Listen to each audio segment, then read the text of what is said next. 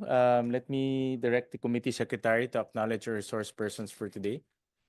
Thank you, sir. Good morning. Good morning, everyone. For the public hearing on the Department of Education Strengthen Senior High School Program or SHS program, which will be piloted in school year 2025 to 2026, we would like to acknowledge our resource persons. From the Department of Education, we have Yusek Gina Gonong, Undersecretary for Curriculum and Teaching. Yusek Wilfredo Cabral, Undersecretary for Human Resources and Organizational Development. Yusek Malcolm Garma, OIC Undersecretary for Operations. ASEC Janir Datukan, Assistant Secretary for Curriculum and Teaching. Director Aris Delson Akay Kawilan, Director 4 of the Bureau of Learning Resources, and Director Mario Bermudez, OIC Director 4 of the Bureau of Human Resources and Organizational Development. From the Ministry of Basic, Higher, and Technical Education in the Bangsamoro Autonomous Region in Muslim Mindanao, or MBHTE BARMM, we have Director Johnny G. Balawag of the Bureau of Basic Education. From the Commission on Higher Education, or CHED, we have Dr. Edison A. Fermin, Chairperson of the CHED Technical Panel for General Education, and Dr. Basilia Blay, Member of the CHED TPGE.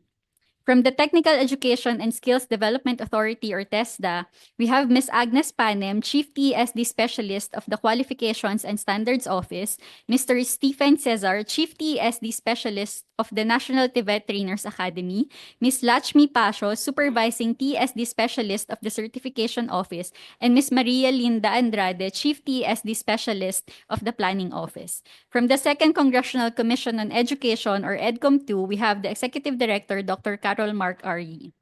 From the Assessment, Curriculum, and Technology Research Center, or ACTRC, we have the Director, Dr. Nona Marlene Ferido.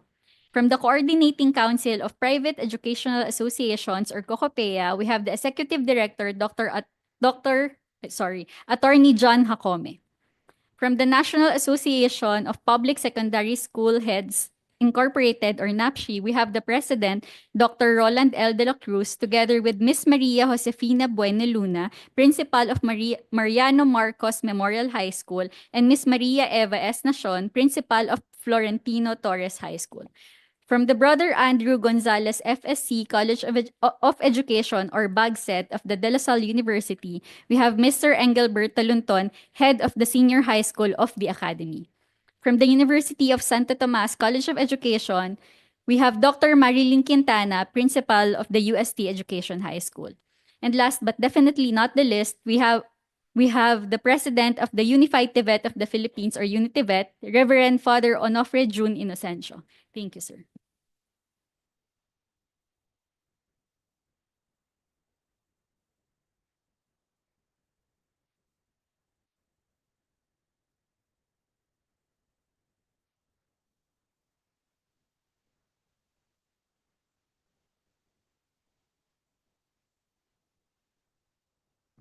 Thank you very much, Committee Secretary. Today, we called for this motu proprio hearing on the Department of Education's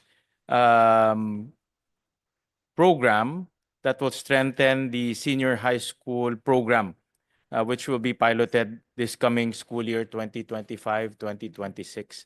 So since we are in a recess, we decided to conduct a motu proprio hearing to focus on the department's plan to roll out a new senior high school curriculum called Strengthened Senior High School Program. And we want to be enlightened on the reforms that the Department of Education has embarked on insofar as senior high school curriculum is concerned. Before we go into that discussion, I would like to show the body a few information, particularly surveys that we conducted. I've been tracking the satisfaction of our constituents to K-12, and we've been tracking this for the last few years, and so that we will understand and appreciate also what is the view of our constituents what is the view of our constituents to the K-12 program of the government. So in the latest survey that we conducted, this is only last March of this year, the number of satisfied is about 32%. and the number of dissatisfied is about 42%. So in other words, there are more dissatisfied constituents to the K to 12 program of the government. That's about a net dissatisfaction about 10%. And we also ask their views about the senior high school program of the government. So the senior high school program, that's the next slide. The senior high school program, about 33% are satisfied, about 40% are dissatisfied. So that's about a negative 7% net dissatisfaction rating. So in other words, our constituents are not satisfied with the K to 12. Our constituents are also not satisfied with the senior high school program in particular. And this is something that we should take note because what we want is our parents and our constituents to be happy with the K to 12 program.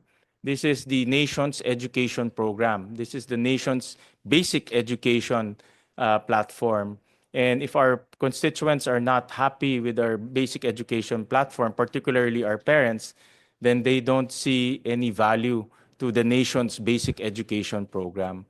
This is something that we should learn and analyze very deeply. But of course, if you look at the 2025 numbers, seems like it's quite discouraging. But if you look at the trend over the years, we'll show you the trend over the years for K to 12.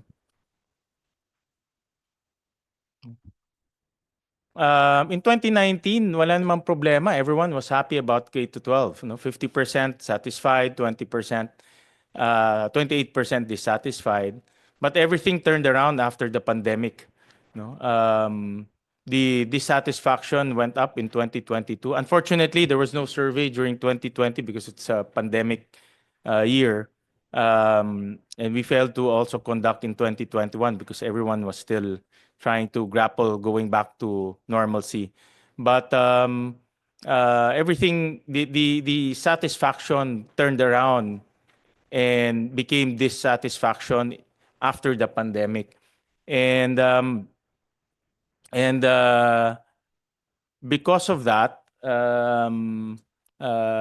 after the pandemic, the height of the dissatisfaction was in 2023, about 52%, and satisfied about 32%. The good news is it's going down. The gap between satisfaction and dissatisfaction is actually narrowing.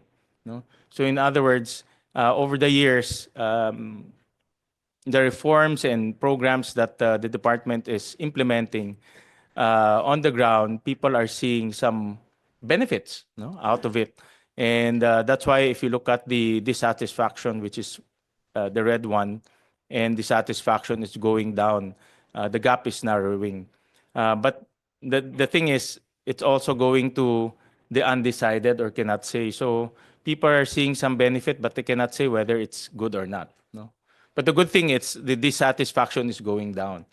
So in other words, we should continue the reforms that we are doing in order to eliminate dissatisfaction, and our constituents will see the beauty and the benefit of our basic education program in our country. The next slide is the senior high school. The same, over the years, the gap of dissatisfaction and satisfaction is also narrowing, but it's going down to the undecided, so meaning people are not very sure whether it's beneficial to them or not.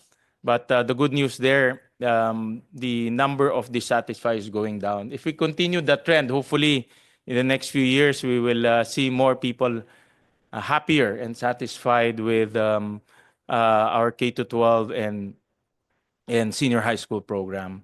My own personal analysis to this is because of the pandemic.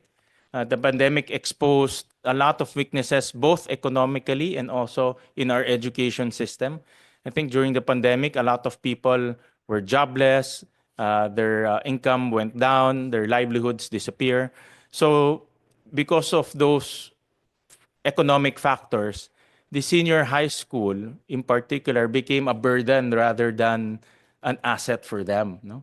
Because wala ka ng trabaho, because you were laid off because of the pandemic, your factories, your restaurants were all shut down and you were not earning, and then you still have to pay for 2 years of schooling in senior high school, which our constituents do not see any return to them. No? Wala silang nakikitang benefit, wala silang nakikitang return para sa mga pamilya nila. That's why I think there was a big change during the pandemic. It exposed our economic weakness that also cascaded to our education system. No? So in other words, we have to demonstrate to our constituents that the senior high school has value to them. It's about value, because you're shelling out money in the form of baon, uniforms, projects. But what's the return to their family? The return should be in the form of college readiness, job readiness, maybe entrepreneurial skills. Those are the returns that our family should see, but they are not seeing it. No. But then again, it's not always a bad. It's not always bad news. Like I said, no, the gap of dissatisfaction and satisfaction is narrowing down. No, so let's continue the reforms that we are doing, and hopefully in the next few years we'll see a reversal. No, more people will be happy because they see great value in senior high school and K to 12 to their own families. No, so I wanted to start off with that because we're talking about reforming the senior high school program of our country. And I know that the department is embarking on a massive reform in our curriculum, no? From grades 1 to 10 through the Mandatag curriculum, which is now being implemented. And now we are rolling out the reform or the strengthened senior high school curriculum, which will be piloted this coming school year. So hopefully this reforms that we are doing, itong mga reforms sa curriculum takes time. No? When you implement a curricular reform, it doesn't translate it overnight. No? It will translate maybe a few years from now. But then again, people will start noticing changes on the ground. No?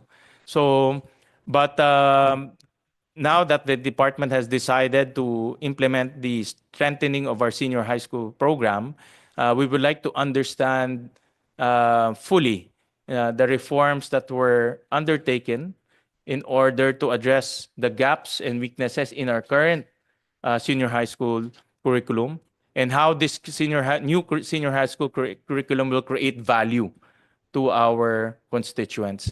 If you remember, there were so many promises during the debates of the K to 12. I'll show some later on. No? We had to review the transcript of the K to 12 debates, and we saw some promises there. And alam mo, mahilig tayo mga ako, puro pangako tayo ng pangako, lahat napako na eh. No? So, but we need to keep our promises, because part of dissatisfaction is not keeping your promises. No? So we want to keep our promises, and we want to see whether this new senior high school program will address the gaps and will fulfill eventually the promises that were made during the debates on the K to 12 system.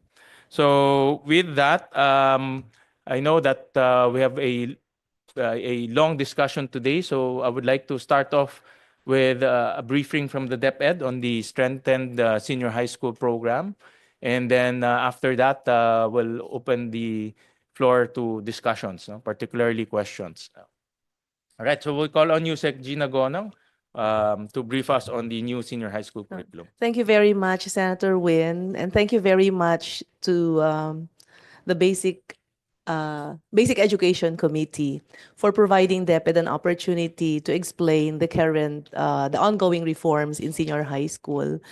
The ongoing reforms stem from the directive of the President to Secretary Sani Angara to ensure that we can help prepare our students to become more ready for the life of work or for college education, thereby giving them a better future. The presentation today will focus on the design of the new senior high school curriculum, and then we'll have a presentation also on the pilot implementation and a presentation on HR-related concerns, Senator. So the first presentation will be done by Assistant Secretary Janier Datukan. May I turn this over to ASEC Datukan, please? Good morning, everyone. Good morning, Senator Win Gatchalian, the chair of the Senate Committee on Basic Education. We'd like to welcome also our friends here from EDCOM 2, the Senate of the Philippines, our colleagues and officials from DepEd, CHED, TESDA, resource persons from the academe, and our guests. I will be presenting the key features of the Strengthen Senior High School program. Next slide, please. The outline of the presentation will include the presentation of the key features of the senior high school curriculum, the latest updates on the curriculum guides, and a discussion on the preparations for the pilot implementation. Next slide, please. So we will start the presentation with the key features of the Strengthen Senior High School program. Next slide. The K-12 senior high school program is not just about preparing our learners for the future, it's about igniting their full potential. We are bound by our constitutional mandate to nurture well-rounded individuals equipped with the skills to thrive in the 21st century. We envision graduates who are ready for the future, guided, be it in higher education, specialized skills, meaningful employment, or entrepreneurial pathway. This vision is deeply embedded in the K-12 program by virtue of Republic Act Number 10533 and further strengthened by the various curricular reforms anchored on it. Next slide, please. According to research, the senior high school program has not yet reached its vision for the K-12 graduates. ACT-RC reported that the curriculum is congested and with cognitive mismatch. And EDCOM 2 research reported that there is an excessive number of competencies which limit instructional depth. Both the learners and teachers are overworked and overwhelmed. The instructional and homework time exceeds global standards. Research published by the UP Center for Integrative and Development Studies show that there is low labor participation, with only 10% of senior high school completers enter the workforce or who are mostly in informal jobs. Next slide. But in spite of these, we have made some progress. We want to build on the small wins that we have. DepEd reported that we have improved the hiring outlook, with 4 out of 5 companies open to hiring senior high school graduates, an improvement from the 3 out of 5 in 2018. The Philippine statistician reported an increased school participation, where senior high school program boosted enrollment among 16 to 17-year-olds by 13%, which with the highest gains in low-income groups, about 20 to 21%. Next slide. The work we currently do in the senior high school curriculum responds to the directive of President Ferdinand R. Marcos Jr. during his third State of the Nation address, directing the government to harness the totality of the Filipino. For DepEd, this means preparing our senior high school students well for their future. As such, we at DepEd have committed, as instructed and directed also by our Secretary, Sani Angara, to streamline the senior high school curriculum, integrate skills training into the K-12 curriculum, including senior high school, to better prepare the learners for employment. And we work closely with industries to ensure that the curriculum, particularly in the technical, vocational, and livelihood or TVL track, aligns with the needs and demands of the labor market. Next slide, please. Updating the senior high school curriculum requires upgrading the whole system to ensure seamless and effective implementation. This includes learning delivery and assessment, teacher support, learning support, career guidance, advocacy, responsive financing, governance, and pilot implementation. Next slide, please. The strengthening of the senior high school curriculum is guided by our vision for the reform. First, we streamline the tracks and subjects to enhance clarity and efficiency.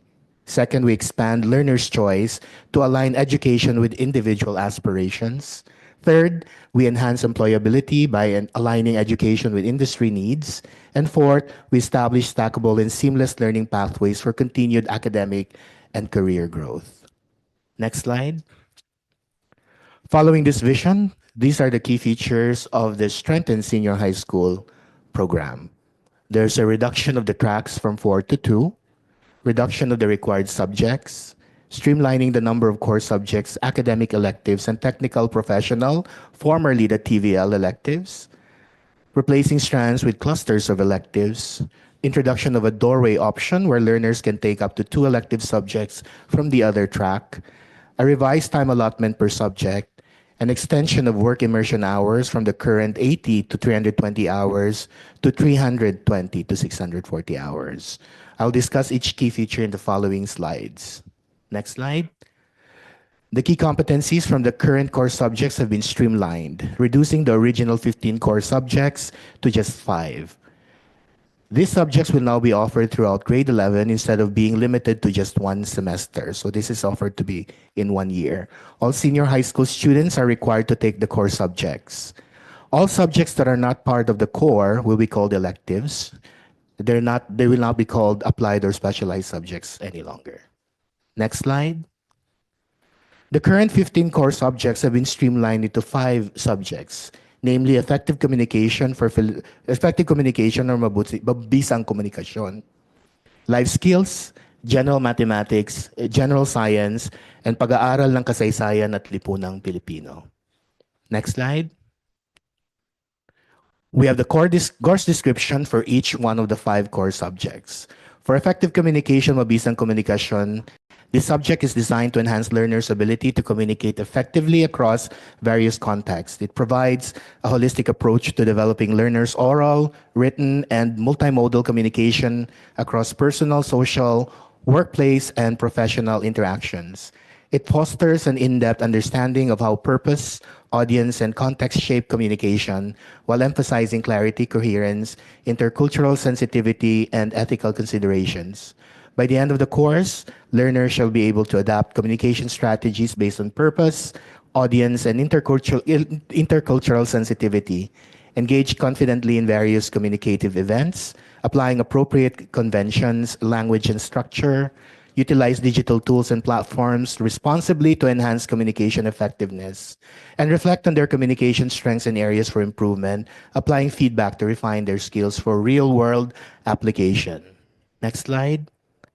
Nakatuon ang kursong ito sa paglinang ng mabisang komunikasyon sa Filipino bilang wikang pambansa gamit ang pasalita, pasulat, at multimodal na komunikasyon ayon sa layunin, tagapakinig at konteksto na may pagbibigay diin sa interkultural at mga etikal na konsiderasyon tungo sa aktibong pakikisangkot sa isyung panlipunan, pagpapatatag ng kultura at diwang makapilipino. For life skills, this course aims to equip the learner with essential skills, highlighting personal, physical, social, and career competencies, preparing for a meaningful transition to various pathways. It focuses on the interconnectedness of the science of personal development, health and wellness, and career readiness that enable learners to develop self-determination, leadership, adaptability, and resilience to act responsibly in the workplace and community. For the next slide, we have the course description for General Mathematics. General Mathematics aims to deepen learners' understanding of concepts and techniques drawn from numbers and algebra, geometry and measurement, and statistics. Learners will strengthen their problem-solving and critical thinking skills, enhance their reasoning and interpretive skills in mathematical and statistical contexts, and communicate results concisely and systematically using the appropriate language. Additionally, learners will be adept in choosing and using technology appropriately and efficiently, preparing them for a wide range of educational and employment pathways, including further studies in college. This subject is designed for learners with a wide range of educational employment aspirations, including continuing their studies at college, but whose future studies or employment pathways may not require the knowledge of calculus. Next slide. We have general science. This course aims to equip learners with the essential scientific knowledge, skills, and capabilities to meet the challenges of living and working in a rapidly changing and advancing Philippine society. The course aims to provide learners with the fundamental scientific competencies to help shape a sustainable future for themselves, their communities, and the planet. The course focuses on understanding and applications of the scientific models, theories, and laws that relate to everyday life and work, and how these impact on the Philippines as a significant contributor to the world. The curriculum uses a transdisciplinary approach to build understanding of the ways that chemistry, physics, earth and space science, and biology interact to explain natural phenomena, as well as how they can be utilized to advance the Philippines economy. The course builds on learners' personal experiences and understanding of scientific phenomena to support them to be scientific and technological thinkers who can propose and solve problems through scientific observation, data gathering, and making and effectively communicating evidence-based conclusions. Learners will develop practical scientific and critical thinking skills through individual and collaborative scientific investigations and research, preparing them to pursue further education and careers in STEM fields, or contribute meaningfully to a science-driven workforce. Last but not the least, we have the course description for pag-aaral ng kasaysayan at lipunang Pilipino. Nakatuon ang kursong ito sa masusing pag-aaral o pagsusuri ng mga piling issue at usaping pangkasaysayan at panlipunan tungkol sa pag-usbong at pag-unlad ng lipunang Pilipino gamit ang tematiko, multikultural at interdisiplinaryong pagdulong. Layunin nito ang mapalalim ang kaalaman at pagpapahalaga ng mga mag-aaral sa kasaysayan, kultura, ekonomiya at politika ng lipunang Pilipino upang mapaigting at maitaguyod ang kahusayang pansibiko na mahalaga sa pagiging isang mapanagutang mamamayan ng Pilipinas at ng daigdig. For the next slide, we will answer the question to who will teach these new core subjects. For effective communication or mabisang komunikasyon, this will be taught by teachers of English and Filipino, and this will be team teaching. For life skills, this will be taught by teachers of values education, health, optimizing physical education or hope, or personal development. General mathematics will be taught by mathematics teachers. General science will be taught by science teachers of any major. Pag-aaral ng kasaysayan ng lipunang Pilipino will be taught by araling panlipunan or social science teachers. Next slide. The removal of strands as a structure of the senior high school curriculum is based on the premise that the strands lock the learners into a specific set of subjects. A learner interested in both science and humanities might feel forced to choose one over the other. Learning areas are grouped into clusters to help schools efficiently organize teachers and learning resources.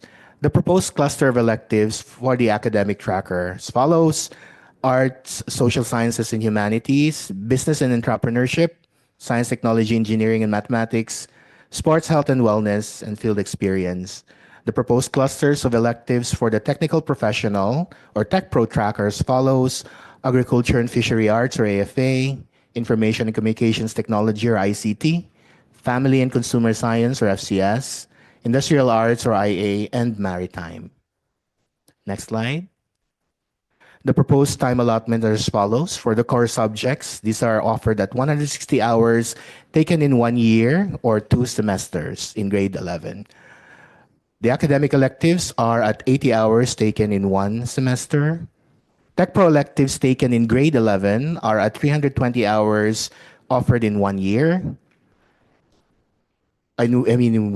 Yes, in 1 year. And Tech Pro electives taken in grade 12 are at 320 hours taken in 1 semester. This purposeful approach to time allotment ensures that learners are engaged in meaningful learning experiences, developing valuable skills, and gaining knowledge they need to thrive in the 21st century. Next slide. The tracks are reduced from 4 to 2. Currently, the senior high school curriculum has 4 tracks: academics, technical, vocational, and livelihood or TVL, sports, and arts and design. The proposed curriculum will only have 2 tracks: academic, which will now subsume the sports and arts and design tracks, and the technical professional or Tech Pro track. Next slide, please. In the current structure of the senior high school curriculum, learners take core subjects, applied subjects, and specialized subjects. As earlier mentioned, these learners are locked in specific strands as well. The proposed senior high school curriculum opens up a doorway option, which allows learners to select up to 2 subjects outside their chosen track. This option allows learners to explore learning areas based on their aspirations and goals, providing opportunities for personal growth and the development of specialized skills. We imagine Filipino students inclined in the humanities, for example, and discovers fascination with computer programming. This new flexibility allows them to explore an ICT programming elective, opening up exciting possibilities for future prospects. Next slide, please. We move on to the updates on our curriculum guides. Next slide. As of yesterday, the curriculum guides have been finished and are finished undergoing language editing and are routed to the resource persons for signing off. The layout and formatting of the CGs are currently ongoing, and once approved, the CGs will be approved through the proper channels within DepEd. Next slide will show you the indicative timelines as provided in this slide here. We started in February 3 to 7, 2025 with an interagency alignment workshop. In that workshop, we invited resource persons from various, from the academe, from various institutions. We also invited our partners from CHED and TESDA to be part of that alignment workshop. That also continued from February 10 to 14 and February 17 to 21. By February 24 to 28, we finalized the curriculum guides for life skills in this case, and then the final interagency alignment workshop on the last TechPlo score electives. In March 24, we had an alignment meeting with CHED on the senior high school core curriculum. We opened public consultation from April 4 to 25. And by April 28 to 30, we had an interagency workshop on the finalization of the curriculum guides, again inviting our friends from CHED and TESDA and our resource persons from the academe. And by May 5 to 7, that's yesterday, we finished the final editing, language editing of our curriculum guides and are now being routed to our resource persons for signing off. That ends my presentation for the first part. I would like to call on USEC Malcolm Garma for the preparations for the pilot implementation. Okay, thank you very much, Secretary. Good morning to everyone. Good morning, Mr. Chair. Good morning to all the stakeholders joining this hearing. So, given all those preparation insofar as the curriculum reforms are concerned, so we decided to test out the implementability and the operability of the curriculum by way of doing our pilot implementation. May I emphasize, Mr. Chair, that this is not just a pilot implementation, but this is basically a pilot study. So we would like to learn more in terms of the reforms, the effectiveness of the reforms that we are introducing insofar as the strengthened senior high school is concerned. And by way of defining our pilot study, we are collaborating with the IDS so that we'll have a more concrete and more evidence-based evaluation on how we see the pilot implementation will be happening at least for this coming school year. Next slide, please. So we start with the selection of the pilot schools or the pilot school sample numbers or sample schools. Next slide. So, Mr. Chair, we subjected the selection of the sample schools by way of a nomination process. So, in April 4, we issued the joint memorandum subjecting our regions to do the selection process and the nomination process. So, we started, Mr. Chair, by really exhausting the information dissemination to our field units, to all our schools, ano ba po yung key features ng ating pong strengthened senior high school. And the basic parameter that we are looking into is really the interest of the schools, particularly the school heads or the school administrator, to be part of the pilot study. Part of the selection process is the initial planning based on teaching complement and learning resources. So it's like hinahanap po namin yung mga low-hanging fruits. Sino po yung ready in terms of the teaching complement and learning resources as being defined or being required by the reform in the senior high school curriculum reform.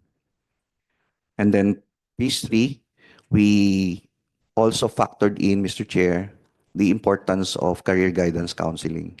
So we introduced what we call as the Landas Toolkit. It's part of the DepEd memorandum.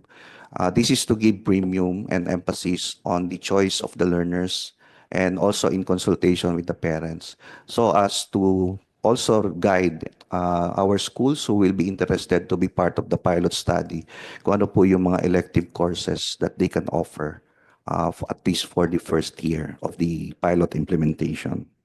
And then lastly, the selected or the selected schools in the region will now be endorsed to the central office as to be part of the pilot study.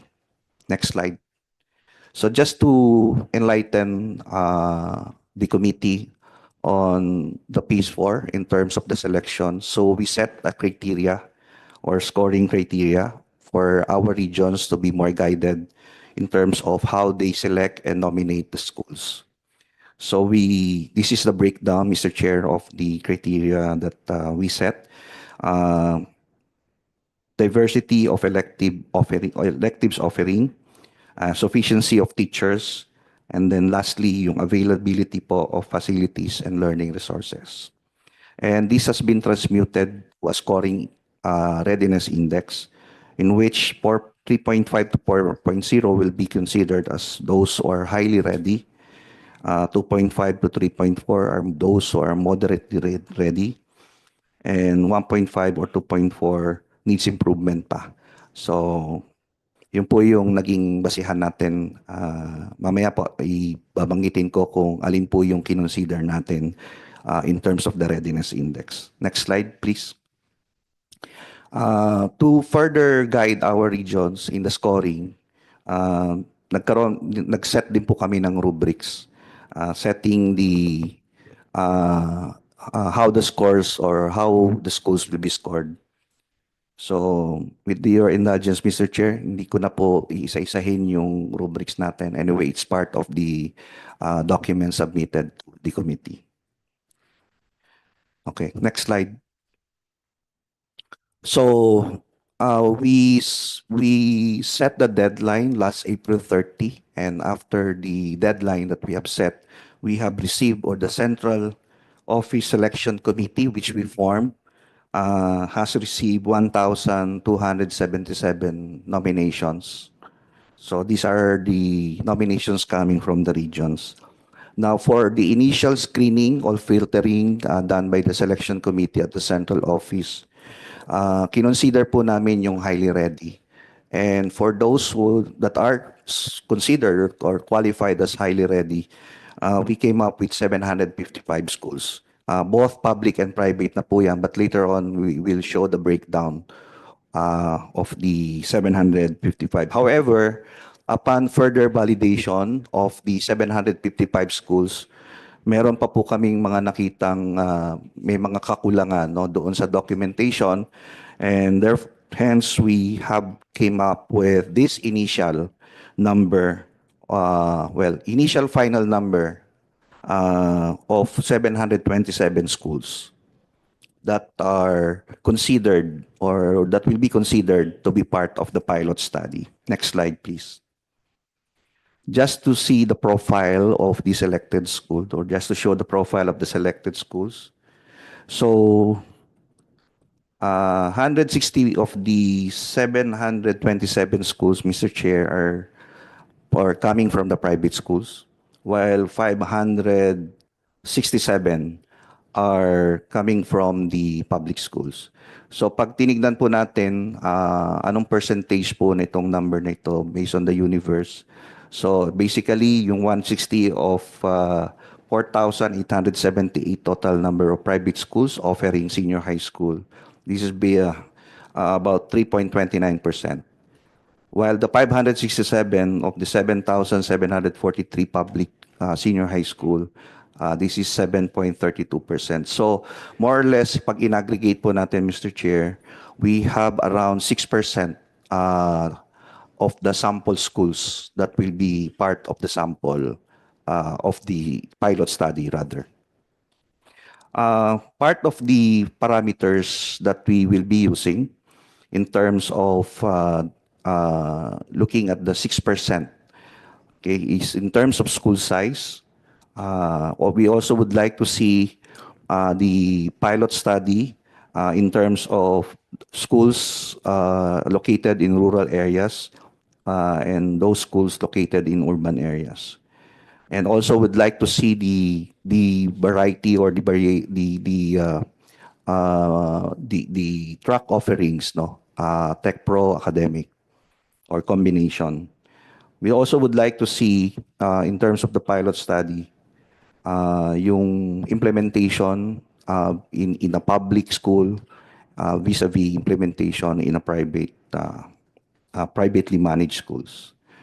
And we also would like to see, because part of the sample that we have identified are standalones. So gusto po nating tingnan kung how would the standalone be implementing the strengthened senior high school versus those with integrated senior high school. So next slide, please. For the public schools, most of the schools that are initially qualified are coming from the large in terms of the size typology, followed by very large and then medium.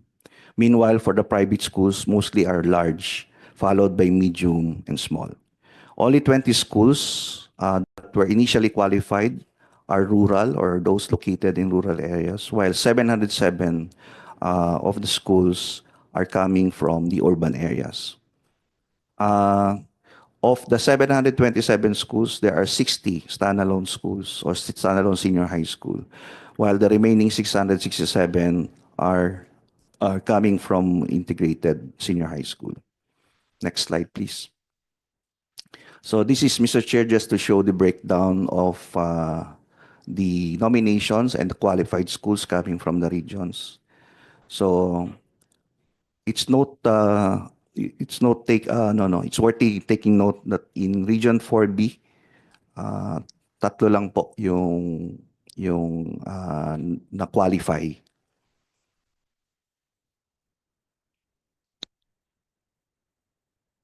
Okay. Hindi ko na po isa-isahin yung number per region. Okay, next slide, please.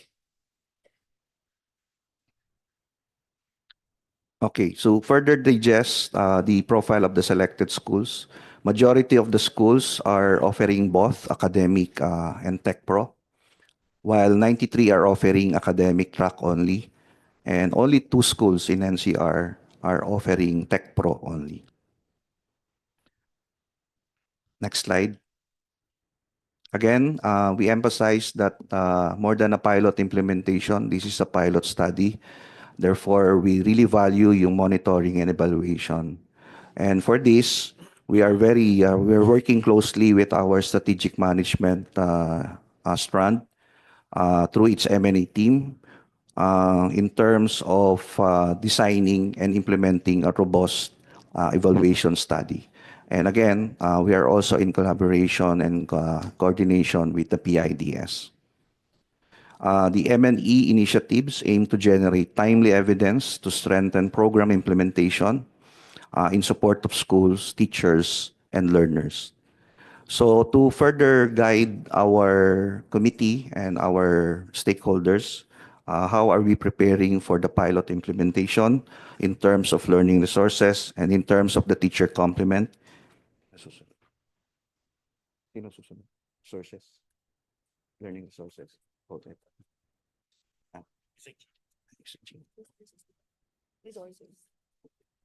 So we're turning over again to our BLR strand through the OUCT in terms of the preparation for the learning resources for the forthcoming pilot study implementation of the strengthened senior high school.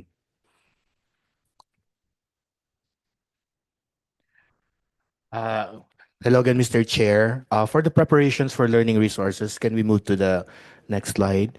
For the pilot implementation, DepEd shall develop until June and provide a curated list of learning resources to be used by teachers in delivering the strengthened senior high school curriculum. The curation will start on May 15 to 21, and then on May 22 to 29, we have the conformance checking and finalization.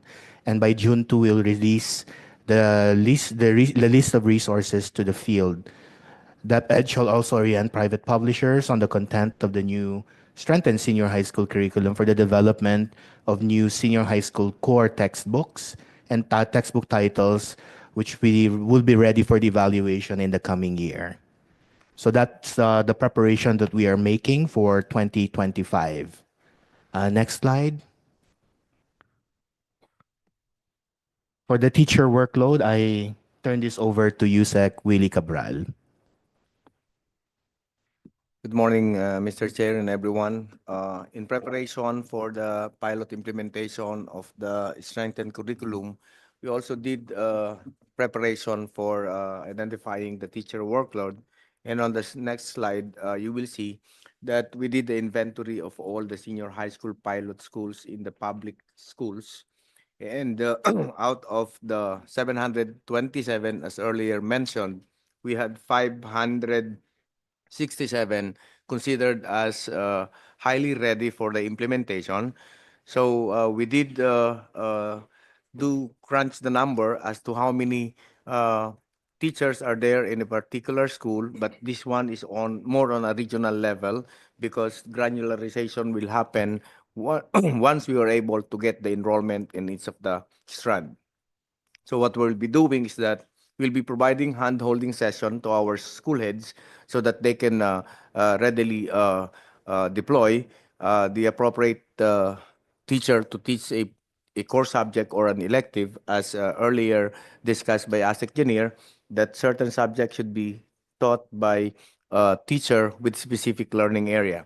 So if you look at the number of pilot schools with their corresponding number of junior high school teachers and senior high school teachers, we look at the enrollment range based on the levels of education and come up with the number of organized classes both in the in the senior and the junior high school, and look at the manpower complement, looking at the number of minutes in which these teachers can handle the subject. So on the average, they will be having about 27 out of that enrollment of 55,605 of the 567 pilot school. On the next slide, we tried to pick up one of the identified pilot school, which is a small rural, and this is a junior high school with a senior high school offering.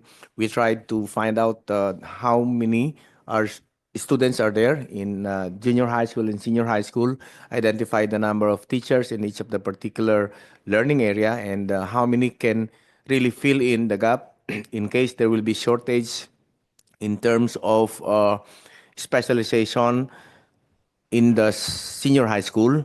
And this actually is to come up with some sort of equitable distribution of teaching load in both the teachers, especially so when the school operates on an integrated scheme of the junior and senior high school, ensuring that all of the teachers are provided with adequate number of teaching loads. In terms of possible mismatch in pilot schools, we run also the PRC taxonomy because the PRC identified that a graduate of a certain course can be attributed as specialized on math, physical science, and biology. And this will be coupled with additional capacity building so that they can readily handle the teaching of the defined curriculum guides in each of the learning areas or core subjects as identified. So as a matter of action plan, since we'll be implementing this, the teacher requirement analysis shall be fully granularized down to the school level by integrating all of the data element in our strategic inventory for deployment efficiency, which is a system that we are using as a dashboard, and to identify regions and divisions with severe excess or shortage of teachers per specialization. What's good about senior high school is that it is not lodged on a specific school. It is actually division based, so that there can be a legroom for redeployment in case there is a need to redeploy. So the data collection is also being mobilized, and the teacher specialization inventory can also be shared to all of the stakeholders, internally, externally, and then the HR policy on specifying the mismatch in terms of workload, education and training and equivalency, and if in need, there will be some sort of transfer or detailed reassignment of teachers, which will happen before June.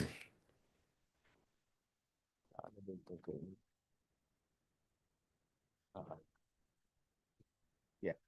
For the training on the strengthened senior high school program, which is we would like also to identify that there are several training to be conducted, particularly on the core subjects, and this will be happening May 25 to 28 of 2025, and May 28 to 31, and we have already identified the venue. But for the other Tech Pro components, we identified also the dates, but the venue are actually for determination still. For the school leaders, we would like also to ensure that our school leaders are well informed and are looped into the preparation so that they can better manage the implementation at the school level. So, of course, available budget is subject to the issuance of sub-allotment release order from the Basic Education Fund, and that is amounting to 157 million. And currently, ongoing po yung lahat ng ginagawa natin for all the training, and we are trying to maximize the time that we have given the window before the opening of classes. So I think that's all for the workload and the training. Thank you, Mr. Chair.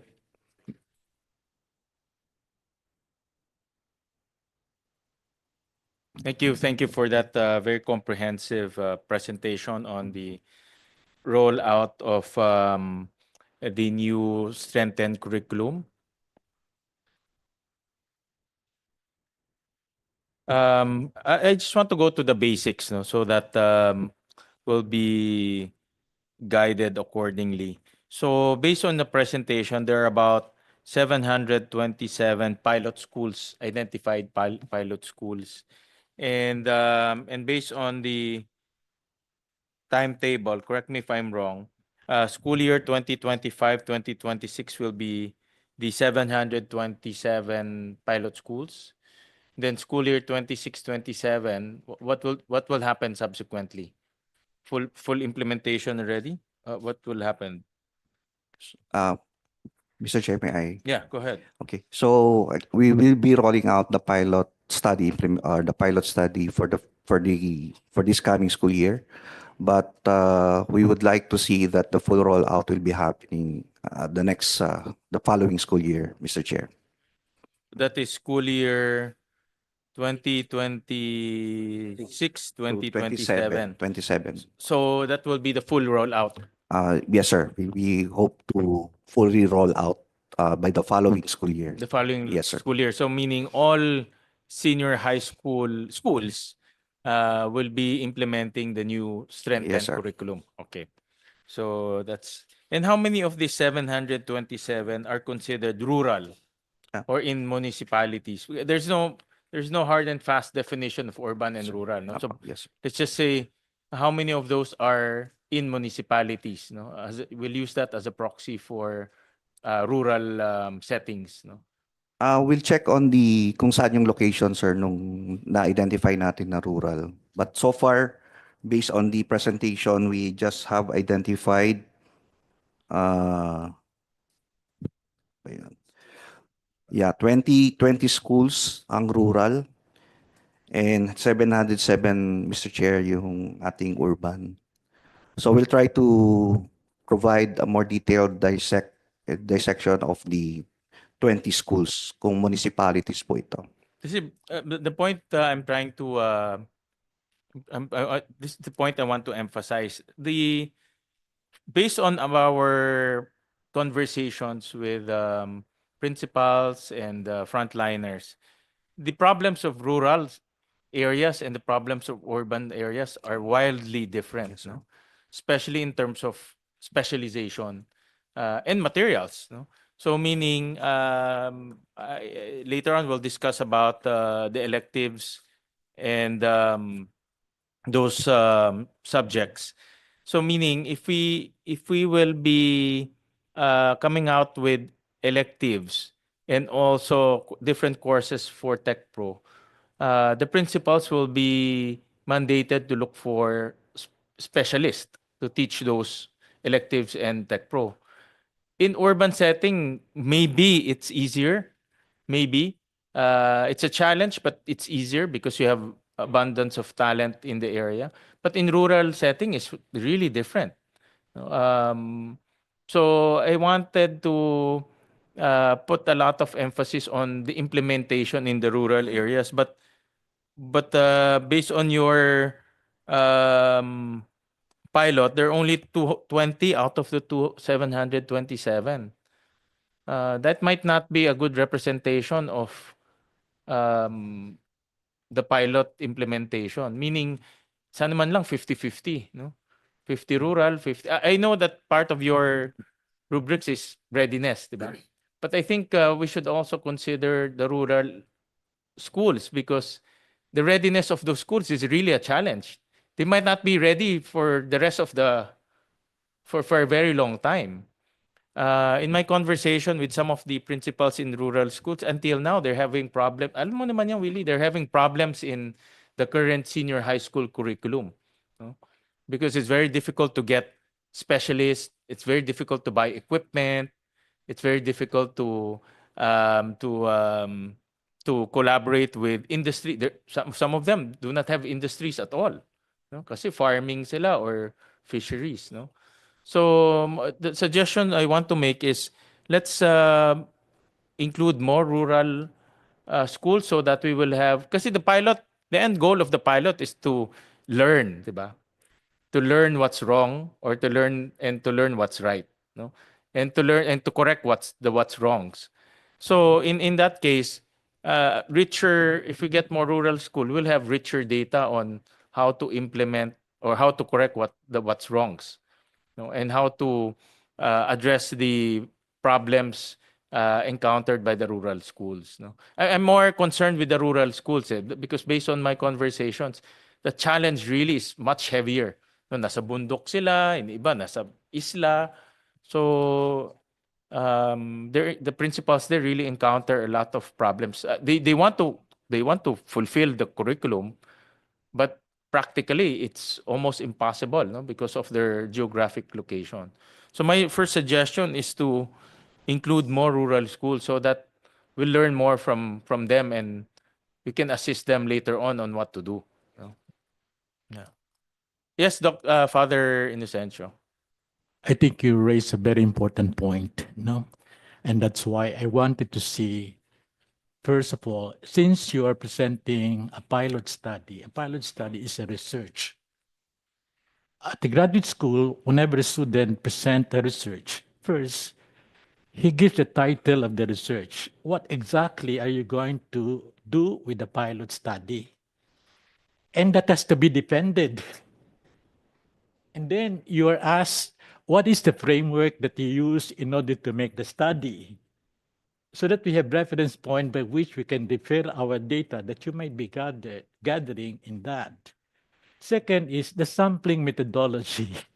There are different kinds of methodology of doing the sampling. The random sampling, stratified sampling, purposive, all this one you learn. No? Exactly, I wanted to see those questions. What is the title of your study? And then what is the framework that you use in making the study? and what is the sampling methodology that you're going to use. I think this is a very basic in terms of research, no? And then how do you gather the data? What are the statistical tools that you're going to use in order to analyze the data? And then how do you interpret the data? These are the things that I was wanting to hear from the presentation of a pilot study. I am not very clear now. How do I refer now all the things that you have planned in order to, and then if that is the case, I don't know. Maybe you have already a goal set in mind that you need the data to answer this. What are those things that you need to answer? So I think this is the process of a usual basic research. And I don't know if they can do that kind of presentation now. What is your title of the research? What do you want to correlate? What do you want to answer? What are the questions you need to answer? So I think I'm expecting that in the presentation of a study. Yusek Gina, you might want to respond, or any from the DepEd wants to respond? Mr. Chair, may I respond on behalf Go of? ahead, go ahead. Okay. So, Father, we duly take note of those questions. Again, as mentioned in our introduction, we are doing this with PIDS. And right now, it's not part of our presentation, Father, but we will be more than willing to submit to the committee the abstract of the study Yeah. as we coordinate with PIDS and together with our own strategic management strand. I usually hear this kind of remark after having given some kind of observation. We will look into it. We will study it. We will keep you informed of it. Okay? Many times. But then afterwards, we see the paper as finalized. Okay? So I think I've not lacked the opportunity to be able to reach out. I met several of you in several occasions. We had several discussions. And then also our groups, the SEAP, the COCOPEA, discussed all this issue at length. And we have come up with some of the observation forwarded to the office for consideration.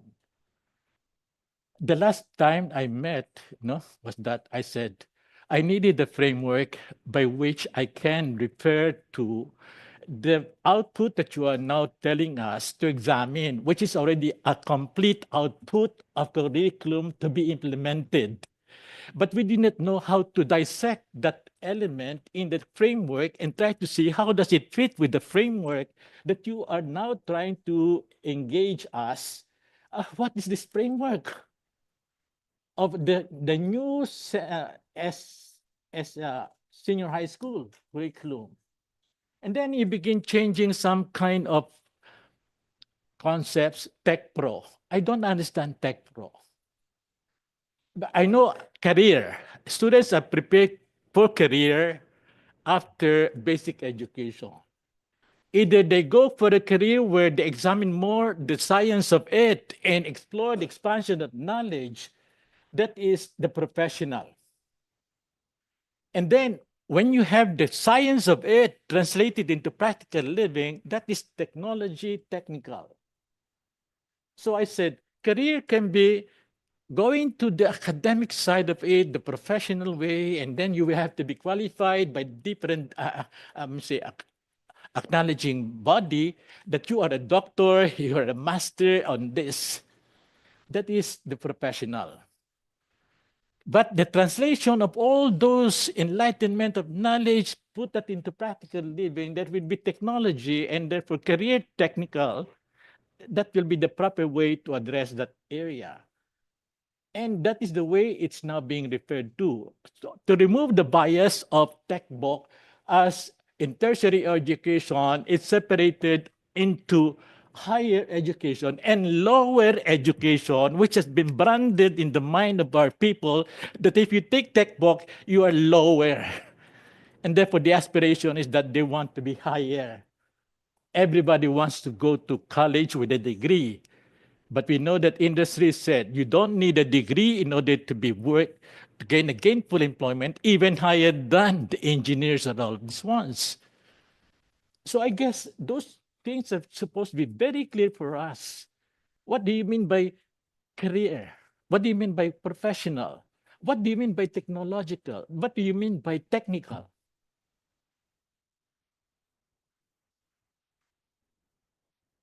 Thank you for those comments. I'm sure DepEd is taking notes. And this will not be the first hearing. We'll have succeeding hearings to discuss this. And during the next hearing, we'll discuss the comments of Father Inocencio. So with that, I would like to move into one of the promises, no? And one of the promises is to be college ready. No? I think this is very clear. And in fact, I'll put on the slide, we looked at the transcript, and this is what I wanted to show everyone. No? During the 2012, February 16, 2012 hearing, this is stated by Ms. Yolanda Quijano, the former Undersecretary of the Department of Education. I think this is your predecessor, Yusek Gina. No? So this is what she said. And let me just quote it. No? This is a cost-benefit analysis for household. Oops. This is done by a study conducted by Dr. Urbeta. And we are saying that the students who finish high school then work will have better income opportunities. But when students go to 2 years of college or post-secondary or senior high school, there will be a reduction in cost. The fact that the additional 2 years as a senior high school will really be handled by the government and it's for free. No? And those who complete college maybe will have a reduction of years. Yun yung sinasabi kong reduction of years, offset by the additional 2 years. This is being discussed now, and there is a higher productivity, about 9% income premium. So the intention really before was a reduction in college, and that reduction will be taken up by the senior high school level. No? So this is one of the promises before. No? And in fact, personally, I intend to take this as a personal advocacy to really fulfill this promise. Because what we guaranteed our constituents is with the additional 2 years in college, with the additional, what we guaranteed to our constituents with the additional 2 years in senior high school, we will reduce the number of years in college. Dito nga, sinabi pa niya 2 years eh. No? Sinabi pa niya 2 years. No? So, but what happened in reality, we added 2 years in senior high school and maintained 4 years in college. That's why a lot of people are now resenting senior high school because that promise has not been fulfilled. And in that survey that I showed earlier, there's another question. Why are you dissatisfied with senior high school? We'll flash that. No? And I want everyone to take note. And if you look at the top 3 reasons why people are dissatisfied with senior high school. Number 1, parents have to shell out more money for transportation, food, for education, for their children. So it's value. No? Nagbabayad sila for food, transportation, pero they don't see value. It's all about value. Eh. What do you get in return? No? Number 2, a senior high school diploma is not enough to get a better job. So they still want to go to college. And then number 3, every family dreams of having a child graduate from college, not only from senior high school. No? So college is still the end goal because they know that senior high school is not enough. No? But then again, when they reach to college, 4 na taon pa rin. No? So naging double whammy. Kailangan ko ng college dahil hindi ako makahanap ng trabaho. Dinagdagan mo yung senior high school, pero yung senior high school hindi naman enough o hindi sapat para makakuha ng trabaho. Pero pagpunta ko ng college, 4 na taon pa rin. Hindi 2 taon na pinag-usapan during the hearing in 2012. No? That's how many years? 13 years ago. No? So that's why you have this massive dissatisfaction. No? Yan yung nararamdaman ng ating constituents. So, and that's what I want to focus my question right now is this new senior high school curriculum. Will this enable our can you demonstrate to the committee how will this new senior high school curriculum enable our students to become college ready? And the guarantee that they will not repeat what they have taken up in senior high school and again will be taken up in college. Kasi yun yung isang mga comments na naririnig natin na uulit lang sa college. Pero sinasabi ng college dahil hindi enough or hindi tama yung tinuturo sa senior high school. So how do we now guarantee this is an opportunity because we're reforming na Nandito na tayo sa reform So how do we now guarantee our constituents that number one, the learner will be college ready. Number two, the curriculum in college and the curriculum in senior high schools are aligned and it will not be repeated once they reach college. Thank you, Senator Win. I think our CHED friends will reinforce what I'll say today. CHED and DepEd over the past months, Sen, have been meeting. We mapped the general education curriculum with the senior high school curriculum to check on redundancies. To make sure that the foundational essential competencies are in senior high school and the ones that are foundational in GEC will no longer be in general education curriculum in college. So our agreement with JED, and they really sat down with us, Sen. We're focusing on essential competencies to prepare our students for college readiness or for apprenticeship in TESDA. And then CHED will focus on higher level cognitive skills where students are given more critical inquiry kind of skills, preparing them to specialize in their chosen careers. So even in the finalization, Senator Win, of our curriculum guides, we sat together with CHED Technical Panel for general education curriculum. So for days, they sat with us. We reviewed together with our other resource persons from the academe. So I think Dr. Ed and I can confidently say at this point that there is a very good alignment between the DepEd senior high school curriculum and the general education curriculum. But then after this, maybe Dr. Fermin can talk about this later on, they will also need to revisit their general education curriculum. Okay? Para din siguro matugunan nila yung reduction naman ng years pagdating sa college. Senator Win. I'm very happy that Dr. Fermin is here so he can elaborate further and also attest to this very close collaboration between DepEd and CHED. But I'll flash on slide slide 12 of DepEd. And this addresses the common complaints of our principals. And dito si Principal de la Cruz, so later on we can ask his opinion as a frontliner kasi mga frontliner importante. At the end of the day, ang decision-making point and implementation will be at the hands of the principals. So we need to also talk to our principals.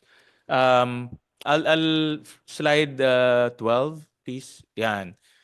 With a reduction of the 15 current core subjects to 5, will this be sufficient to prepare our students to become college ready? And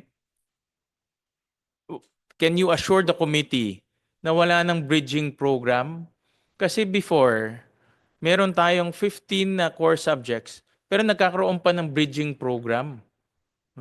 Ngayon, reduce natin ng 5, baka sabihin ng mga parents natin, mga students natin, baka pagdating natin ng college, kailangan pa ng bridging program. No, kasi nga, dati na, ang dami-dami, may bridging program, ngayon na-reduce. May bridging program. So, I'm very happy that this answers the common complaint of our principals of overcrowded and congested curriculum. That's actually number one in our list of problems. But will the reduction will the reduction still enable the student to become college ready? Meaning no more bridging program. Diretso na siya sa college pag-aaral. Can we get that assurance from the DepEd? Baka pagdating ng 2030, Senator Win, yung sasabihin ko ang naka-flash dito. So, ingat. Oo, kasi Oo. the transcripts, buhay yan. Binabasa mo earlier, 2012 pa yun. But Opo. we go and review it. Opo. So everything that we talk about here can come to life after 20 years, Yes 30 po. years. No? So I'll be very realistic, Senator Win. The 5 proposed core subjects are not enough for students to be college ready. They need to take electives. So for example, a student wants to do a STEM course later on in college. We need to guide our students to take science-related electives. Okay? Ngayon po, ang hinihingi namin sa CHED, nag-usap kami ng CHED dito, bigyan nila kami, so that we could guide our students better in the choice of electives, we asked them to give us a list kapag natapos na nila ang kanilang curriculum later on, ano ang mga prerequisites, mga basic requirements na subjects para para kumuha ng engineering yung bata halimbawa, para kumuha ng chemistry course yung bata, para maging teacher yung bata. So kapag nakuha po namin yung list na yon sa CHED, guide namin, we'll be able to guide our students better in the choice of electives. So Senator Win, the core subjects are not enough. We need the electives to prepare our students for college, and the electives must be chosen very well, depending on the career path that they want in college. The point of the matter here is two things. No? Number one, these core subjects should not be repeated again in higher education institutions. And then number two, there should be no longer bridging programs. No? Because the bridging programs, again, pag umiikot ako, it's really a cost burden for many families. They don't understand it. They just take it because gusto talaga nila mag-college. No? So, ang unang tanong sa akin parate, how come nagdagdag na tayo ng 2 years and then may bridging program pa? You know? So I don't agree with the bridging program. The senior high school curriculum should address the readiness of the learner so that no bridging program is required anymore or necessitated anymore. No? Ready na siya kagad pumasok. It has to be designed very well. Kasi 2 years to, no? And 2 years is a long time. 2 years, tagal ng 2 years. So 2 years, dapat ready na siya dito. Para pagpasok na ng college, no more bridging program, diretso na siya sa pag-aaral niya. No? And we're not talking about here the reduction of 4 years to 3 years or 2 years. We're just talking about being college ready. No? So can we get a comment from Dr. Fermin? Because I don't agree with the bridging program. It's really a big burden to our families. No? Good morning, everyone. Mr. Chair, if I may ask the COMSEC to please share on our screen the deck of the commission, would very much appreciate that. With me today is Dr. Basilia Blay, a member of the Technical Panel for General Education, who has been working with the commission for some time now on understanding the nuances of general education. So this presentation is guided by the set of questions provided by the Office of Senator Win on the relationship between and among the strengthened senior high school curriculum as it is proposed, the general education program as it exists and as it is envisioned to move forward, and higher education admission. So these 3 things I'd like to share with you. The next slide shows you a quick 5-part outline of the presentation, where we will begin with good news, maiba naman, And then we will discuss what we metaphorically refer to as a wheel alignment process existing between and among the three education agencies. And if we can even include PRC in the process, we will. And then we will move towards two big items: the relationship between senior high school as it is proposed and the college readiness standards as it is exists and as we continue to contextualize or recontextualize them. Then we move towards the senior high school elective system and their relationship with the higher education admission context, where bridging is going to be discussed shortly, Mr. Chair.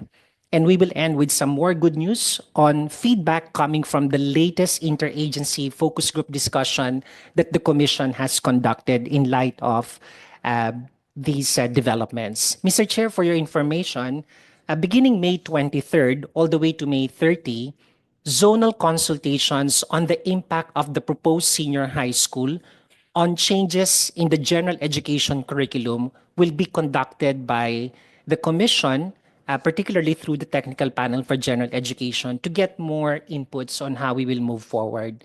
So if you look at the timeline, Mr. Chair, 25-26, we do a pilot. 26-27, it's a full-blown implementation. But in 26-27, the Commission is supposed to actually iron things out also to implement the possible new general education curriculum the following year, which is 27-28. I'm emphasizing this because this affords the Commission a good runway for transition. Rather than what happened years back when we had to accommodate the first graduates of senior high school and we don't have a clear articulation between and among agencies on what we can focus on. So I'd like to focus on the good news on the next slide. While ASEC, the Tukan mentioned that the interaction between and among stakeholders in the process started in Feb in your timeline, the fact of the matter is Yusek Gonong and I were discussing as early as October 8. This is a long journey, to be honest. And this is the first time that prior to the review of the standards for GE, there was a set of meetings with the Department of Education, which feeds to the admission context of Philippine higher education. If you notice, Mr. Chair, a month after the meeting, on the initial design of how it's going to look like, the Office of Programs and Standards Development, the counterpart of the Office of the Undersecretary for Curriculum and Teaching, we met together along with the ADB specialists on the senior high school curriculum on how we can improve the design. So it was a deliberate, conscious effort to align. And few weeks or 2 weeks, shortly a week after that, I chaired the first General Education Summit with the Technical Panel for General Education, a number of the TP reps, and for the first time, the Bureau of Curriculum Development sat in the process of clarifying what might be the impact of the proposed changes in senior high school, particularly on GE.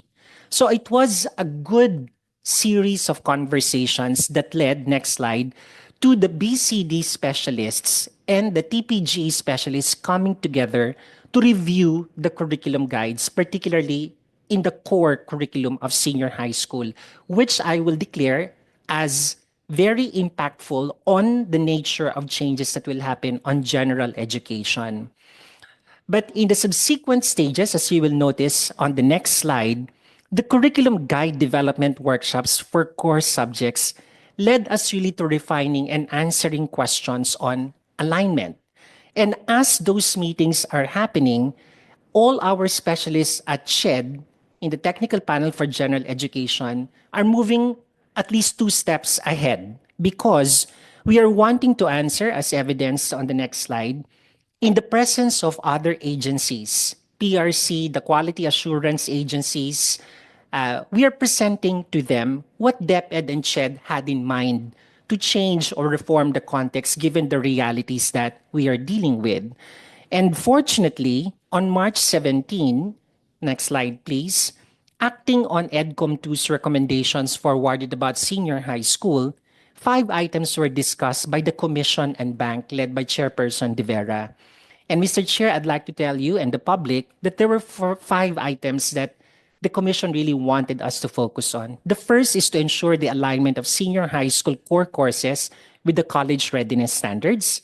Number two is to study the possibility of downloading GE courses into senior high school. The third, as you have mentioned, is to study the elimination. The term really used was elimination of the bridging programs in college. But aside from eliminating the bridging programs, we found out that some HCIs actually add other extra and unnecessary courses in view of the possible reduction of GE units. I mean, that's a possibility.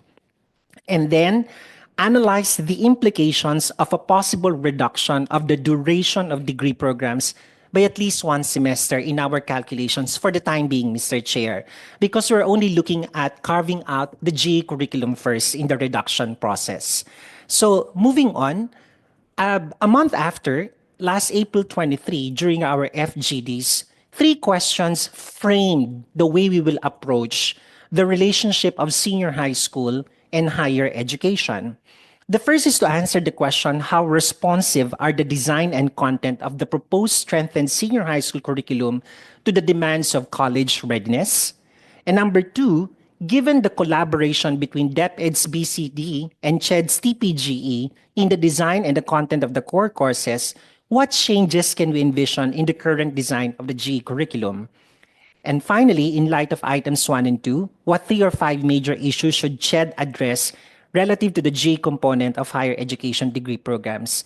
The long and short of this, Mr. Chair, and we're preparing the report, we receive very positive response across the various interagency representatives and technical panel representatives about this development.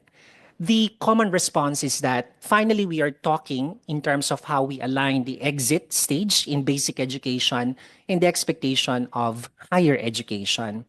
So this brought us clarity, as you will note on the next slide, what we call as a unifying approach to both the competency-based and outcome-based frameworks currently in place across the 3 education agencies.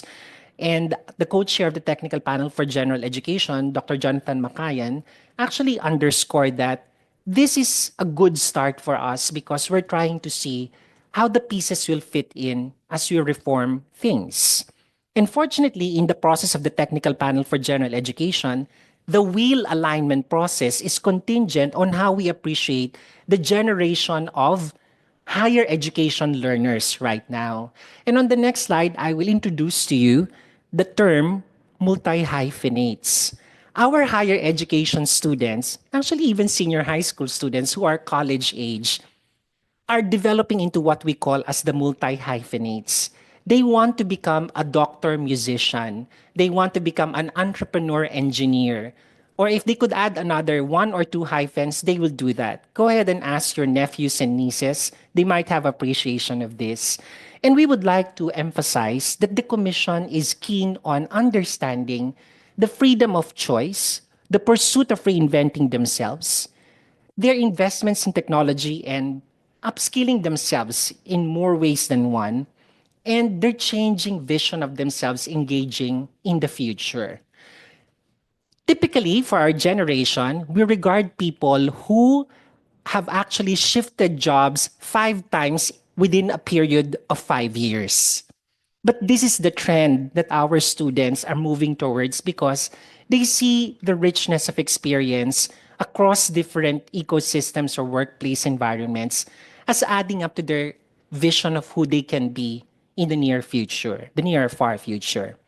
And Mr. Chair, if we pay attention to these realities of these multi-hyphenates, then this should be the end in mind of the Commission and DepEd for that matter, as you will note on the next slide.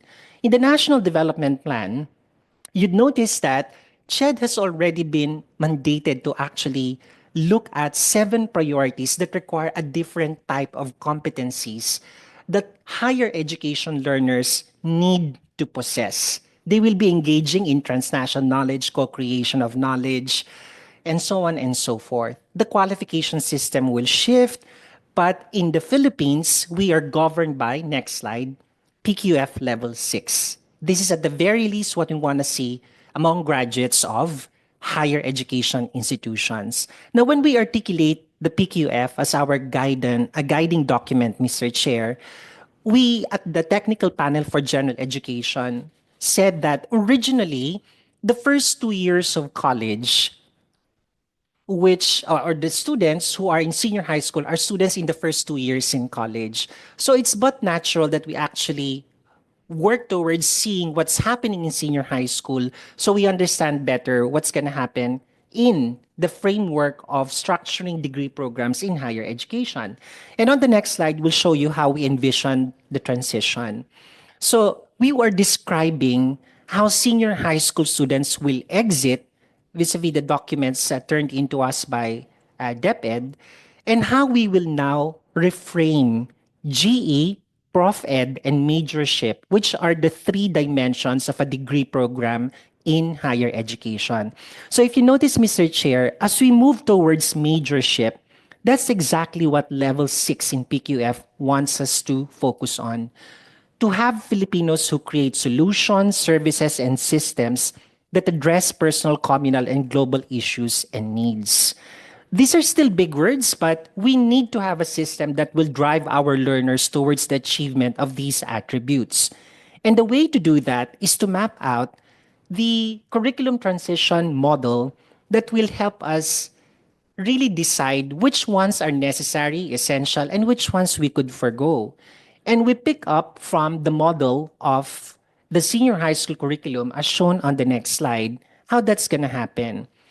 You know, it's difficult for you to gain an appreciation how competent and confident you are in doing something when you're actually attending to too many things.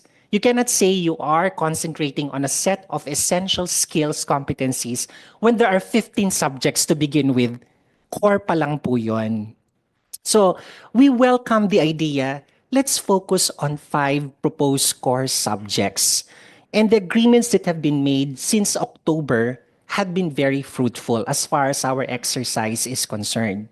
Of course, we're still at a nebulous stage on how the elective system is going to operate, but we welcome the further iteration. Because if you follow the lifestyle of the and disposition of the multi-hyphenates, this is what they would want to see, that I am not confined in just one strand because I want to experiment on as many things as possible.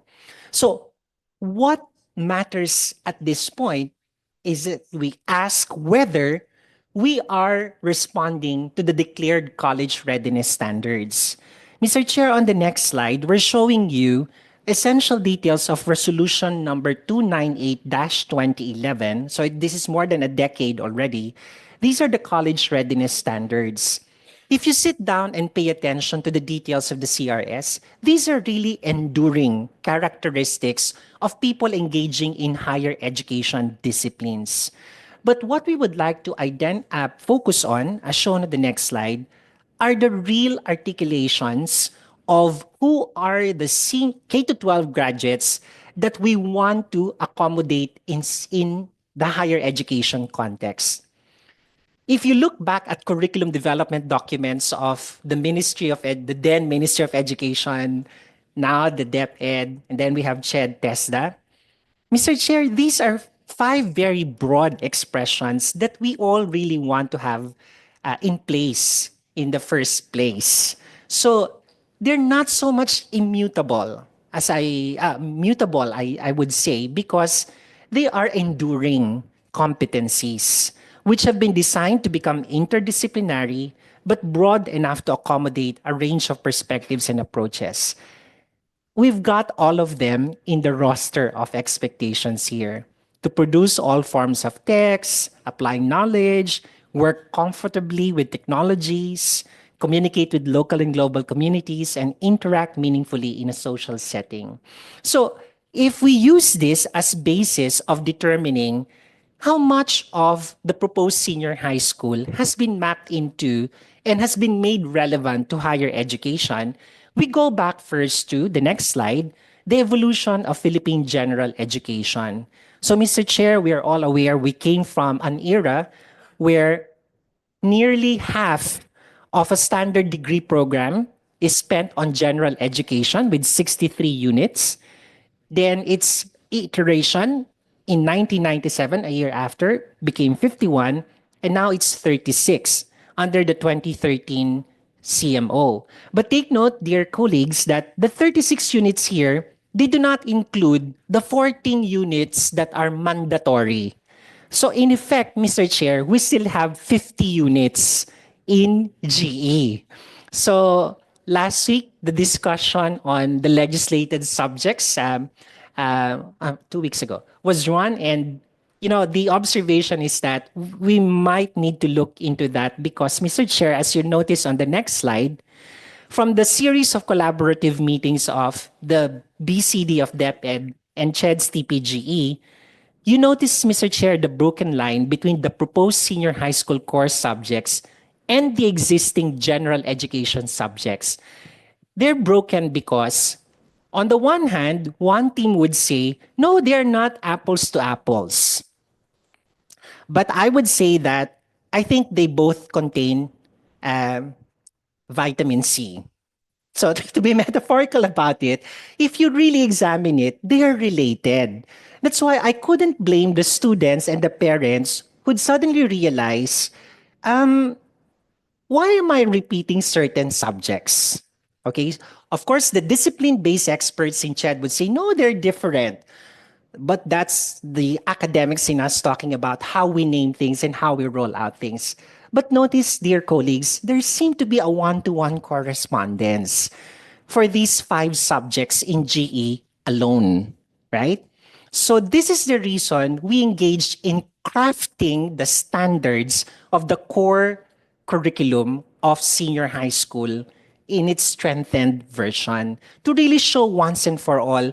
Perhaps we should rethink, it's not purposive communication that we need anymore at higher education. Let that be in the universe of senior high school so we could focus on other things. So, Mr. Chair, there is a yellow block in this slide. The yellow block contains the remaining GE subjects that seem to be in need of further review. The contemporary world, ethics, art appreciation, Rizal, NSTP, and the general education electives. Now, I'd like to focus on the general education electives. These are 9 units which are actually provided to every higher education institution to design and freely articulate on the basis of their vision, mission, goals, guided by few enabling requirements by the Commission. This is actually, in the words of our chairperson, this is a good space to study because for so long, liberal arts education, translated into the J curriculum, is really based on how we are seeing things to be changing further and how they can be accommodated in a choice-based setting. So we have no idea yet what's the set of institutional GE electives that have been implemented. That's coming up very soon, Mr. Chair. But that's something that we are looking at. So, Mr. Chair, to answer your question earlier, will our students be ready for college given at the very least the core curriculum of senior high school?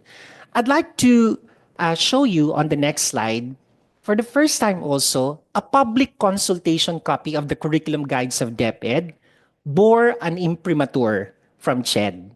So if you notice, Mr. Chair, during the launch of the public consultation, you will see there in fine print, this curriculum guide contains inputs from the Technical Panel for General Education of the Commission on Higher Education to herald the fact that the 2 agencies are talking about what it means to really have a graduate of the senior high school curriculum vis-a-vis the expectations of higher education. And I will give you one of the recurring issues that they are not ready for mathematics. Let me ask my colleague, Dr. Basilia Blay, to tell you what was the process that underlined the relationship of the senior high school general mathematics curriculum and our expectations insofar as the college readiness standards are concerned. Dr. Blay?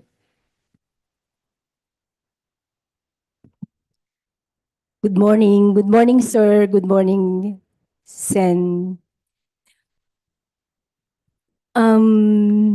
There were so many times that we met with our counterpart in the DepEd, and there were several revisions, several consultations, and the we have also we engage also with several mathematics experts in higher education.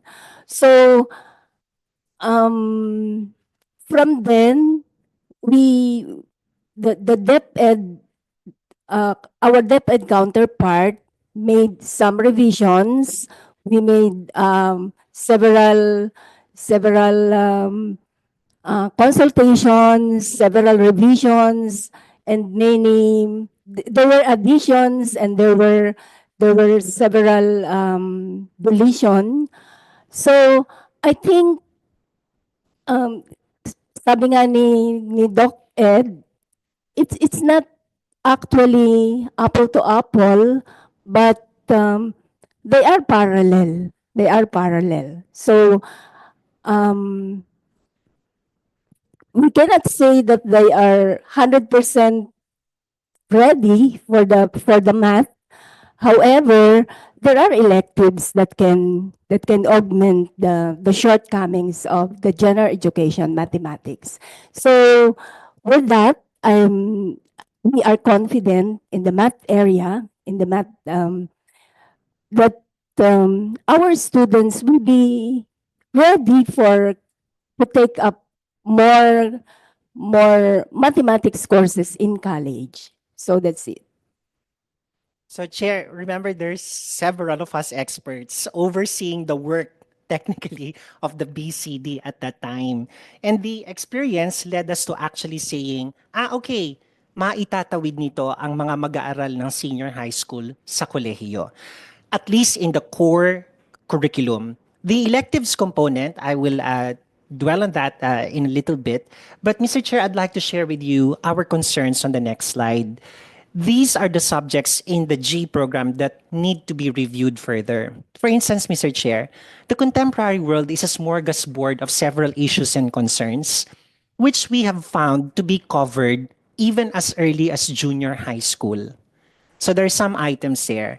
Ethics, there is a general course on ethics in higher education, but we also found out, Mr. Chair, for example, in the business programs, there is a separate business ethics subject. But if you look at their essential objectives, they're very much parallel.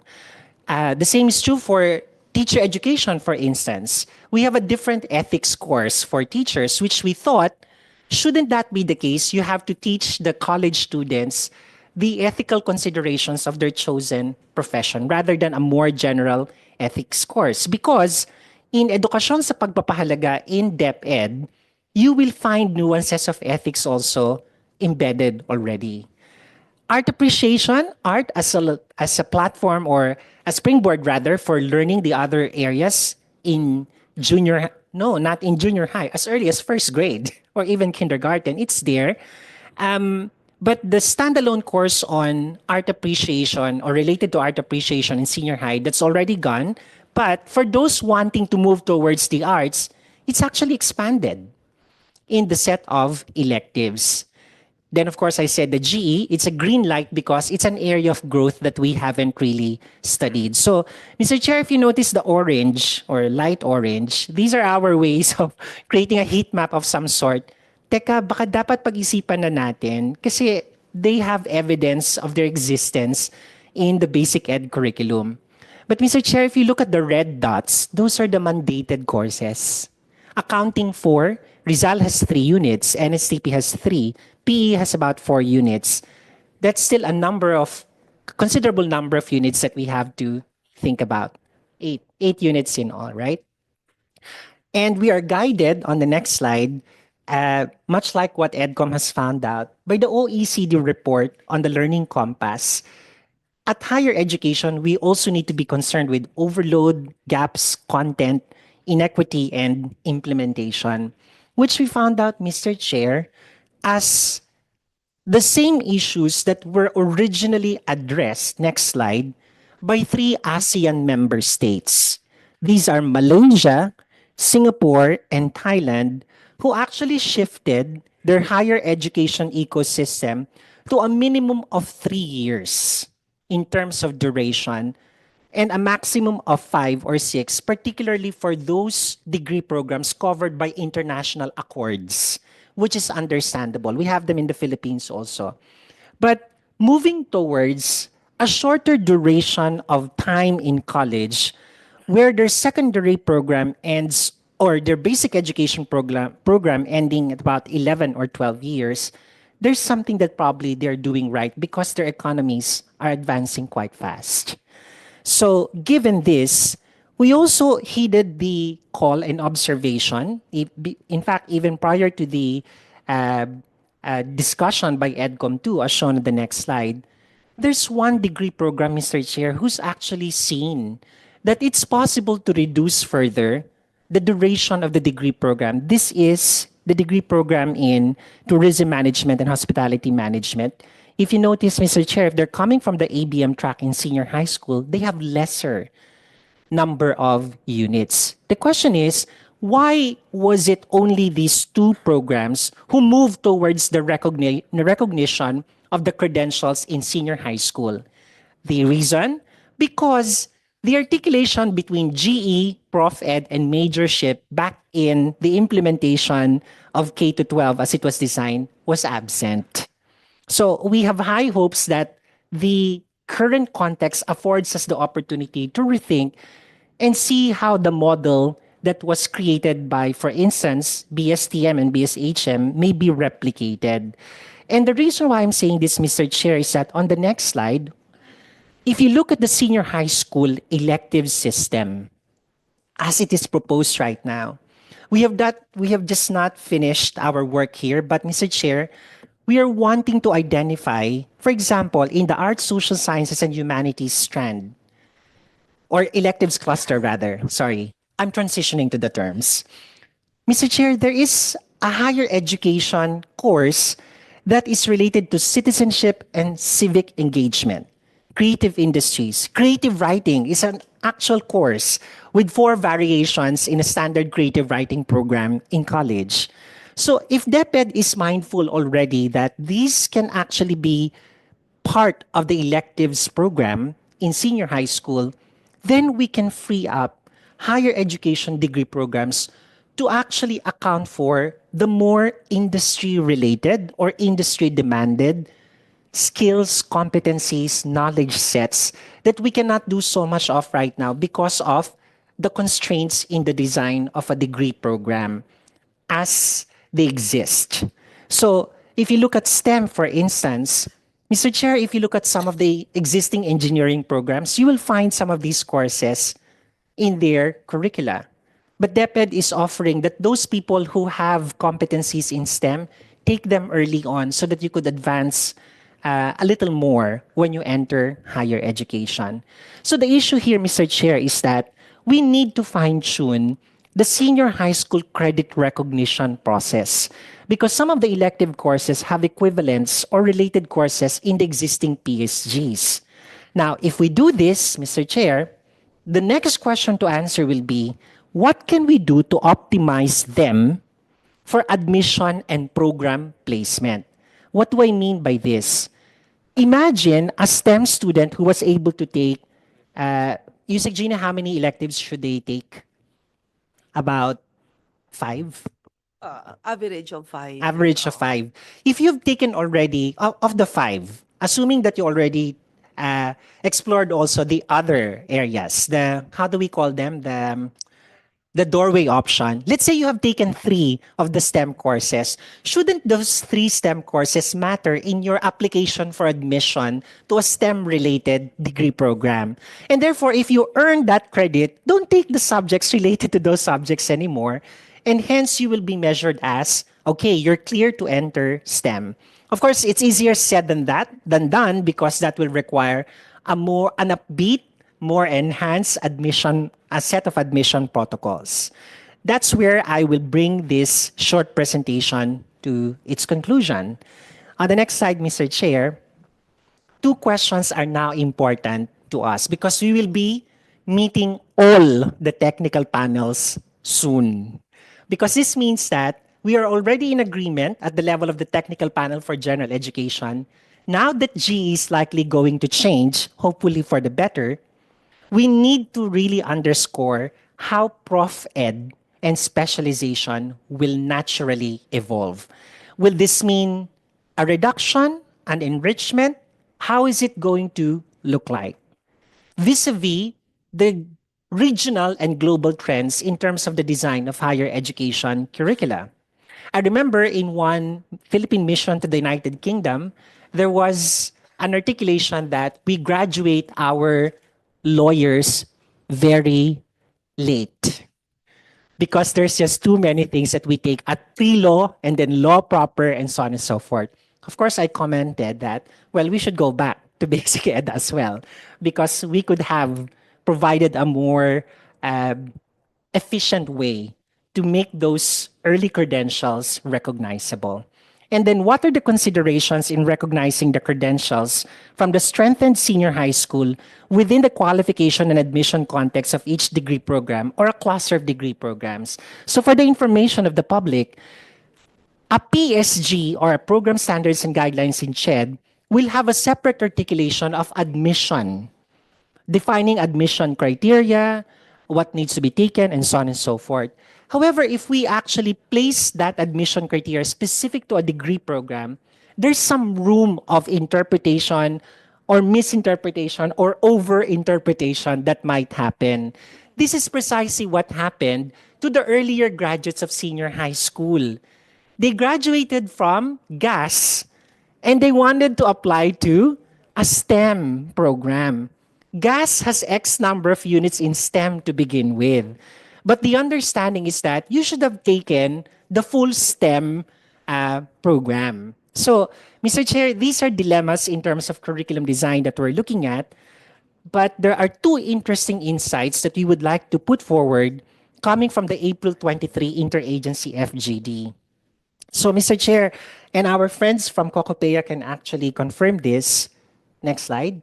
The first is on college admission qualifications. We were told that a more stable issuance is needed to really determine what are the minimum qualifications for admission to a degree program. And this can prove to be of lasting impact, especially if DepEd, CHED, and TESDA all agree to those qualification standards. Mr. Chair, this could mean X number of subjects in this strand can actually lead you towards this entry-level qualification or admission to X number of degree programs in college. X number of NCs can help you transition towards this degree program or a combination, which is the spirit of the strengthened senior high school. But in anticipation of the changes that will take place, Mr. Chair, we now have a problem much like earlier. What happens when displacements take place? Right? Particularly those who are in the private education sector. Mr. Chair, there is a proposal to think of a junior college department, particularly in spaces within HEIs with senior high school offerings. There's going to be a reduction in the number of senior high school faculty, for sure. They will be repurposed, sorry for the term. But in private HEIs, what happens if they have that integrated system? You see, in CHED, you're required to have a master's degree before you can teach any higher education course. But the trainees in senior high school of DepEd also have the content and content-related qualifications to teach some of what we will or what exists right now as GE courses. So what we're trying to say here, Mr. Chair, is maybe one way to cushion the impact of those changes is to create this space where we do not ask about a higher qualification yet from the faculty, but use that space to actually move towards. But if you have the essential qualifications initially articulated by DepEd, then you should be able to teach in both senior high school and GE. So I'll stop here, Mr. Chair. These are initial insights coming from the Commission. And I'd like to take this opportunity that nagpapasalamat po kami dahil sa unang pagkakataon, nag-uusap yung mga ahensya, saan tayo pupunta? I think that's a huge milestone to celebrate. Thank you, Mr. Chair. Maraming salamat after 13 years. Nag- Nag-usap rin kayo. Siguro kung nag-usap kayo 13 years ago, baka wala na tayong problema ngayon. But it's really, kidding aside, it's really a milestone. And I saw the number of days and also corroborated by briefing earlier that there were really intense collaboration between DepEd, CHED, and also TESDA. I've been monitoring the interaction between Secretary Angara and Secretary Benitez. And we'll talk about the Tech Pro later on. But I just want to just ask a few questions to CHED through Dr. Fermin. On your slide 20, no? And of course, this is the Committee on Basic Education, but I have some questions on your presentation. Slide 20, ComSec.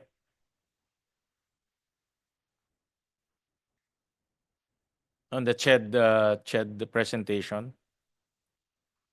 This one. This is 9 units, I understand. Bakit ba tayo nagtuturo ng PE sa college? Diba, bakit ba nagtuturo ng 8 units o 8 units? But bakit ba tayo nagtuturo ng PE sa college? I remember when I was studying in the US, wala na kaming PE. After how many ang PE in basic, how many every year yan meron, di ba? Every sem senior high. And every sem, no? In senior. So may PE ka for 10 years. Pagpasok mo ng college, PE na naman. Diba? It's really about time to be honest about it, eliminate and push this down to basic education. So that when you leave basic education, you just focus on your concentration, on your specialization. Like art appreciation, why do you have to teach that in college? That should be in basic education if we really want to teach students art appreciation. I think we have art appreciation in basic education. Yeah. Rizal, lahat naman tayo in basic education, we taught Rizal at an early age, not even in college but also in elementary school, no? In grade 9, no? So, but I understand some of these are legislated. So we really need to review, and we will ask the help of EDCOM and CHED to review these subjects. If we can amend the law, if those other subjects are not in the form of law, then I'm urging CHED to review this already and eliminate as possible. Top of mind is PE. No, I don't think PE is a requirement for higher education learning. No? So the rest, maybe we can review it. But the concept here, if we can push this down to basic education, because basic education should be universal. No? Everyone should learn all of these subjects. No? If we can push some of this to basic education, then that will be the best case. At least when they now transfer to higher education, they're focused on their specialization, research, more intense discussion on their subject. No? So again, I'd like to, I'm urging the CHED to review these subjects. Before I call EDCOM, just one more thing. No? On slide 7 of the CHED presentation. And this actually encapsulates the comments that we get from our parents and our stakeholders. No? Particularly the bridging program, particularly the downloading of the GE courses. So in short, Dr. Fermin, and I thank you for the effort in spearheading the collaboration between DepEd and CHED. But can we, based on the new curriculum, can we assure our parents that the bridging program will no longer be necessary in college? No? Because that bridging program is, ito kasi nasa isip ng mga parents natin, nagdagdag na tayo ng 2 years, may bridging program pa pagdating ng college, no?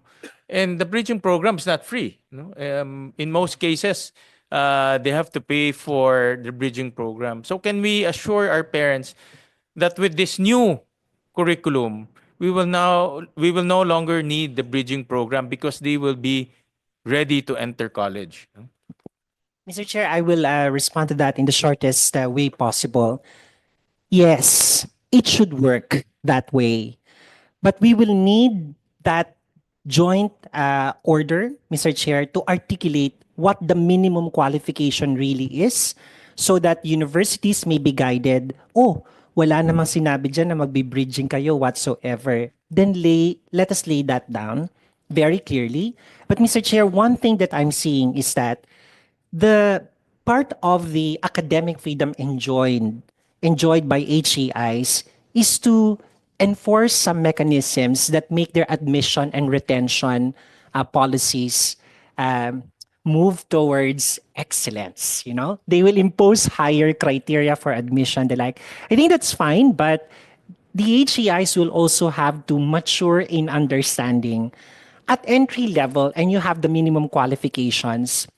Will you prevent that potential human capital contribution from moving forward by imposing a number of other bridging or enrichment courses rather than taking it upon yourself as the institution to really make sure you polish that student given whatever updates you will do in the prof ed and the specialization courses, because otherwise we will repeat the same mistakes, Mr. Chair. So that's where we are coming from. Thank you. I want to take this opportunity to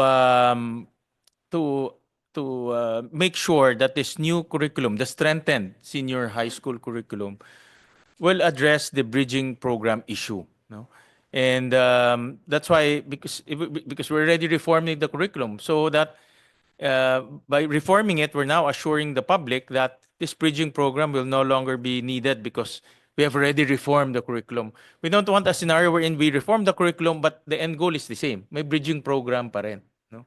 So that's one of the things that I want to flag DepEd, that to work together with CHED to make sure that the minimum qualifications for college, for being college ready, is met with our senior high school.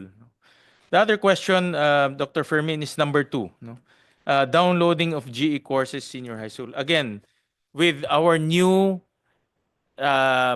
strengthened senior high school curriculum, have we already downloaded the GE courses in the new curriculum? No? Yeah. So, Mr. Chair and Dr. Blay can attest to this. That's why, Mr. Chair, I articulated in the slide that in the original exercise, we did the articulation of the 5 subjects already. This is slide number 18, Mr. Chair.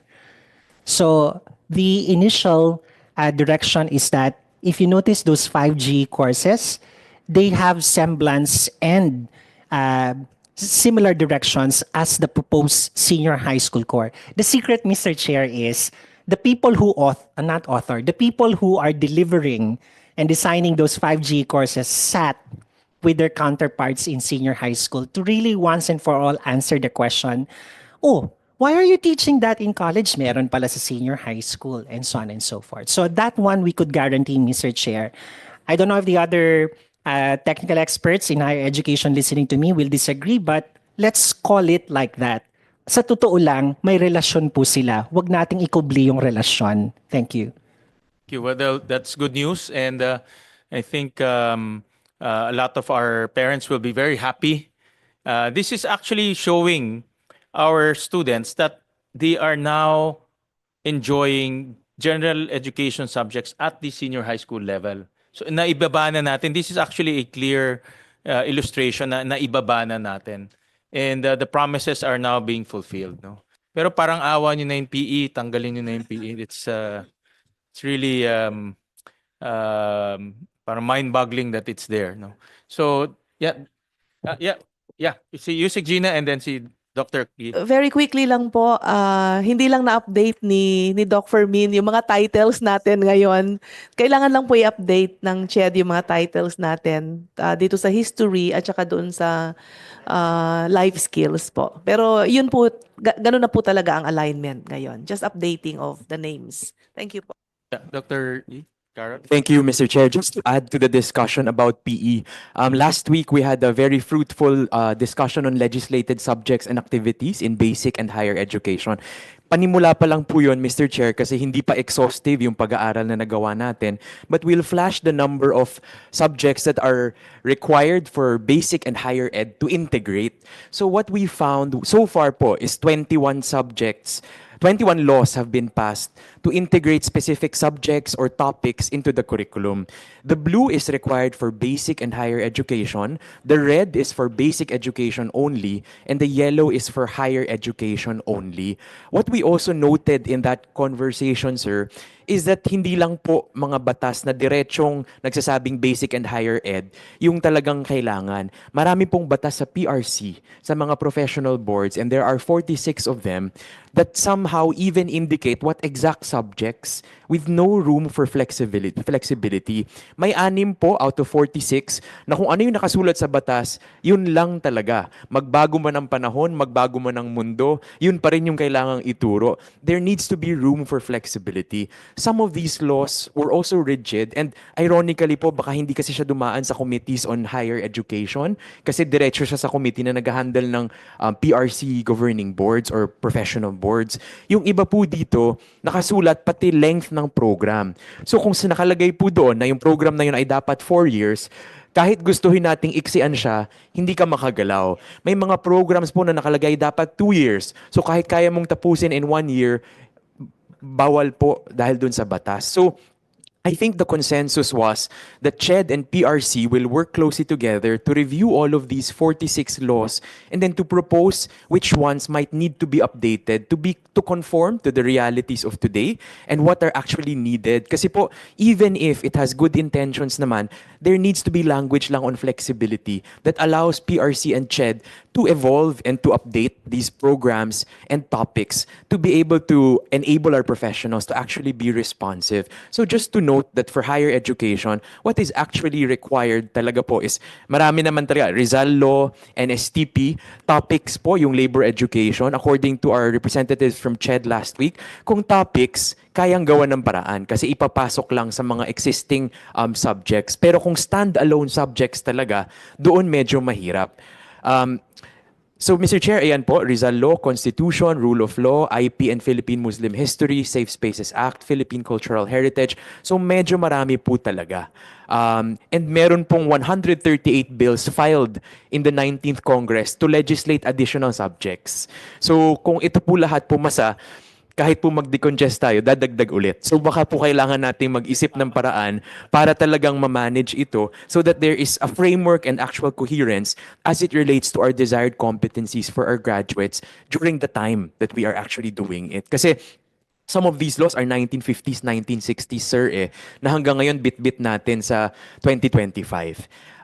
Next slide, just to reinforce the point of the chair earlier, under the Physical Education and Sports Development Act of 1969, what is actually required is a program of general physical fitness for pupils in elementary and secondary schools. So actually, CHED may consider to amend its current requirement that PE be taught in college. So it is up to there is no restriction under the law.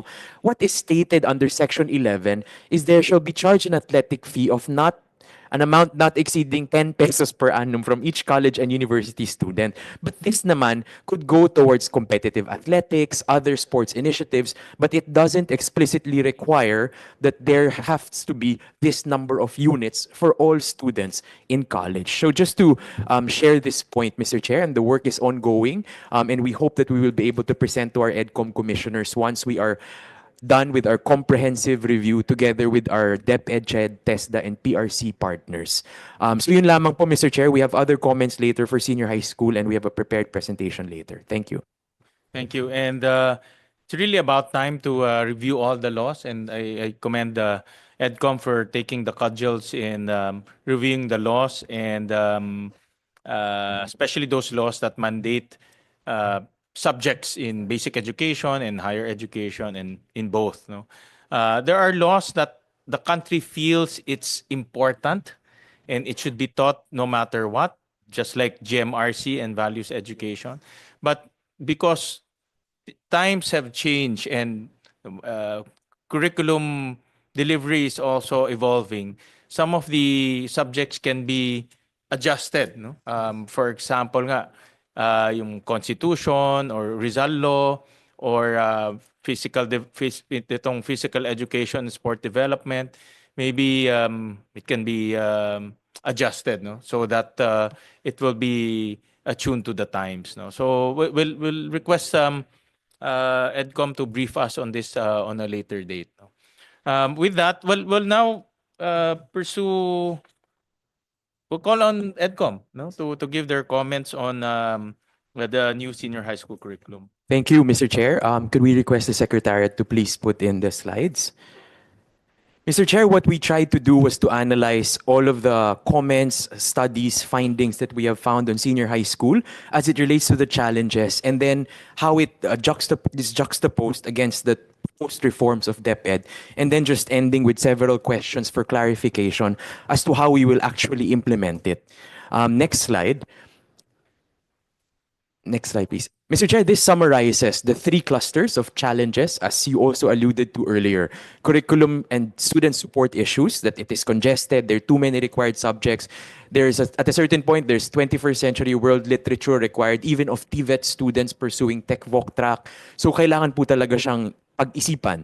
And then operational issues, which I think has come out most prominently in our conversations. The lack of textbooks, the lack of supplies, the lack of laboratory material equipment, the lack of TVET equipment in some, or actually a good number of SHS TVL programs. Also the unavailability of tracks and strands in specific localities, the difficulty in establishing industry partnerships. Ito po, maigting yung comment ng mga nasa maliliit na mga lugar, ng mga munisipyo at mga maliliit na schools, to the point of our chair that rural schools really have difficulty kasi pag may requirement na work immersion pero wala naman pwedeng puntahan sa kanilang komunidad, paano po mafulfill yung requirement na yon? So baka nga po kailangan pag-aralan sa pilot, paano to pwedeng i-implement, or baka dapat iba yung requirement for those with limited access to such opportunities. And then system readiness and implementation gaps. Also the issues at the exits, which was already thoroughly discussed earlier, including certification and assessment, actual employability, and then the bridging programs. Next slide. Mr. Chair, we also commend reforms or improvements that were meant to really address these issues, including the passage of laws such as the Basic Education Mental Health, and as well as the Second Career Guidance and Counseling Act of 2019. But we also see that despite that, next slide. So, next slide please. Ayan, nakita po natin may mga pagbubuti po talaga sa demand ng industry na mas mahaba ang work immersion, and this is already reflected in the revised sample class program under the new senior high school curriculum. Dati kakapiranggot yung oras for work immersion, ngayon isang buong semester plus may na-embed na NC2 in tourism services. Next slide. We note, however, that there is volatility in the transition of students from junior high to senior high. Ito po yung dark yellow line, whereas you see that in some years it is at 90%, may mga taon umaakyat siya ng 100% pero bumababa ulit. So siguro po pag-uunawa kung bakit paiba-iba yung bilang ng mga estudyante or yung proportion ng mga estudyante na nagtatapos ng grade 10 na sumasampa ng grade 11. At ano yung dahilan sa likod nito? Is it supply? Is it electives? Is it options for them? Is it difficulty in financing? Is it voucher program challenges? Is it quality? So kailangan pong unawain kasi hindi stable at talagang paiba-iba since its initial implementation. Next slide. Ito po alam nating lahat, karamihan talaga nasa academic, at 33% nasa TechVoc, pero kahit yung mga nasa TechVoc, karamihan tumutuloy sa college. Next slide. We also noted this, however, because if you look at the SHS TVL, yung top 10 programs based on enrollment are as follows, and you could actually cluster it into three: food and beverage, bread and pastry, and cookery. Yung second cluster po natin, yung yellow, computer hardware servicing, system servicing, computer programming at animation. At yung third is electrical maintenance, computer program, shield metal work welding, etc. I guess yung question po namin dito is this due to student preference or is this a product or a reflection of the packages that were given to the senior high school providers na ito yung pwedeng pagpilian and therefore ito yung plug and play, mabilis maibibigay. Kasi po, kung ganun, ano kaya yung basihan nito? How does it reflect jobs that are actually available? How does it reflect student preference? How does it reflect needs of our country when it comes to filling specific deficits? Next slide. Pagdating naman po sa labor market outcomes ng graduates, mixed picture pa po siya at it continuously evolves. Nakita po natin yung labor force participation noong 2020, nasa 23.3%. Noong 2024, yung result naman 38.6%. But it shows that there is good employability, more or less, 78-79% employability for those that do decide to join the workforce. Pero what is the quality of employment is the question. They may be employed, but it seems that a good number of them are obviously employed in elementary occupations. Whether or not we could do better than that is something we will need to confront. Most SHS graduates enter the labor force, of which 28.2% is in the informal sector and 20% are unpaid family workers. So ang ibig sabihin po nito, yung sa 39% na pumasok ng trabaho, actually kalahati sa kanila nasa informal, casual, or hindi bayad ng kanilang mga pamilya. So kailangan din nating harapin po ito. Next slide. This is also what we are trying to show, Mr. Chair. In a lot of our consultations on the ground, ang napapansin po namin, marami ang junior high schools nagtatapos sa public. Meaning to say, pagkatapos ng grade 10, wala na or limitado na yung available public SHS options nearby, kung kaya't talagang dependent pa rin tayo sa private SHS providers, although the proportion has been declining since 2016. So, nakikita po natin ngayon, 44% ng student enrollment sa senior high school ay nasa private institutions. Next slide. Tinry po naming pagbanggain year on year mula 2018-2019. The blue bar depicts grade 10 public enrollment, whereas the red bar that is dark is the grade 11 public enrollment. Meaning to say, napakarami po talagang nagtatapos sa public grade 10, junior high school, na hindi kayang i-accommodate ng public options niya. Ngayon yung tanong po namin dito, okay naman po yung complementarity natin. In fact, nakatulong talaga yung private sector sa pag-i-implement. Pero ang dalawang issue po dito is, accessible kaya lahat ng options for senior high kasi meron ba tayong pag-aaral pagdating sa top-up fees? Kasi what if may provider ka nga na private, pero kung lahat sila nagsisingil ng mataas na top-up fee at walang limitation yon, saan sila tutungo? Makikita rin po natin, sir, na meron talagang agwat sa grade 10 completer at grade 11 starter. So meaning to say, there's a good chunk, a significant chunk that really is unable to proceed when you stack up both public and private provision. Next slide. Ito po yung pinropose ng DepEd and we also just mapped it out here, but they also indicated which type of teachers may teach these subjects. Next slide.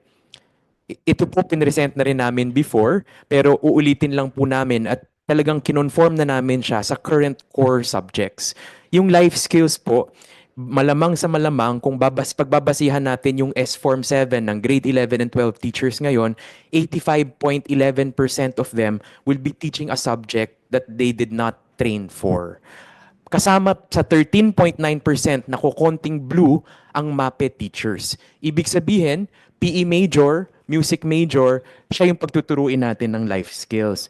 Yung life skills po, tulad ng nabanggit ni ASEC Janir kanina, equips the learners with essential skills in personal, physical, social, and career competencies to develop self-determination, leadership, adaptability, and resilience. We're not saying that they couldn't, but that we really need to take a hard look at the available manpower that we have and what type of professional development programs might truly enable them to teach those subjects. Sa general science po in senior high school, kahit pagsamahin po natin si physical science, general science, biology, chemistry teachers, 17.9% lang din po sila or 17.09.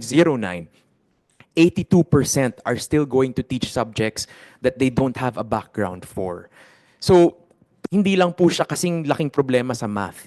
But everywhere in these 5 courses, talagang halos or more than half will be teaching subjects that they did not study for. And this is really a big challenge because as we all know, napakahalaga po ng ginagampanan ng mga guro. Maganda man ang disenyo ng produkto at ng curriculum, kung yung magtuturo po hindi makatanggap ng sapat na suporta para maituro ito ng mahusay, talaga pong magkakaproblema rin po tayo sa kalidad ng pagkatuto. Next slide. We have clarifications on electives. So actually, we echo the questions of our chair when it comes to the electives. Kasi po ang tanong po natin dito, what assumptions guided the choice of electives of subjects and of clusters? Kasi po makikita natin under academic track, accountancy, business, and management. HUMS, STEM, ay yun yung ngayon. Yung bago po, arts, social sciences, humanities, business, entrepreneurship, etc., which is flashed here. What we tried to do was to look at some of the PSGs of CHED, of the most popular programs. Kunyari po sa nursing, ito po yung finlash ko. Pasensya na, pinicturean ko lang kanina tapos nilagay sa slide. Ang mga subjects po na ititake nila, fundamentals of nursing practice, nutrition and diet therapy, nursing informatics, nursing research, care of the older person, nursing research. Yung question ko po, how has the electives taken into consideration the actual programs that they will be taking in college and what is it meant to do? If we're saying that the electives will prepare them better for college, assuming, for example, that I was going to pursue nursing and I took STEM, I'm wondering what thinking in empowerment technologies, pre-calculus, chemistry 3 to 4 really relates to the professions that they are going to pursue. Alam naman po natin ano yung pinaka-in-demand na courses sa college. Public ad, teacher education, criminology, nursing, etc., etc. Paano kaya natin hinambing yung mga available professions and PSGs versus the available electives? And do they all carry the same weight? Should it be clustered this way? Is this the choice of electives that will really prepare our graduates? All that to say that implementing this number of electives might be difficult because students will have varied choices and directions in life. We are thinking, hindi kaya mas mainam pa na hanapin natin yung pinaka-generic competencies na mahalaga na malaman nila at matutunan regardless of what college program they will pursue. For example, intermediate and advanced digital skills, research skills or quantitative skills. Yung mga ganong questions or leadership, project management, which you somehow need as you progress in your life and in your career. Pag-iisipan lang po siguro, and this is just a question that we want to pose to understand the choice of electives, the number of electives, and clusters. Next slide. Ito rin po yung just to reinforce the point of our chair earlier. Karamihan po sa standalone senior high school, 70% are small. When it is small, we are meaning to say about 400 students based on DepEd definition. Kung mas kukonti po sa 440 yung estudyante, realistically, may bilang na po ba tayo kung ilan ang actual viable number of electives that DepEd could make available in a small school versus a large school versus a very large school? Because kung ganito yan, baka pag nasa small school ka, limitado yun. And the choices become then very critical. Kung ang pinili ng isang school is i-offer lahat ng STEM at small school siya, hindi niya kakayanin sigurong lumawak pa sa iba't ibang mga electives. Kakayanin ba niya in terms of manpower, in terms of number of students? I think we need to simulate that and figure that out to the point of our chair earlier. Kasi if we are modeling very large options, they might have the the luxury of having all of the options. Pero sa small, can we maintain and assure that our students will really have genuine student choice? Next slide. This is a typology sampling in senior high school in Region 6. As you will see, Mr. Chair, only in Iloilo City will you have schools that are really large. All the other municipalities, majority, 70 to 80% are actually small. So we might need to truly figure out our design in a way that is differentiated depending on the size and the location of our senior high school programs. Next slide. We also expect that assuming all current proportions remain constant and assuming and using the data on increasing student population, tataas po ng matindi rin ang demand for SHS TVL. It is projected to reach 742,000 by 2027. So medyo mataas po talaga ito, and I know that TESDA is here with us. Next slide. Pero again, based on our question po kanina, yung choice natin ng Tech Pro clusters and NCs, what went into thinking about and making these decisions? Kasi po, for example, how does it consider available jobs or actual demand? Like alam po natin maraming barangay healthcare workers na kailangan. Alam natin maraming ECCD, daycare workers na kailangan. Alam po natin na may demand pagdating sa iba't ibang fields katulad ng welding. So how is that considered by the choice of these offerings or these clusterings? How will these resolve deficits in the workforce? And tiningnan ko nga po kanina, baka naman actually pwede talaga siyang i-take pati ng magka-college. Kasi po, for example, may health services NC2 na kung iisipin mo, baka mas appropriate pa sa mag-nursing kaysa mag-take siya ng calculus at ng iba't ibang STEM programs. So baka po pwede nating pag-isipan siya more holistically. Anyway, we're talking about Philippine Credit Transfer System. We're talking about how you could actually do seamless transfers between TVET and higher ed. Might we also just consider that some of the NCs may give them actually better training, better preparation for the college programs they wish to take and have those credited already too. Next slide. If we then demand or ask that TESDA and DepEd allow our students to take higher level qualifications, NC3 or 4, mukha pong hirap na hirap tayo dito. Kung lahat po ng SHS TVL natin by 2027, ang gugustuhin po natin NC3 or NC4, TESDA's current capacity will only accommodate 6% of that. So ang question po natin, what is our target in SHS Tech Pro in terms of level of skilling? Because if it is anything that is NC3 or NC4, it means that beginning now or next year, we need to start building these programs because there are no providers, no capacity on the ground. Next slide. Pagdating po sa construction, for example, and we know that PCA is very active and continuously needs manpower, talaga pong 2-3 lang ang nag-o-offer ng NC3. The same could be said of garments, heating, ventilation, air conditioning, and refrigeration. At marami po tayo nasisiraan ng ref at aircon ngayong summer. Kailangan po natin ng mas marami nito. Next slide. The Philippine Credit Transfer System implementation also needs to be ramped up. Matagal na po siyang pinag-usapan, 2004 pa lang may EO na. Hanggang ngayon, kulang na kulang pa talaga ang operationalized credit transfer mechanisms between TESDA and TRED. Pwede po nating pag-isipan or i-couch ang reforms natin in senior high school and college in relation to PCTS priorities, which we hope that PQF-NCC can consider in their priorities. Next slide. I guess yung question din po natin, Mr. Chair, based on your hearing last week on the functional literacy rates, we have dreams of our senior high school graduates. We want them to be ready for college. We want them to be ready for work. We have core courses that are comprehensive and really demand in-depth or critical thinking. Yung question po natin, kung ipagbabangga natin yan sa current na data natin on literacy and foundational skills of those who proceed to grade 11, what will we do?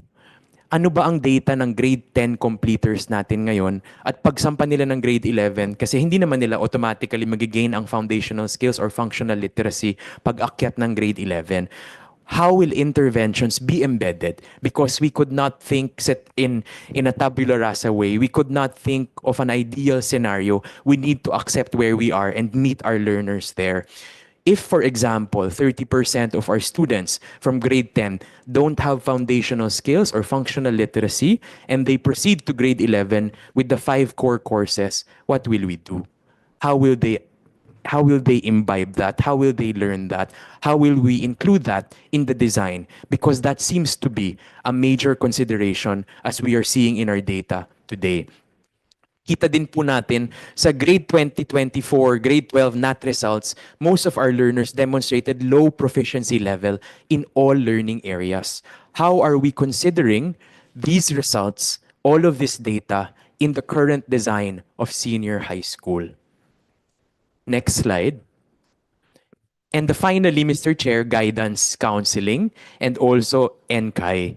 I think, Mr. Chair, in the workshop by EDCOM on this, and you were the one who asked this question, and just to share it again with the body, yung top occupation interests po ng ating mga graduates, gratefully, in the past years, spiritual vocation based on NCAI.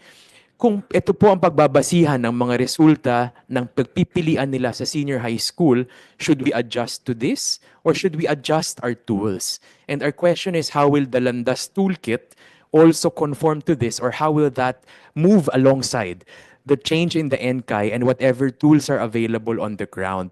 Because if there seems to be some disconnect or dissonance between actual student interest and programs that are available, then paano po kaya yun? Kasi hindi nagtutugma ang datos na nakikita natin at ang ating pinagsisimulang mga programa. Next slide.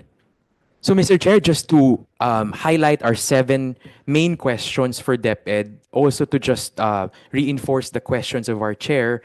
First is, how does DepEd plan to address poor mastery of foundational competencies of students as they complete grade 10? Will there be assessments towards grade 11? Will there be an intervention before they reach grade 11? Will there be a revised program design in grade 11 for these type of students? Second, how were the electives determined? What were the assumptions behind the number of electives and the choice of subjects? Third, what is the educational background of the teachers holding SHS plantilla positions but handling subjects not related to their specialization? Kasi pagdating pa natin sa electives, isa pa po yung pag-aaralan natin. How were TVET NCs and clusters selected? Is there an inventory also of capital outlay investments made by DepEd already? Kasi po, kung na-procure na natin lahat ng mga ovens at lahat ng mga pangluto, paano po kaya yun kung ang demand natin nasa nursing aid, dental assistant, etc., etc.? Paano po kaya natin siya pwede pang ipivot? Fifth, what are DepEd's plans for career guidance and how will the Landas toolkit go side by side with the current NCAI or the future NCAI? Concretely, how will the revised curriculum for SHS not result in redundancy of subjects, as already underscored by our chair?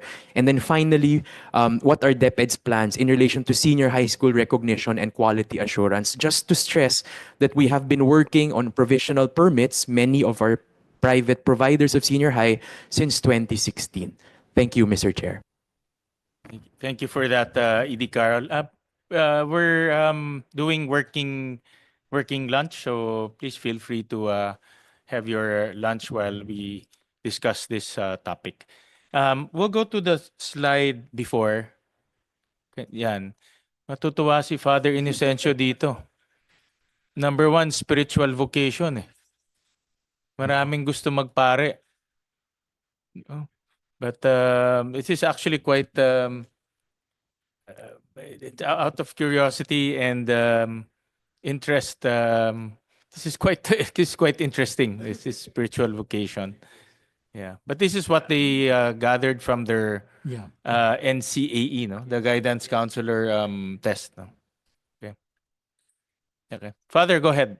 I think the question raised by Mark has been very good input for the questions that the study has to answer I think he has identified so many things of critical issues that needs to be answered with the pilot study.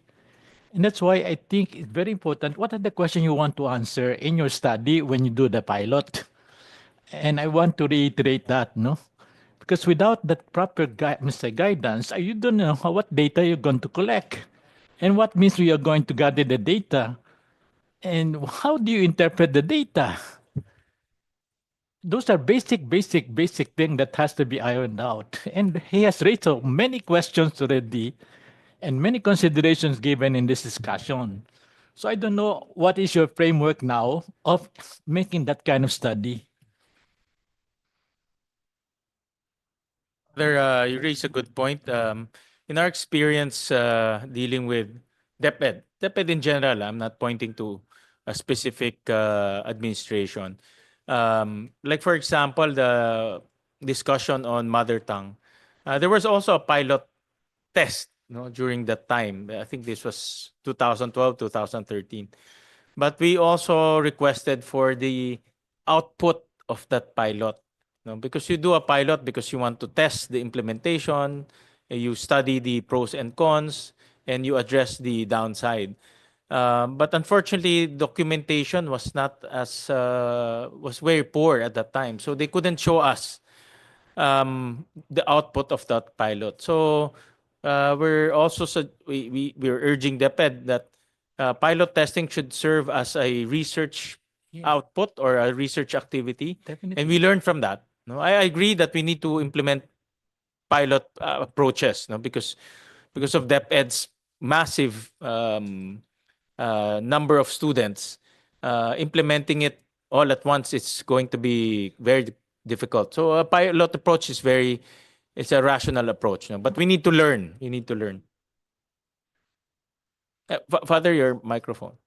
My contention is before you do the pilot, you have exactly the questions that has to be answered.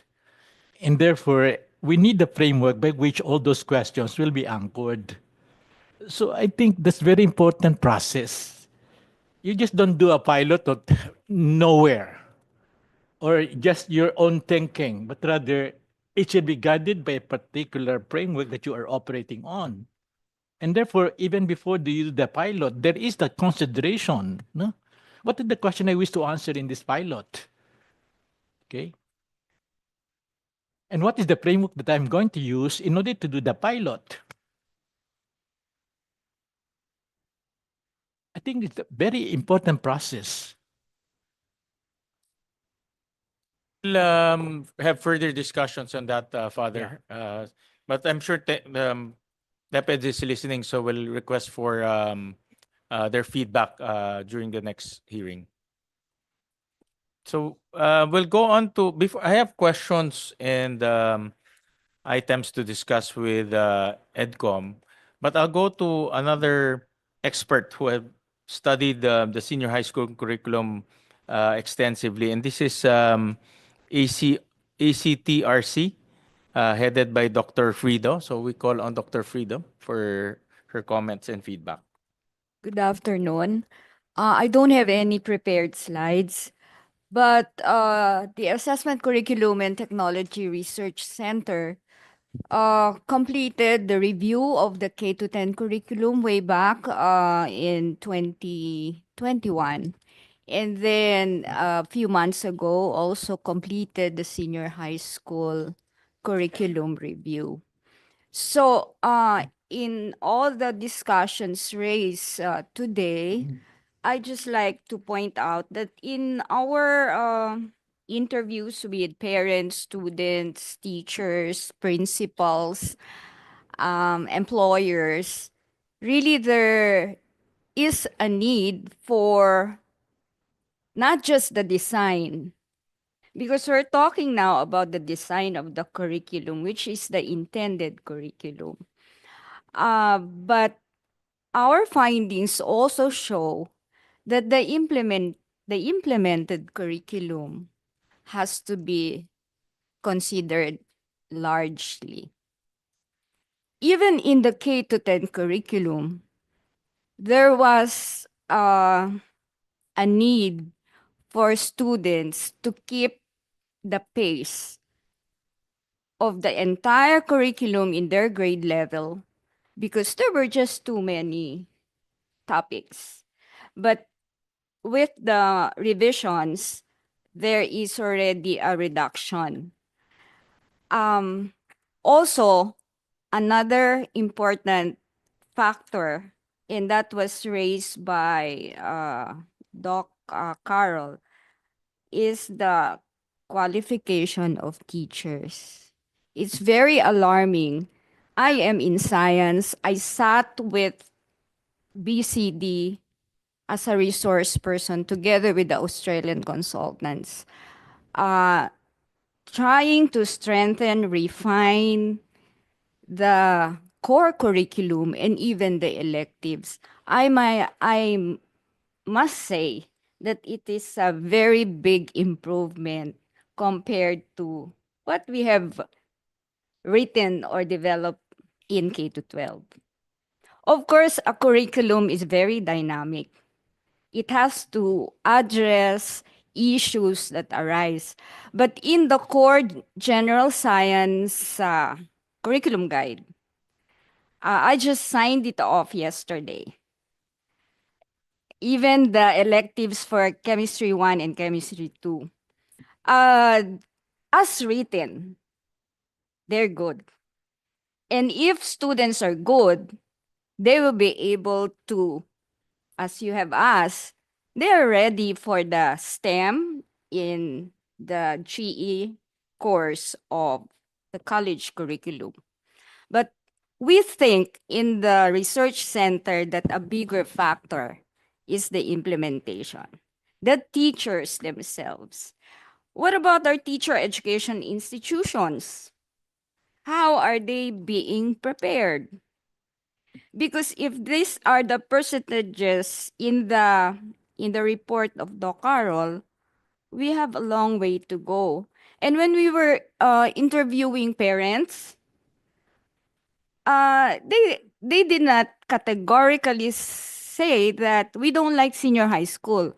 Rather, they are challenged by the economic factors. Now, but in terms of your satisfaction, dissatisfaction, of course, there are other factors that affect that. And I think the bigger factor is the economic. So it's better to look at it in a broader perspective. Also, I think I have already mentioned this, Senator, before in other forums, that we're focusing too much on the senior high school, when in fact, we haven't moved the elementary education sector. We may have several elementary science high schools, but how about the teachers that are fed into that? So those are my comments. And because I have been involved in K to 12 since 2011, it is such a good news or a great news to hear that right now CHED and DepEd are collaborating very closely. That was the dream long time before. I heard it, but now it has come to fruition. So thank you. Kawawa naman tayo. Dream natin, mag-usap lang kayong dalawa. Oo. Yun lang ang dream namin. But that's a big step already, Dr. Frida. I've interacted with you many, many times on K to 12, and I know your frustrations, no, in so far as how the agencies work among themselves, no. I think that's just the way that we live in the educational system. I've not been frustrated to the fullest yet in my senior. I still have hope. Thank you, Dr. Frida, for the work you do, especially for education in K to 12, and We take your research very seriously, and in fact, we use it in our policy making. Also in EDCOM, actually, we take that very, very seriously. I have a lot of questions to Dr. Frido and to Dr. Yi, but I'll call the others first so that we can hear their comments. We'll call on Mr. Talunton of De La Salle University. Any comments, sir? Good afternoon, Chair. Well, it's saddening that that only this time that CHED, DepEd, and TVET are meeting, but it's a good progress, as we say, because those have always been our observation from the private sector that sometimes many of the policies being presented are disconnected. And we get to observe this in our institution, DLSU, because we happen to have a program from preschool to the graduate level. So, and given the resources that they're available in the institution, we are fortunate to be able to provide support to our teachers. And we saw that in our experience, when you provide this support, resources, especially to the teachers, the curriculum that is intended to be executed maybe could be very successful. Because in our experience, that's how we saw the senior high school. We did not see very much a lot of problem in terms of the design, but in terms of implementation, when there are benchmarking being done in our school, that's usually our observation, especially with our public school counterparts and other small private school who are doing benchmarking with us. In the case of De La Salle University, just to share, we, with the privilege of having the college units working with the senior high school, we started the senior high, for context, we started the senior high school in DLSU as a basic education unit in 2016. This academic year, we made a major shift in changing our organizational structure, moving the senior high school under the academy, which is a college-like unit in the university. Meaning we are treating the senior high school this time more like a college unit because we saw that alignment in terms of the program between senior high school and our college counterpart has more fruitful results.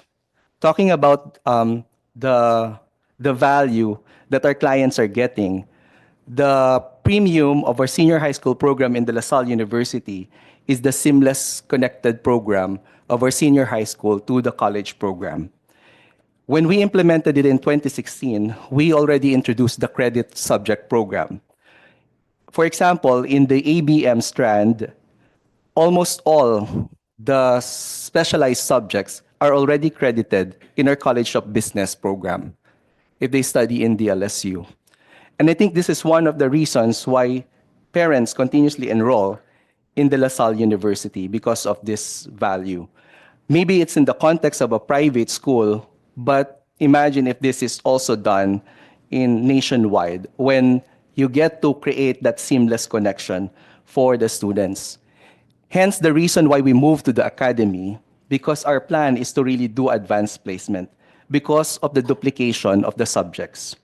For example, a good number of our senior high school who already meet the credentials of a college faculty, especially those who have masters, also get to teach in both units. That's how we get to balance our resources. So from that experience, we also get to compare the curriculum because we designed the senior high school curriculum together.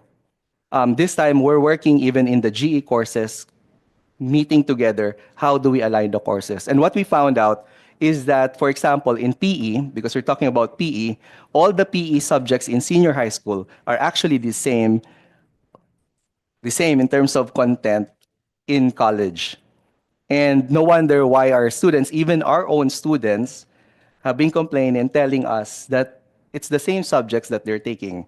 The only explanation that we give is that PE is something important, for your well-being and your physical health. So it is very important. That's why you have to take it. But when you talk about decongestion, we saw that by doing it under the academy, aligning this as an advanced placement, we can veer away duplication of the senior high school program. When when the strengthened curriculum was released, we were actually very happy. We actually commend the efforts of the Department of Education, just like what others are saying, that this is actually a leap forward from the first design of the senior high school curriculum because it has decongested the core curriculum, the core subjects, and we also appreciated that five core subjects. Our concerns mainly are on the electives because a lot of our concerns about the electives is how do we align it with the college program that we have. When we were discerning whether to join the pilot, we actually wrote to express to join the pilot. But recently, we have to, withdraw our intent to do the pilot, mainly because the things that we would want to design in the curriculum could be accommodated by DepEd. For example, in the electives, we are actually thinking of really putting the college courses, especially the foundational, to be to be in the senior high school. And the goal is for our senior high school students in DLSU, when they enter to college, especially if they are in honors program, wherein they can take more load, can be already second year college. That was our dream in De La Salle University. And we feel that it would create more value for our students if they can shorten their college years. Because many universities abroad already have 3 years program in college.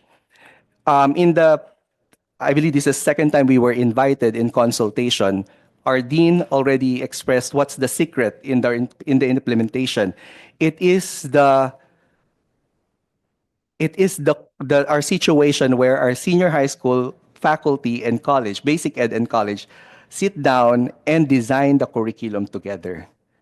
We really work together in coming up with that seamless direction towards college readiness.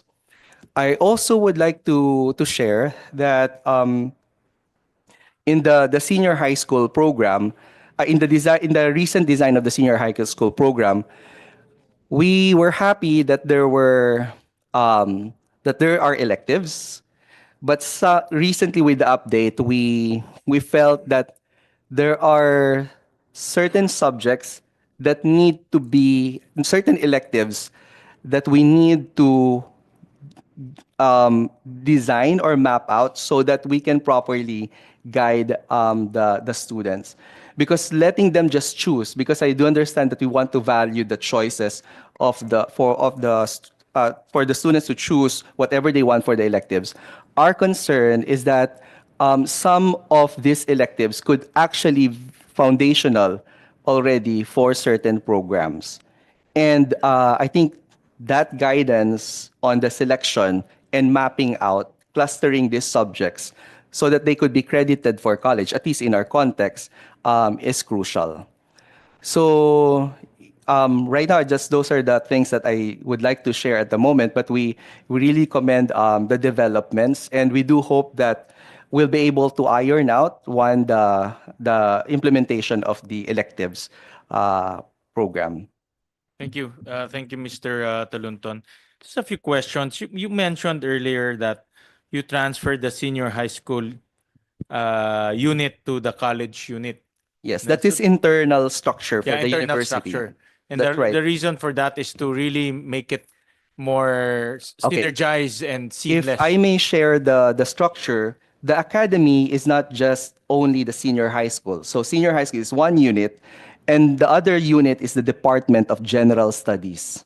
So it was a major, we had a town hall, and it was a shake in our organizational structure because that actually requires moving the basic college subjects. I think how do you call it? The general the GE subjects, or we call it also the LaSalle. We also offer other subjects like LaSalle and core curriculum taken by all to under the Department of General Studies, so that we will, and by creating that kind of structure, we will be able to seamlessly manage the alignment of the senior high school subjects and the GE and the LaSallian core curriculum subjects.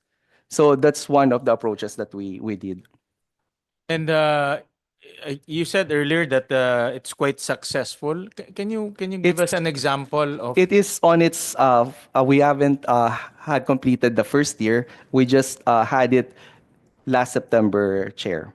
Okay. And why do you think it's fruitful? You said it's a fruitful move. We're seeing that by doing that, we'll be able to further the alignment, because when the departments are offering this subject separately, the silo mentalities of disciplines, structurally, we will be able to address those challenges. That's one. And there's better alignment in terms of competencies, the subjects that have to be offered.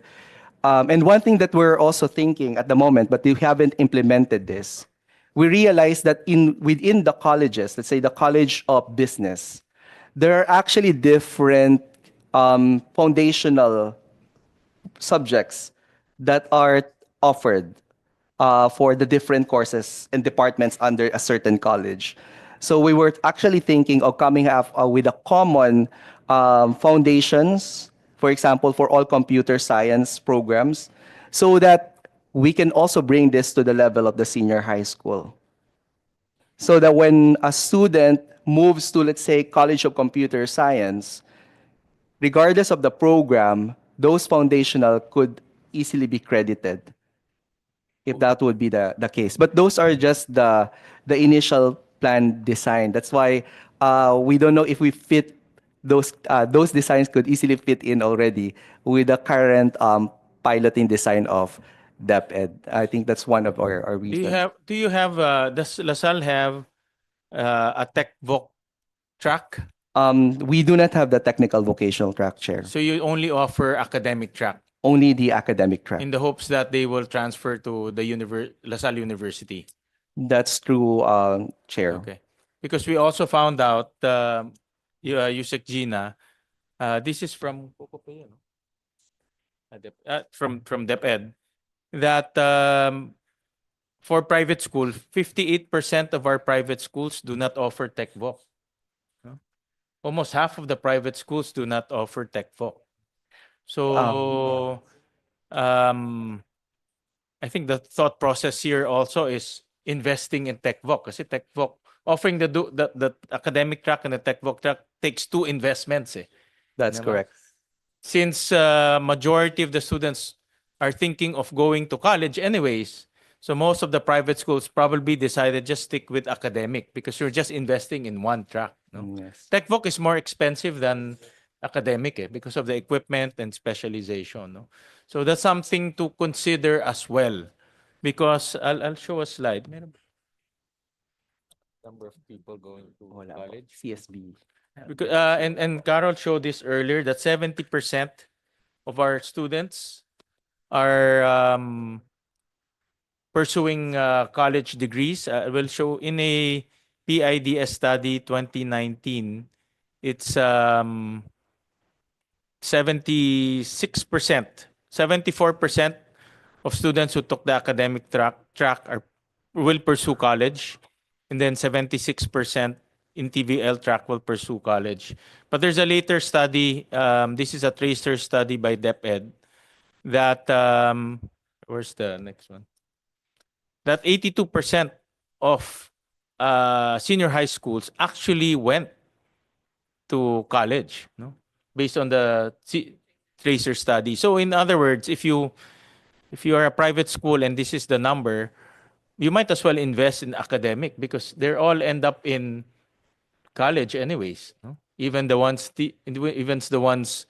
who are taking TVL. No, I think that's the same thought process that went to LaSalle. I would like to confirm that, Chair, because when we initially thought of bringing to the idea of offering technical vocational to the university, one is that our clients' option and preference is not really towards tech book, it's really college education. And secondly, we cannot deny the fact of the impression that majority Filipinos really don't see technical vocational as a profession or a lucrative career path. All right, thank you for that those comments. We also have a resource person from UST, Dr. Quintana. Good afternoon, Senator Gatchalian, and to the members of the Committee on Basic Education. When I received the letter from our dean, I was asked to prepare a position paper. And I think the position paper that I will share with you this morning is something that will answer some of the questions raised a while ago. So the title of my position paper is a proposal for laboratory school as a pilot testing site of the strengthened senior high school program. Because I am here as a representative from the College of Education, and at the same time, I am the principal of the laboratory school of the College of Education, which is the training ground of teachers, future teachers of basic education. So let me start with my introduction. One of the major development in the Philippine educational reform, of course, is the introduction of the senior high school program in our country. But nevertheless, this needs refinement and changes as time passes by in order to maintain its relevance in preparing Filipino youth in a competitive and globalized 21st century environment. With the plan of strengthened senior high school program of the Department of Education, or DepEd, this school year 2025-2026, it is essential to address important concerns.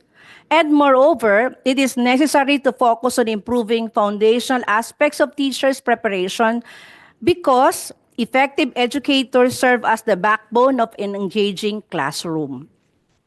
Thus, by incorporating real-world experiences and immediate feedback measures that can be provided by laboratory schools who are training future teachers, this position paper encourages the use of pre-service teachers preparation program, particularly in the laboratory schools as pilot testing site for strengthened senior high school program. Next slide, please. A teacher laboratory school is an innovative educational environment where pre-service teachers can apply theoretical knowledge while experiencing practical teaching.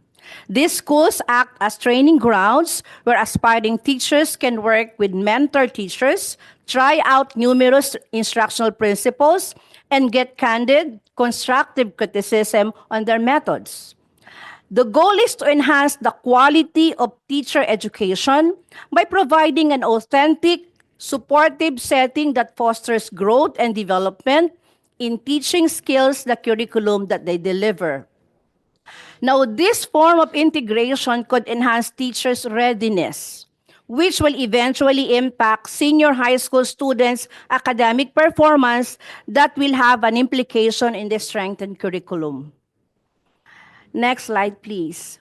The primary objective of designing laboratory school as pilot sites are threefold. First, curriculum refinement, creating structured feedback system, and lastly, aligning of training programs. Just like what Mr. Talonton mentioned a while ago, it is really important that we talk also in the university. And annually, what we did is to sit down with the junior high school teachers and administrators, senior high school teachers, administrators, and those who are teaching in college, for us to be able to identify the gaps that we have to address. Now, first, curriculum refinement. Practical exposure of pre-service teachers using the strengthened senior high school program will definitely highlight the strengths and weaknesses present in this new curriculum. Pre-service teachers will be able to develop ways to establish learning environment that is suitable to the teacher training program standards through determining areas where students struggle and gaps in the way the curriculum is delivered.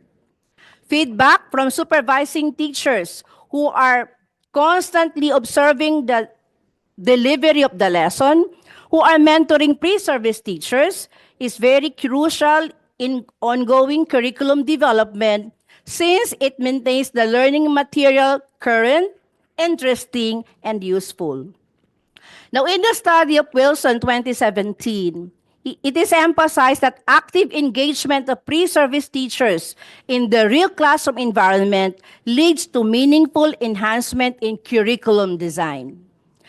A valuable real-time insight into what students need is additionally generated on ongoing feedback exchange between young educators and their seasoned mentors, which enables prompt and vital modification to teaching strategies.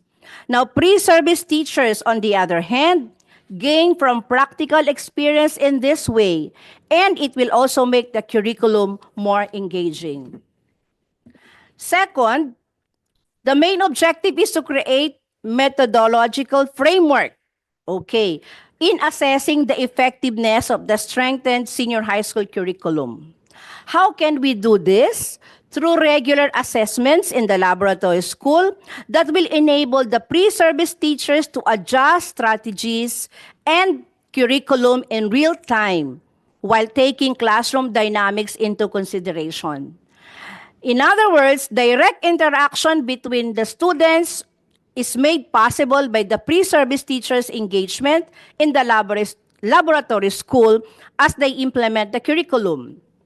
More importantly, feedback from the supervising teachers who are closely observing and monitoring them could provide valuable perspective and recommendations regarding the efficacy of the method of instruction or the strengthened high school curriculum as a whole. Recent studies stress that the immediate and continual feedback system helps schools foster an innovative and improved-oriented curriculum. Pre-service teachers benefit from this feedback system. Thus, the strengthened senior high school curriculum would keep evolving to be responsive to the standards of instruction. Finally, considering laboratory schools in this pilot program will keep our training of future high school teachers grounded in the actual day-to-day life of teaching and learning. Remember, those who are being molded and mentored in the tertiary education, taking up BSE, right, are also teaching in the senior high school program. So this will help prepare teachers who are responsive to the distinct needs of the senior high school students and the challenges of the strengthened high school curriculum. According to Teacher Education Accreditation Council 2020, effective teacher preparation program must adapt to pedagogical advancements and educational demands. Thus, turning laboratory schools into pilot testing grounds offers a powerful pathway to elevate the teacher preparation by immersing future educators in current and innovative real-world experiences. In effect, students will also feel engaged and empowered in their classroom. Thus, we can say that the quality of educators will determine the success of the strengthened senior high school program it produces. By enhancing the preparation of our teachers through hands-on experience and feedback system from evaluation, this can ensure that our future educators will be competent and capable of encouraging the next generation of learners. This will directly translate to transformative results to students, and they will achieve more academically, think more critically, connect more deeply with what they are learning, and be better prepared for the next steps and develop the skills that they need. So finally, in conclusion, I recommend that the Department of Education consider this proposal given how it can significantly contribute to the strengthening of the pre-service teachers in conjunction with the assessment of the effectiveness of the Department of Education strengthened senior high school program that will be implemented this school year 2025-2026. This is in pursuit of a more effective and inclusive educational system for our learners. That, of course, should begin with a curriculum that is both educator and student-centered, which is, of course, the focus of the laboratory school. Thank you very much and good afternoon. Thank you. Thank you, Dr. Quintana. We're also fortunate that the president of the National Association of Public Secondary School Heads is also here. So we call on Dr. De La Cruz for his comments, and taking note that at the end of the day, at the end of this discussion, it will be the principal who will be implementing this new curriculum. No?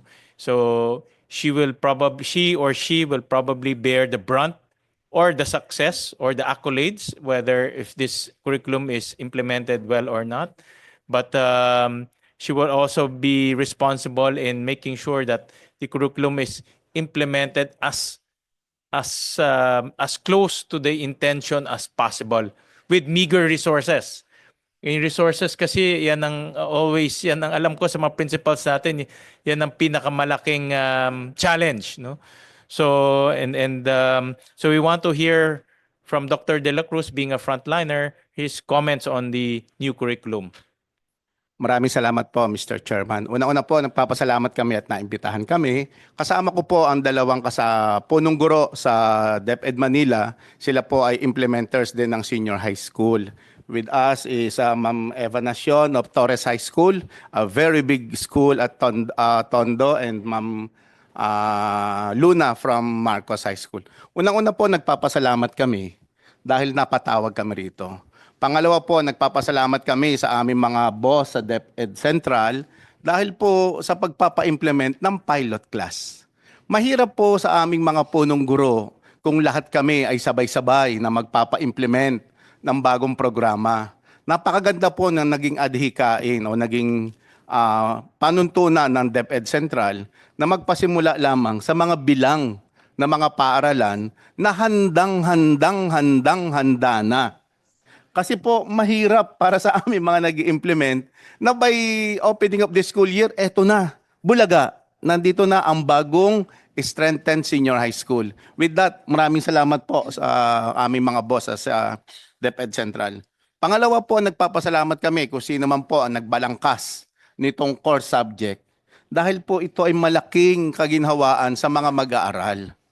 Sa dami po ng subject areas, sa totohanan po sa senior high school, kahit kami po mga punong guro, pag gumagawa po kami ng programming, nalilito na po kami. Lahat yung United Colors of Benetton, ginagawa na namin.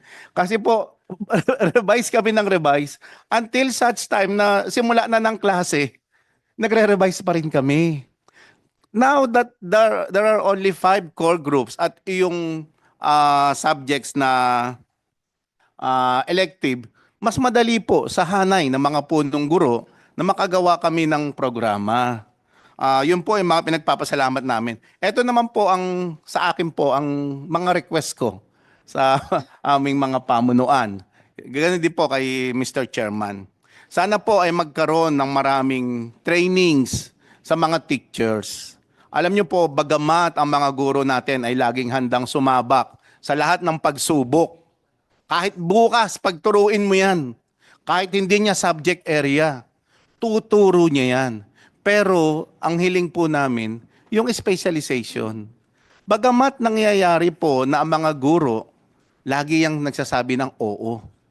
Kung siya ang subject area niya, ang specialization niya ay MAPE, ito po ang pinaka-basic. Dahil mababawasan ang subject area ng PE, pagturuin mo yan ng math or science, even other subjects, tatanggapin po niyan, aaralin. Provided, bigyan po natin sila ng mas malalim na trainings, they will be adaptable. Makakaya po ng mga guro. Magagaling po ang mga guro at masunurin. Yun lang po ang lagi nilang sinasabi, Sir, sana magkaroon po ng training bago magsimula. At isama na po ang mga punong guro sa trainings na to kasi po mahirap din sa mga nagpapatupad ng programa. Pag kami ay hindi namin alam, pag nag-o-observe kami, po, kailangan alam din namin yon. Yun po yung mga kahilingan namin. Gayun din po, lagi-lagi yung sinabi ni Mr. Chairman, Mr. Senator, yung pong resources. Pag nagpasimula tayo ng programa, ang mga guro po ay maraming kailangan. Sa amin pong mga punong guro, magbabago kami ng mga classroom setup. Kung yung dating setup noon na maraming subject areas, pag ngayong 5 na lang, babaguhin namin. Yung malalaking kwarto, paliliitin. Yung maliit na kwarto, palalakihin. Dahil magko-combine. Yun po ang aming kahilingan. At of course, para sa mga guro, mabigyan kami o masuplayan kami ng mga kinakailangan textbooks. Mahirap po sa mga guro na nagtuturo ng kulang kami sa textbooks. Bagamat lagi ko pong sinasabi at nagpapasalamat kami sa mga boss namin sa DepEd Central, dumarating po ang mga libro. In the advent of this pilot class, sana po yung mga paaralan, selected schools ay mabigyan ng mas maagang kailangan nila. Gaya po itong dalawang katabi ko rito. Sila po ay mapalad na nasama sa pilot class. Sana po ay mas maaga na maparating yung mga libro para sa kanilang mga guro. At ito po yung huli, ang aking pong kinatatakutan. Dahil po lumiit o kumonti yung mga subject area, ang worry po ng mga teachers namin ay yung ma-excess sila. Paano kung sila ay hindi nasama doon sa 5 core group subjects at nandoon sila sa elective classes? Kung sa elective classes, hindi pa rin sila napili ng mga mag-aaral, saan po ilalagay ng mga punong guro yon? Sana po magkaroon ng mas magandang preparasyon sa mga guro na hindi mapipili sa 5 core subjects at saka sa elective subjects. Yun lang po ang ilan sa mga ano ko. Maybe later on we'll ask you, Sequili, to respond to that. No, yung that's a valid concern by our teachers. Na what if hindi sila kasama dun sa electives? At what if dun sa nabawas na subject, di rin sila kasama? We'll request later on, no, Yusik Willie to comment on that. But we're also blessed that one of our principals here is part of the pilot school. Tama po ba, ma'am? No, si Ma'am Luna? Yes, sir. Good afternoon po, Senator, and to everyone. When we get your comments or your can you give us a snapshot or a description on how you are preparing as a pilot school for the new senior high school curriculum? Well, actually, sir, Mariano Marcos Memorial High School, upon learning that we will be piloting the strengthened senior high school program po, we started the innovation, we started the improvement of some of our classrooms para to fit the new curriculum for the Tech Pro. Actually po, we are offering academic and tech TVL. So now that in the advent of the strengthened senior high school program, it's already Tech Pro na po. And we are preparing by procuring some of the equipment that the school needs po, sir. And if I may add, sir, yung sa kay Dr. De La Cruz Yeah, po. go ahead, ma'am. This has been a question when we had our orientation with the parents. A parent po asked, after po ng implementation, kung ang batang under the old curriculum babalik para mag-enroll. Example po, grade 11 siya before and he stopped or she stopped. Opo. No sir, hindi naman actually repeater. Basta nag-stop lang po siya. Uulitin po ba niya ang grade 11 since strengthened senior high school curriculum na po? Yun po yung isang tanong. Paano po itong bata na to who was enrolled before and then stopped schooling, when he enrolled again, will he be repeating grade 11? Yun po yung isang tanong doon. Can anybody from...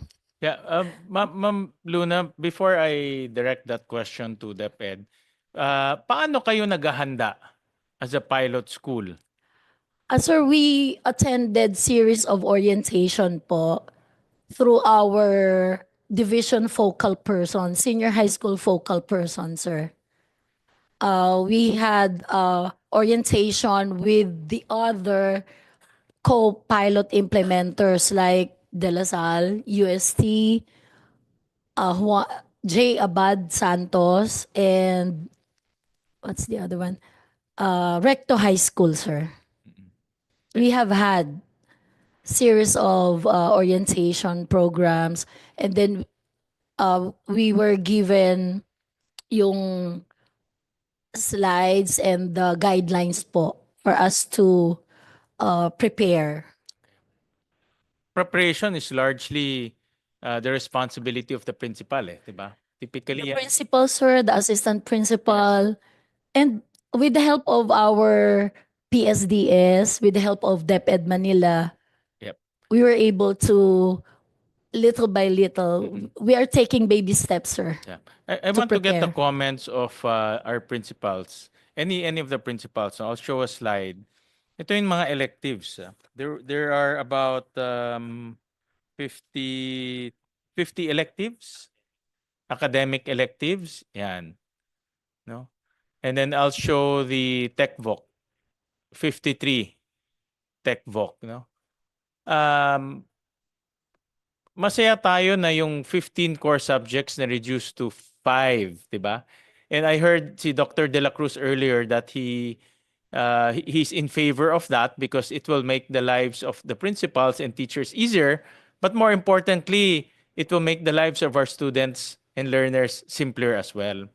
But the electives, going back to the elective, but the electives is another issue, no? We're talking about 50 electives. And the way I understand it, and correct me if I'm wrong, Yusek Gina, this will be offered in all of our schools.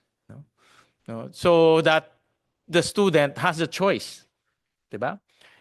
Meaning the student can get electives in arts and social science.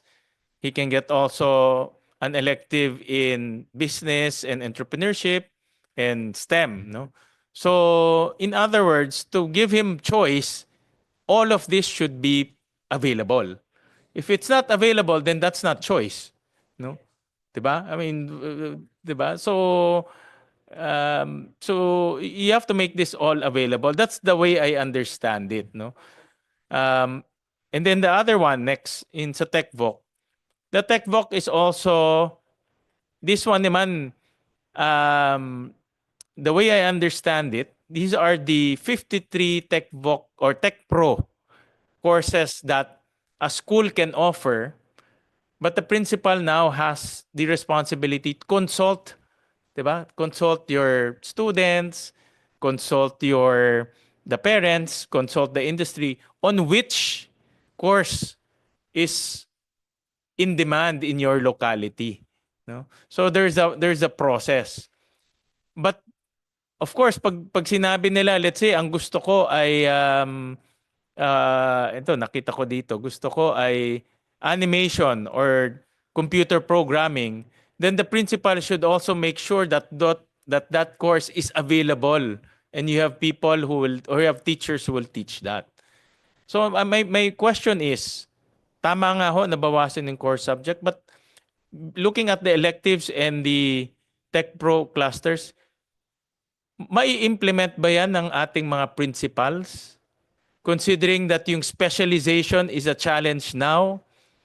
No? Anyone from our principals? Kasi at the end of the day, like last week, kausap ko yung mga principals namin.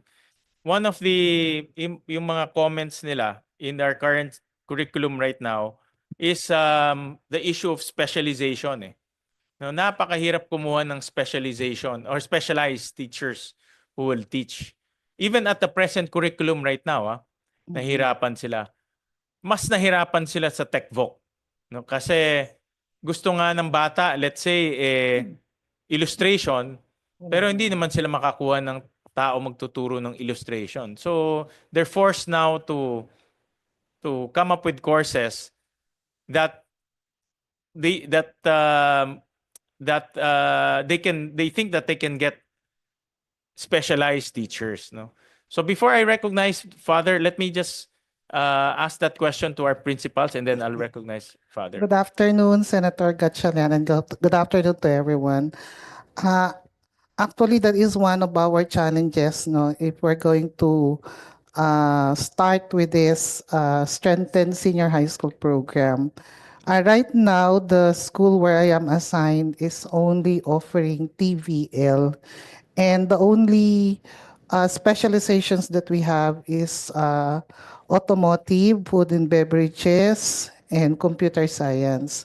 So it's the reality that once a student will enroll in the school this coming school year or probably next year, if they're looking for for an elective in which they have to take animation or illustration. So we don't have that. So they have to be contented only on what specializations or tech pro that we have in the school. Itong mga electives na ito, kaya ba i-offer ng mga schools natin ito? Kaya ba i-offer ng mga principals natin itong mga electives? These are 50 electives. As long as we have the teachers and resources, of course, we can offer this. So, but based on this, for example, kayo po mag-implement, kaya niyo ho ito? Based on your current capability right now? To only the specializations that we have, so we can offer it. But looking into that, there are 53 electives, of course not. Hindi mahirap po because of the specialization. Yes, Okay. and we don't have the facilities. We don't have all the facilities for this. Okay. Yeah, Father, go ahead. I think you hit the nail at the head. Because when you operationalize this kind of implementation of electives, even us in Don Bosco will not be able to offer the electives of 50 to be able to address the electives. And it's logistically nightmare for a very small school to operationalize this kind of presentation of electives. And I don't know how will be the success of this kind of program when even the electives are fragmented, and I don't know how this elective can fit into the requirement of the core of the TechBook program, because the program in TechBook, in order to be recognized as a program, you need basic competencies, you need common competencies, and the core competencies. The core competencies itself, when you do the kind of separation of this kind of subject and only address it through elective, I don't know how it will catch up with the requirement of competency standards that has to be satisfied by a particular qualification. A nightmare.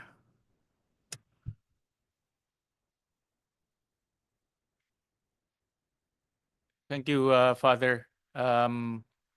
Dr. De La Cruz, I think meron ba kayong comments? Or si Dr. Principal Luna? Senator, apart from what Ma'am Nation mentioned a while ago, I think the teachers will be prepared through the trainings that Dr. De La Cruz had said earlier.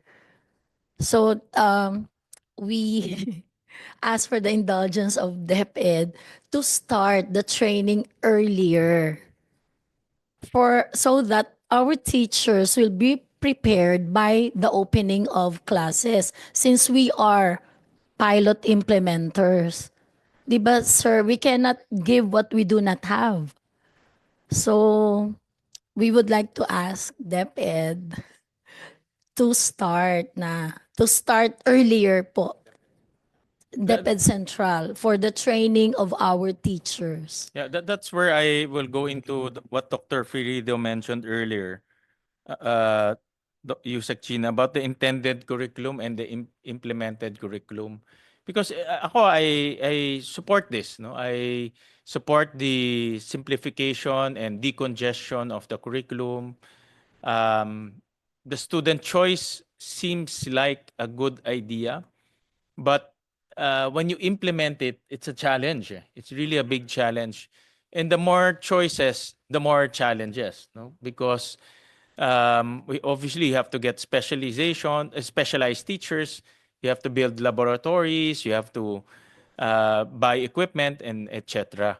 No, so the intended curriculum, as what Dr. Ferido mentioned, is might be wildly different from. I mean, the implemented curriculum might be wildly different from the intended curriculum, and this is where I'll point out. I have this same research, same comment that I got from our principals in Valenzuela. I'll flash it in slide 7 of the EDCOM. EDCOM.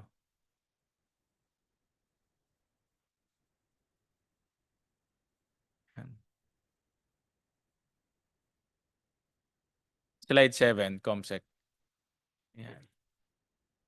Like for example, in this case, food and beverage services, bread and pastry production, cookery. No, these are the top choices. And I found out sa Valenzuela ganyan rin eh. No, in home economics cluster is the top. We found out that it's the top because it's easy to offer. The principals for the principals, this is easier to offer because the investment, they can buy equipment from anywhere. They can get teachers who can teach these 3 home economic subjects compared to, let's say, computer programming because you have to buy computers, you have to buy specialists. So, ito yung ino-offer sa mga estudyante.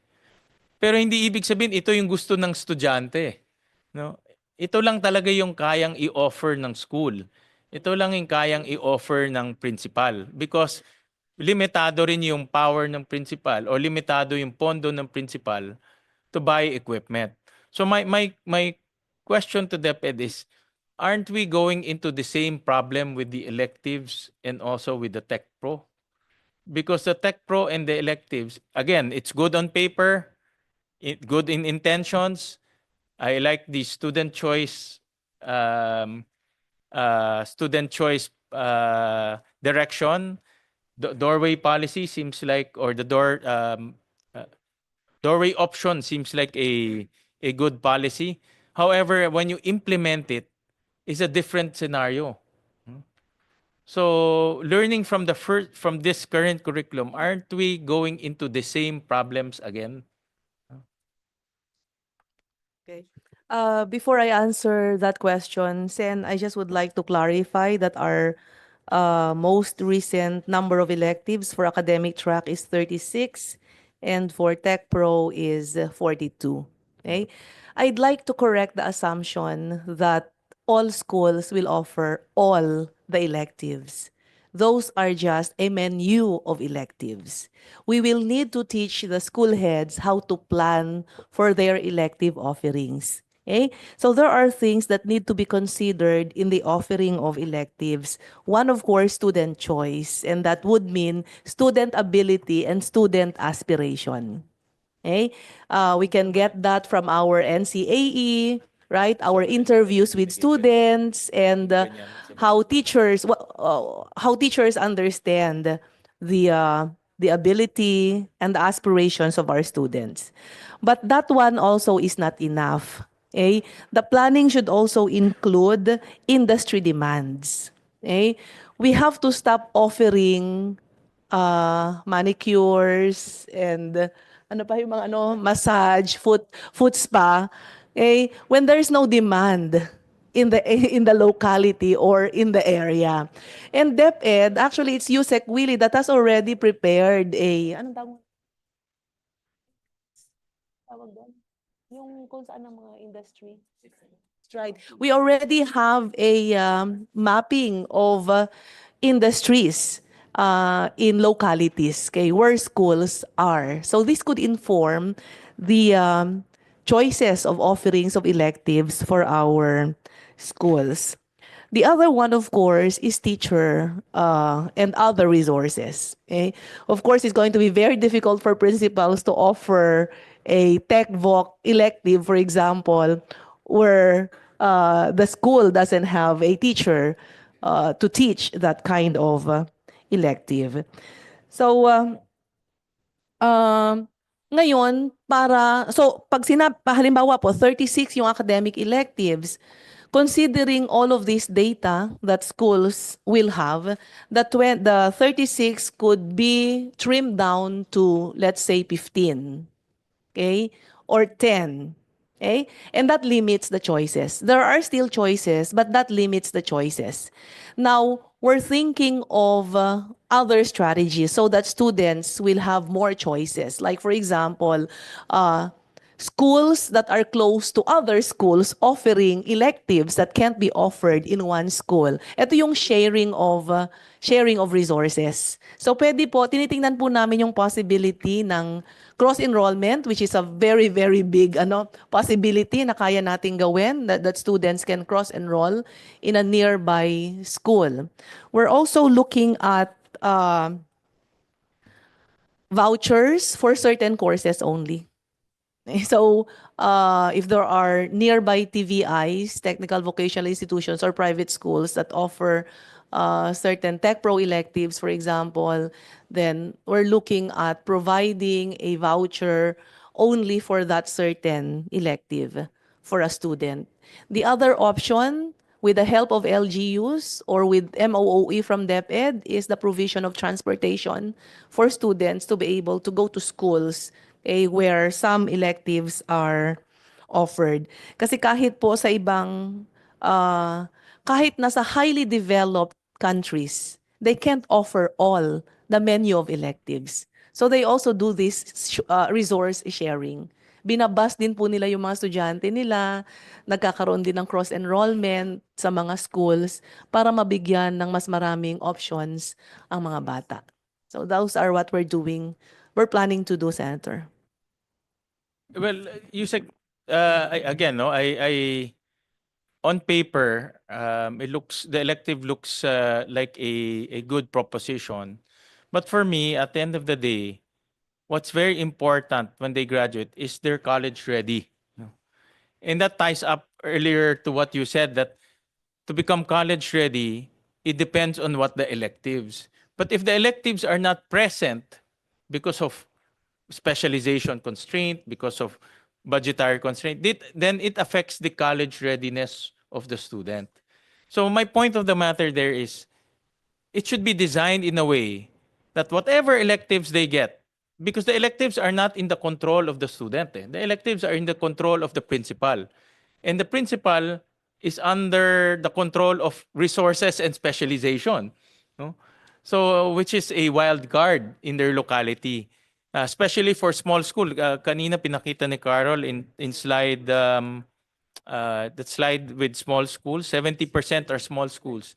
So I'm just imagining a principal in a small school, offering even the 30 electives might be a challenge for that principal. I just want to be sure that at the end of the day, they have to be college ready. And I don't want a scenario wherein HEIs will say, hindi pa lang college ready kasi electives kulang or maling electives kinuha or electives nila hindi tama. No? And then, papasok na naman tayo dun sa bridging program. And then, again, the problems will probably be the same as what we are experiencing now. So that's where I'm coming from. No? The intention and the implementation is wildly different. And we have to learn from the common mistake of the current curriculum right now.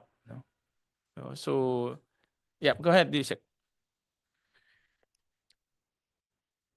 we think that the core subjects would be able to cover most of the college readiness, but it wouldn't be enough, especially for, let's say, highly technical college degrees, just like engineering.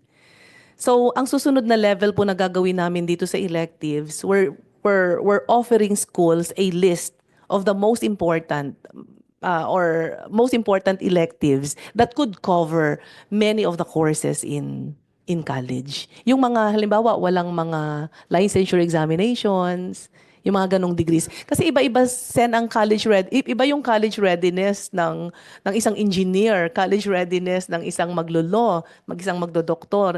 Pero may mga courses naman na kayang i-cover ng fewer electives na yun ang ibibigay namin sa schools. And that's an exercise that we're doing tomorrow to prepare the most. Hindi ko kasi alam kung tama yung terminology, but for now, the most important electives that could cut across different degrees in college. Mr. Chair, just to further the points that you made earlier, for example, we're looking at the 70% of small schools. The average student body there is less than 440.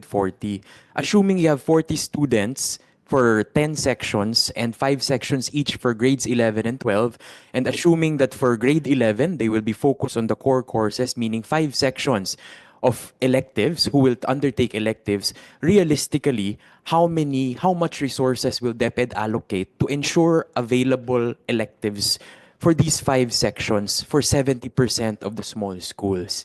Will you, as you said earlier, out of the 40, 36? Out of the 36, ilan po yung realistically pwedeng i-offer at magbayad, mag-hire ng faculty, mag-allocate ng resources to make sure na kaya nating gawin yun for a school with only 5 sections of grade 12? Hindi ba? Kasi pag yun yung isipin natin, tapos titingnan natin yung 36, kung meron pong gustong mag-nurse, may gustong mag-criminology, may gustong mag-literature, may gustong mag-communication, what mix might cross-cut the different needs of these students? Kaya nga po, nung inaaral namin yung 36 units, tapos kung paano ba siya pwedeng paghati-hatiin, parang bumabalik kami sa conceptual framework niya. Para saan siya? Kasi kung may core courses tayo that are supposed to make them college ready, are the electives meant to allow them to explore different skills, different competencies based on their interests? Is it supposed to prepare them better for specific courses? Kasi magkaiba po yun. At kung yung latter yun, kung titingnan natin yung mga PSGs ng TED, parang hindi rin po ganoong kalinaw kung paano niya ihahanda yung bata ng mas mabuti sa mga kursong alam natin na pinakapopular. Kasi pag tinignan nga po natin yung teacher education, business ad, public ad, nursing, criminology, which are the top maybe 70% of all college students, hindi ko po makita necessarily yung relationship. For example, kung ako pong mag-nursing, tulad na ng binanggit ko kanina, yung aaralin po nila is nutrition, pharmacology, research, community health. How will you enrich my knowledge at senior high school with courses like Earth and Space Science, database management? Parang saan talaga yung correspondence? What is the intention? What is the expected outcomes that determine the number and also the clusters based on what we know students pursue in college? Yun po yung question. And what is realistic based on that 70% are small schools, 5 sections at grade 12? Thank you. Yusek, you might want to... Sir, that's an area that we really need to work very, very closely with CHED. Just like what I said earlier, we need to sit down so that we know the prerequisites in college. So what we've done is to offer a menu of electives for students, considering the choices of our students, okay, and considering our human resource, our teachers, because they've been teaching most of these subjects in the past. Okay? It doesn't mean that we're ending our electives with the number that we have right now, because there are emerging industries, okay? And there are other possible electives that could be addressed in the senior high school before students go to college. But the next thing that needs to be done is to really map out what are the prerequisites before a student can take a nursing course, a medicine course, an engineering course. Okay? Just the basic prerequisites, so that when we provide guidance to our students, okay, these are the courses that they're going to offer, and these are the courses that they will take, and these are the courses that will be offered in school. So ganun po yung there will be a lot of iterations on this. Kaya nga hindi namin siya kayang gawin kaagad ngayong pilot o ngayong school year. That's why we need to pilot, we need to iterate, we need to keep reiterating the process, the electives, career guidance, planning for school heads. And it's not a simple process. Dr. Fermin, you want Yeah. to chime in? Just a quick note. Now that we're talking about, is it really an electives cluster system that we need to place in 12th grade? Now I'm beginning to think, because Mr. Chair, the thing is, I said earlier, we are noticing some of the very specialized courses in 12th grade appear to be like or behaving similarly as the specialization or prof ed courses in college. But kids, being kids, are still likely going to not be able to finalize what they will pursue, right? And therefore, there's likelihood that they will apply for admission, but their heart is not into it, right? So maybe part of our ongoing conversations, USEC Gina, is for us to consider the concept of a transversal course. So I was looking up what transversal courses are, much like the definition of transversal or core skills, critical thinking, innovation. This time, the transversal courses are ones that are transferable. Definitely, despite your future specialization, you will use it. I will mention some. And there are some specific universities overseas doing it. For example, the International Institute of Management, for them, you just need the following courses to proceed to advanced skills in management of business-related courses. You could take contract formulation. That is a very basic set of skills, right? Or obligations and contracts, if you may want to call it. That's the language in business administration. Intellectual property rights and fundamental labor laws. So see, they are not really courses, but if I go to any business-related course, they will matter. If I go to nursing, they will also matter. If I go to social science, I think they will also matter. And then for CHED to decide if this set of transversal elective courses, a combination of these will be adequate for them to enter and apply to any discipline of their choice, because that will simplify it. Rather than us imposing X number of subjects from STEM will land you a spot in the BS Electrical Engineering program, which is hilaw at this point. So something, Mr. Chair, that I want to articulate, because there seems to be literature, extant literature, on how we can better configure those electives.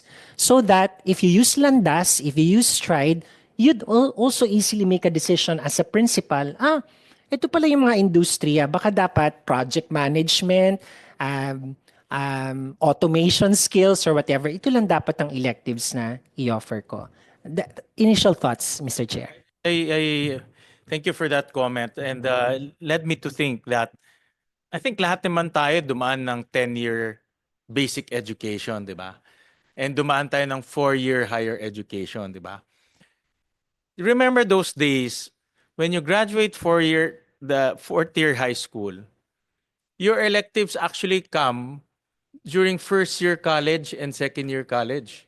I remember when actually my 1st year, I wanted to take economics. The school required me to take certain subjects that are electives but will be important to my economics course. In other words, that decision comes during your 1st year college. 1st and 2nd year, di ba? I think we all agree.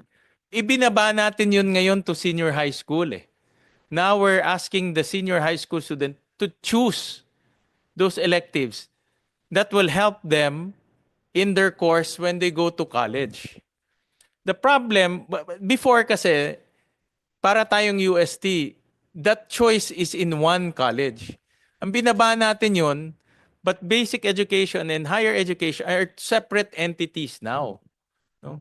They're now separate entities. So without these two talking very, very closely, the student will be penalized for choosing the wrong electives.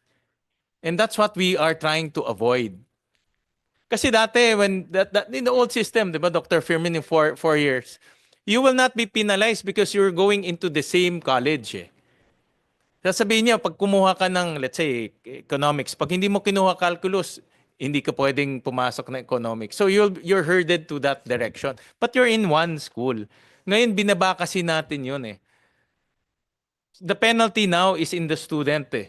No, that's the complication. No, that's a complication we're trying to address. So, in my opinion, if there is a way, no, conceptually, Yusek Gina, please study this, that the core subjects is already an assurance to become college ready, and then bonus na lang lahat yung electives and in TechVoc. Bonus na lang sa kanila na hindi siya maapektuhan when it comes to college readiness. Study that possibility. That's possibility.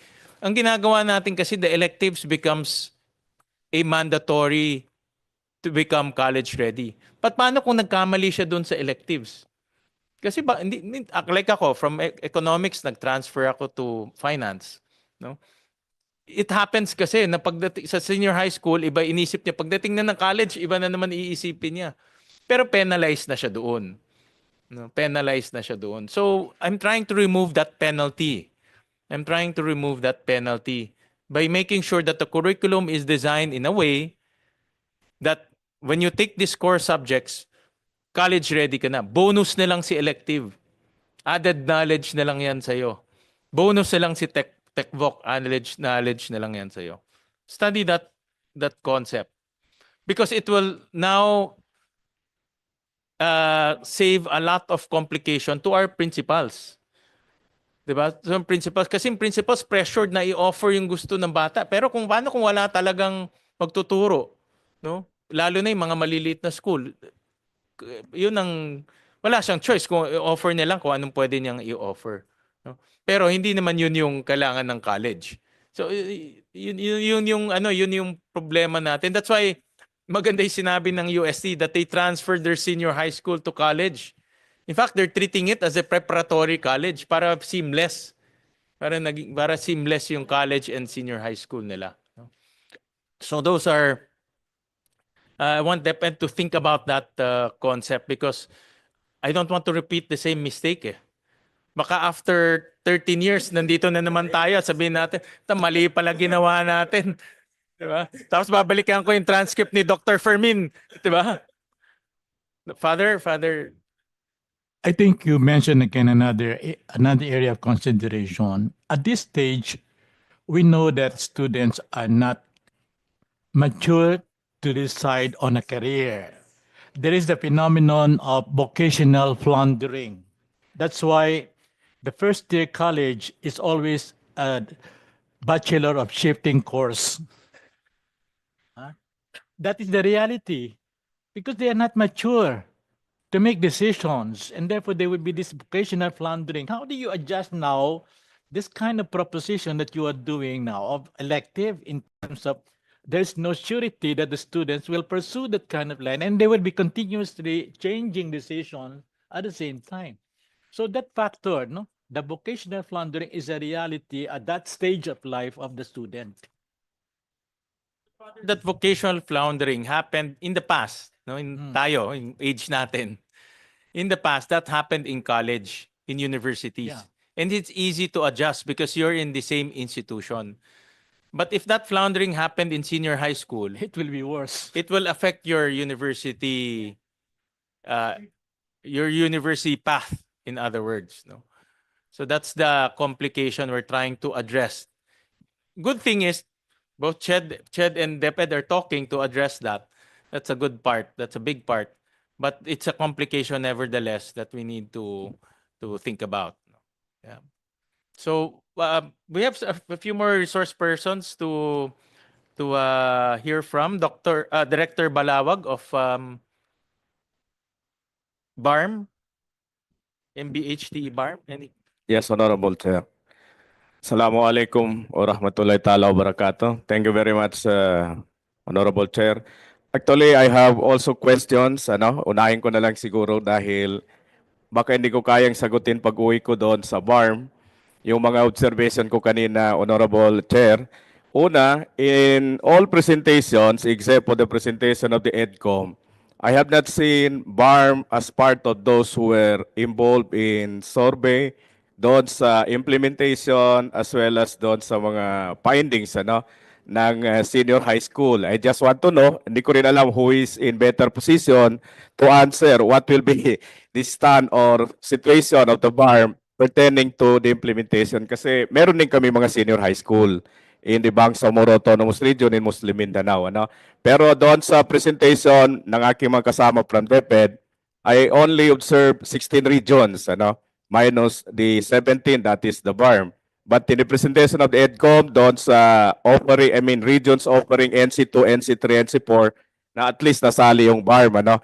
So before the answer to that one, Honorable Chair, meron din akong dalang position paper of the MBHT or the Ministry of Basic Higher and Technical Education of the BARMM pertaining to what we are discussing.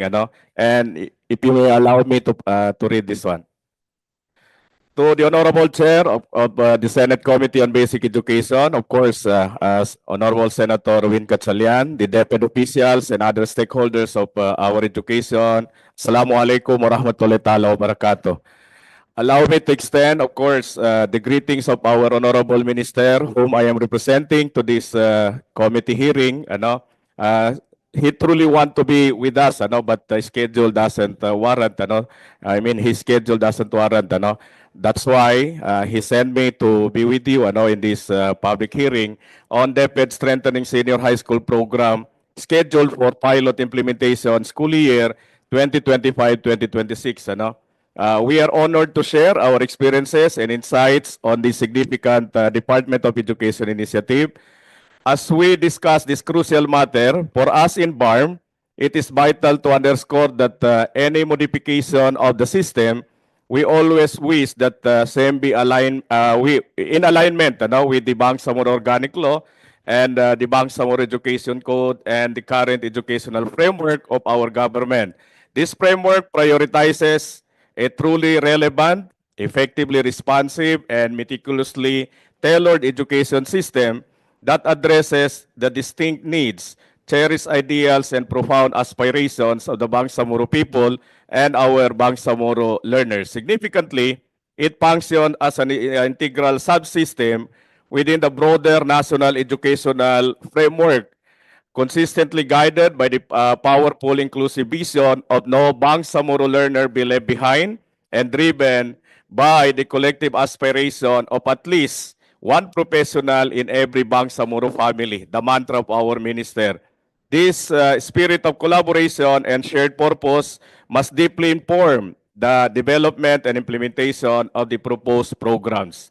Having examined initially the potential impact of this initiative, this program, the MBHT BARMM offers its full support for the suggested strengthened senior high school program reforms, including the streamlined curriculum and revised academic and technical vocational tracks, for as well as its implementation phases.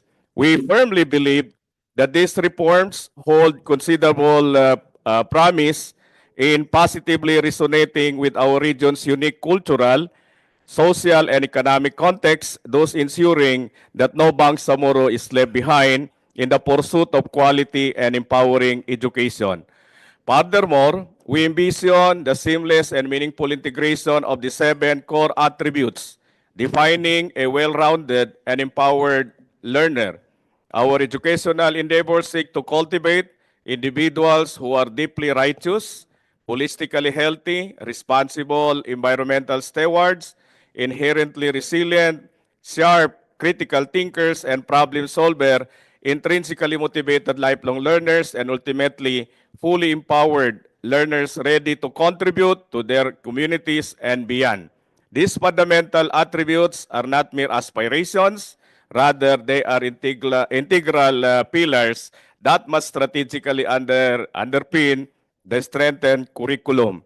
Notably, within BARMM, as provided in the Bangsamoro Organic Law, the MBHC proudly unifies the trifocalized education system, effectively encompassing basic education, the technical education and skills development, and the higher education, as well as the Madras education program, making it 4-in-1 under a cohesive and strategically aligned ministry.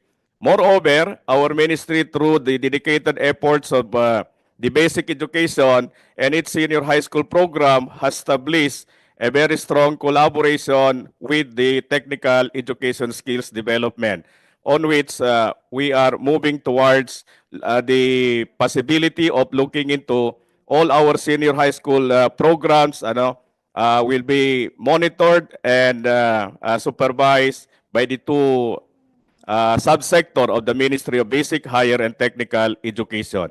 So with this, we strongly recommend for the implementation of this one. We are in full support, but the only question is, what will be the possible involvement of the BARMM, where in the previous presentations, we observed that BARMM was not included among those who were selected for implementation, as well as those findings, insofar as this is strengthened senior high school program of the Department of Education is concerned. This is a very, timely that we must be heard on the plight of the people in the BARMM. We all know that in the recent illiteracy findings, number one is Tawi-Tawi, and that Tawi-Tawi is part of the Bangsamoro Autonomous Region in Muslim Mindanao. Thank you very much, Mr. Chair. Good afternoon and wassalam. Well, rest assured that the BARMM is part of our education system. Under the law, it will have to comply with the national curriculum. And then BARMM can also add to that national curriculum and contextualize to the national curriculum. No? So in the implementation of this strengthened senior high school curriculum, BARMM is also part of that. Unfortunately, there's no pilot school in BARMM. Yeah, Yusek Malcolm, go ahead. We're already scheduling a meeting with the BARMM officials, sir, to discuss with them the possible inclusion of BARMM in our pilot study implementation. Strongly suggest to include BARMM as a few BARMM schools in the pilot implementation, because Yes, sir. the environment there is really different. No? Ibang-iba. Magandang context sa pag-aralan. Yeah, so it's also good to learn from the implementation complications in the Yeah, BARMM. and even, Mr. Chair, even Sulu, we are also reaching out to Sulu for the inclusion in our initial implementation. Okay. Yes, Director Balawag. And in fact, the previous statement of the Honorable Chair, most of the schools in the BARMM, in the island, most of them were considered to be the last mile schools, where remote schools could possibly a subject of the pilot implementation, Mr. Chair. Thank you very much for consideration. Thank you. And please expect a call from Yusek Garma so that they can coordinate with you as to the inclusion of schools in the BARMM. And lastly, we have colleagues from TESDA, represented by Ms. Agnes Panem. Good afternoon po, Mr. Chair, Senator Win, and the Chair of this Honorable Committee. We would like to share in this committee po our engagement on this strengthened senior high school program, TESDA and DepEd collaboration. I have a short slide po na I would like to share for the body. Next slide, please.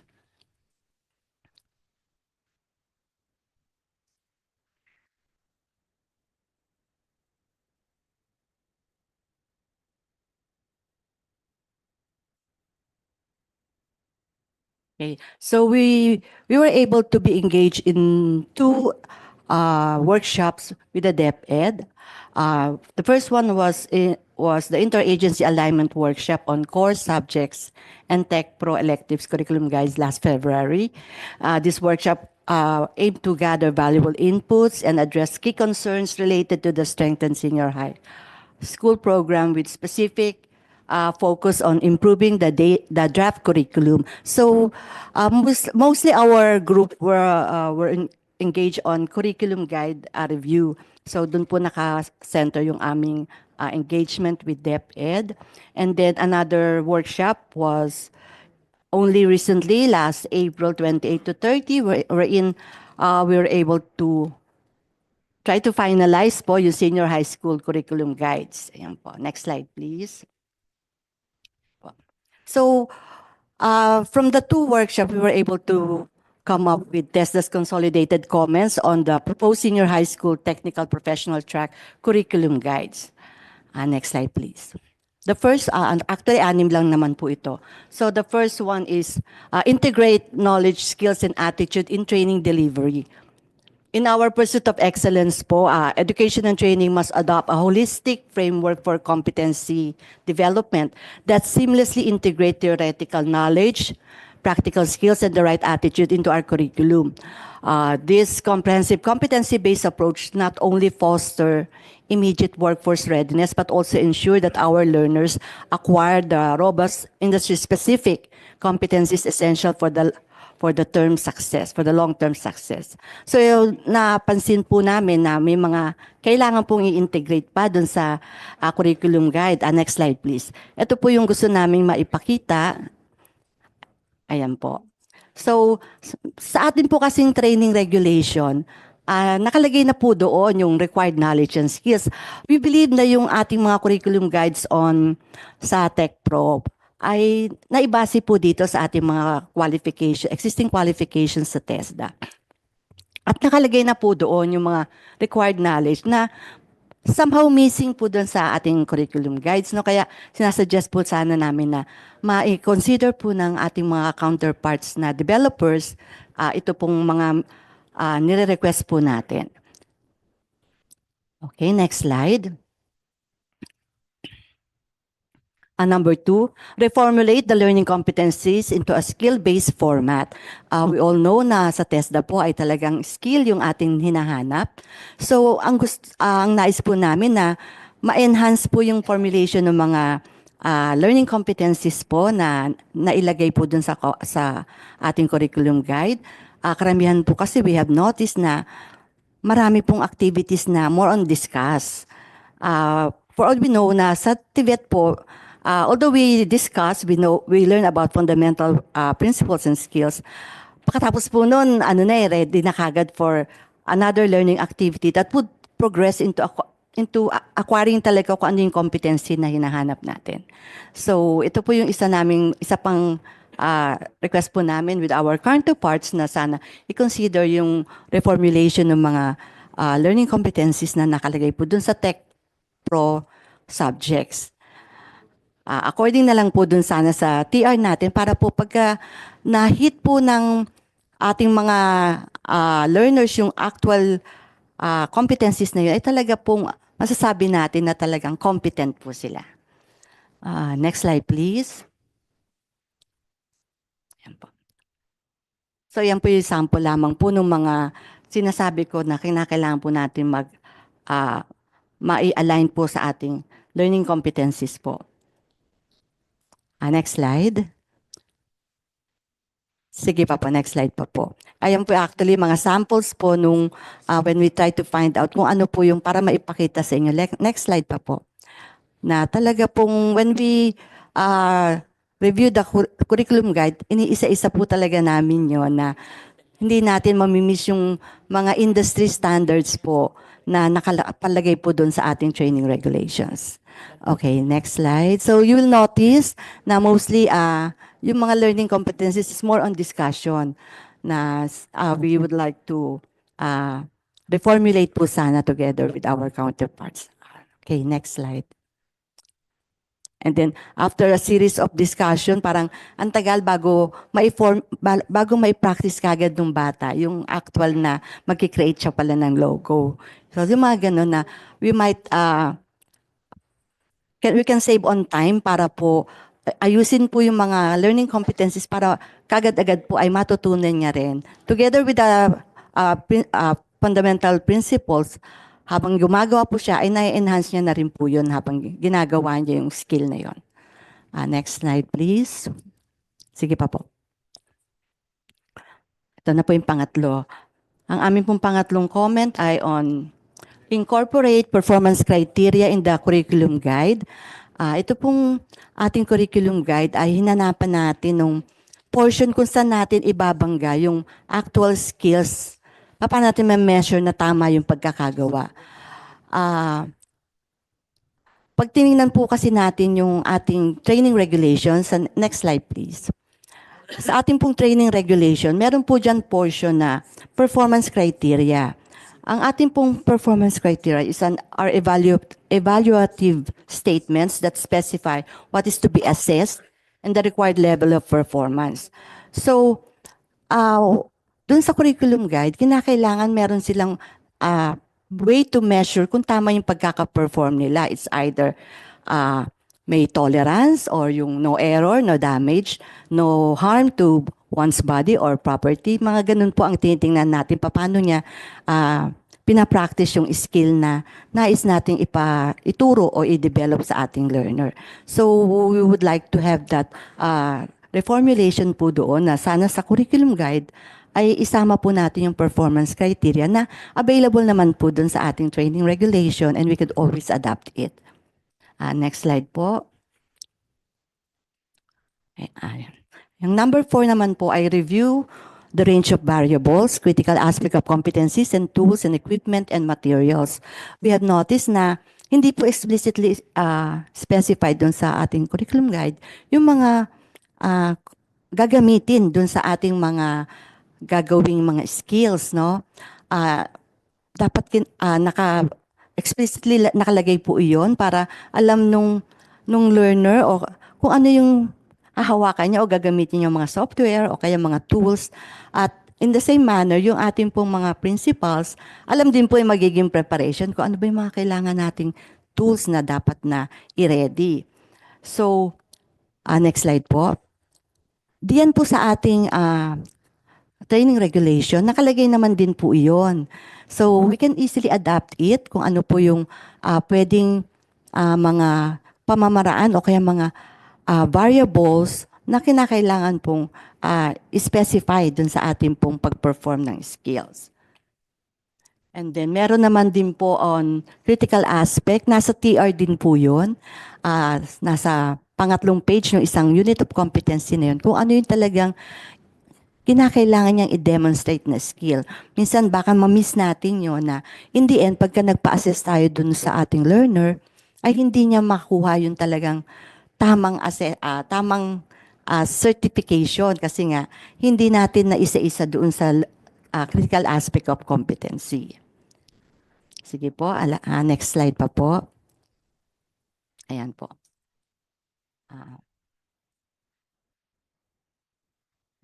Then also, we have mentioned about the tools and equipment.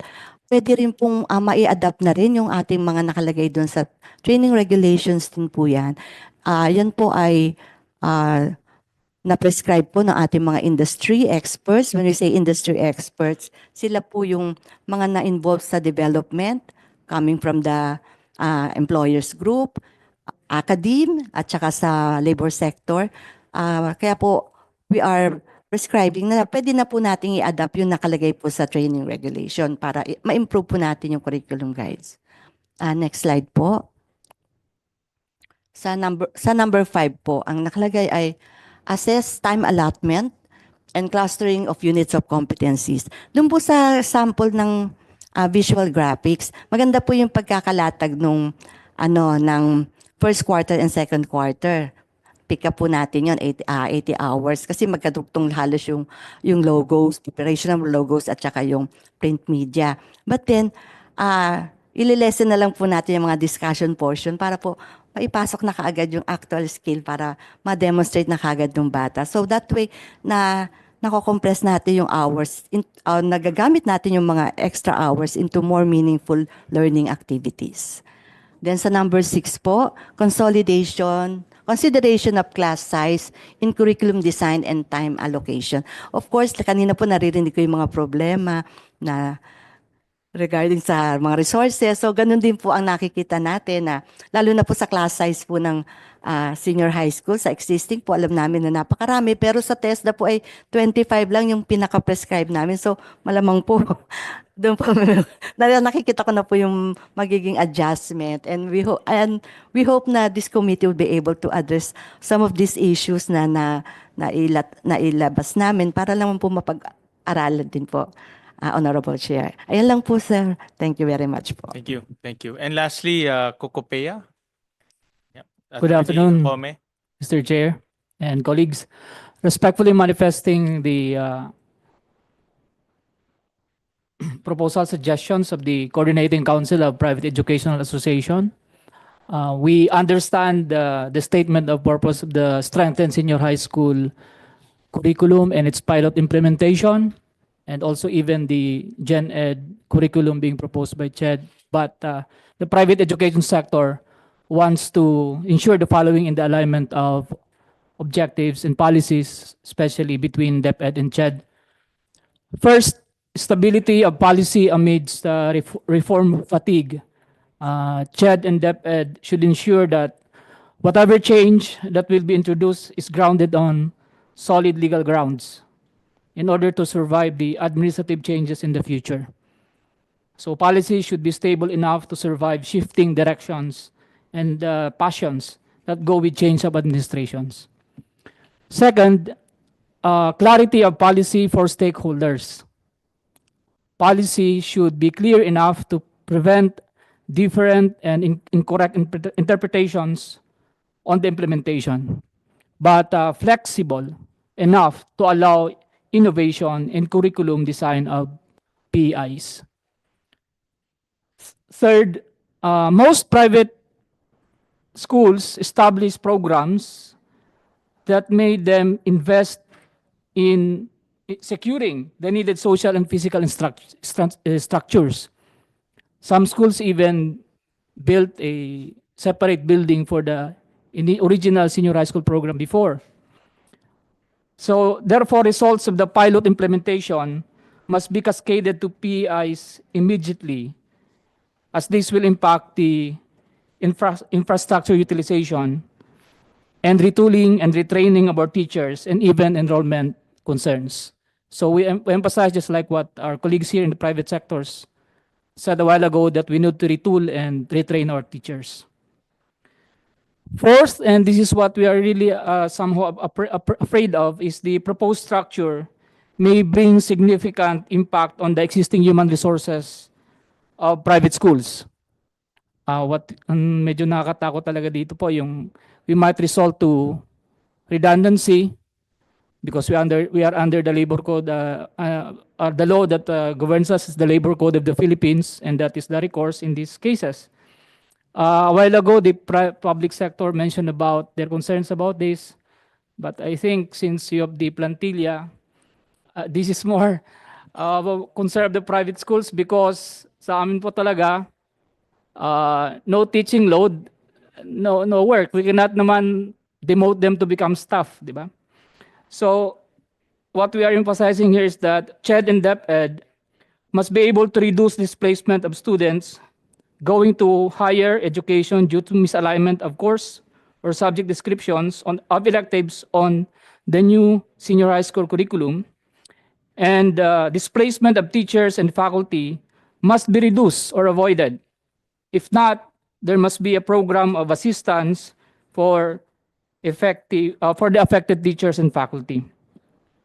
Lastly, Kokopea therefore offers some recommendations. Number one, I would just like to reiterate the manifestation a while ago of Dr. Fermin, because we were there in the FGD.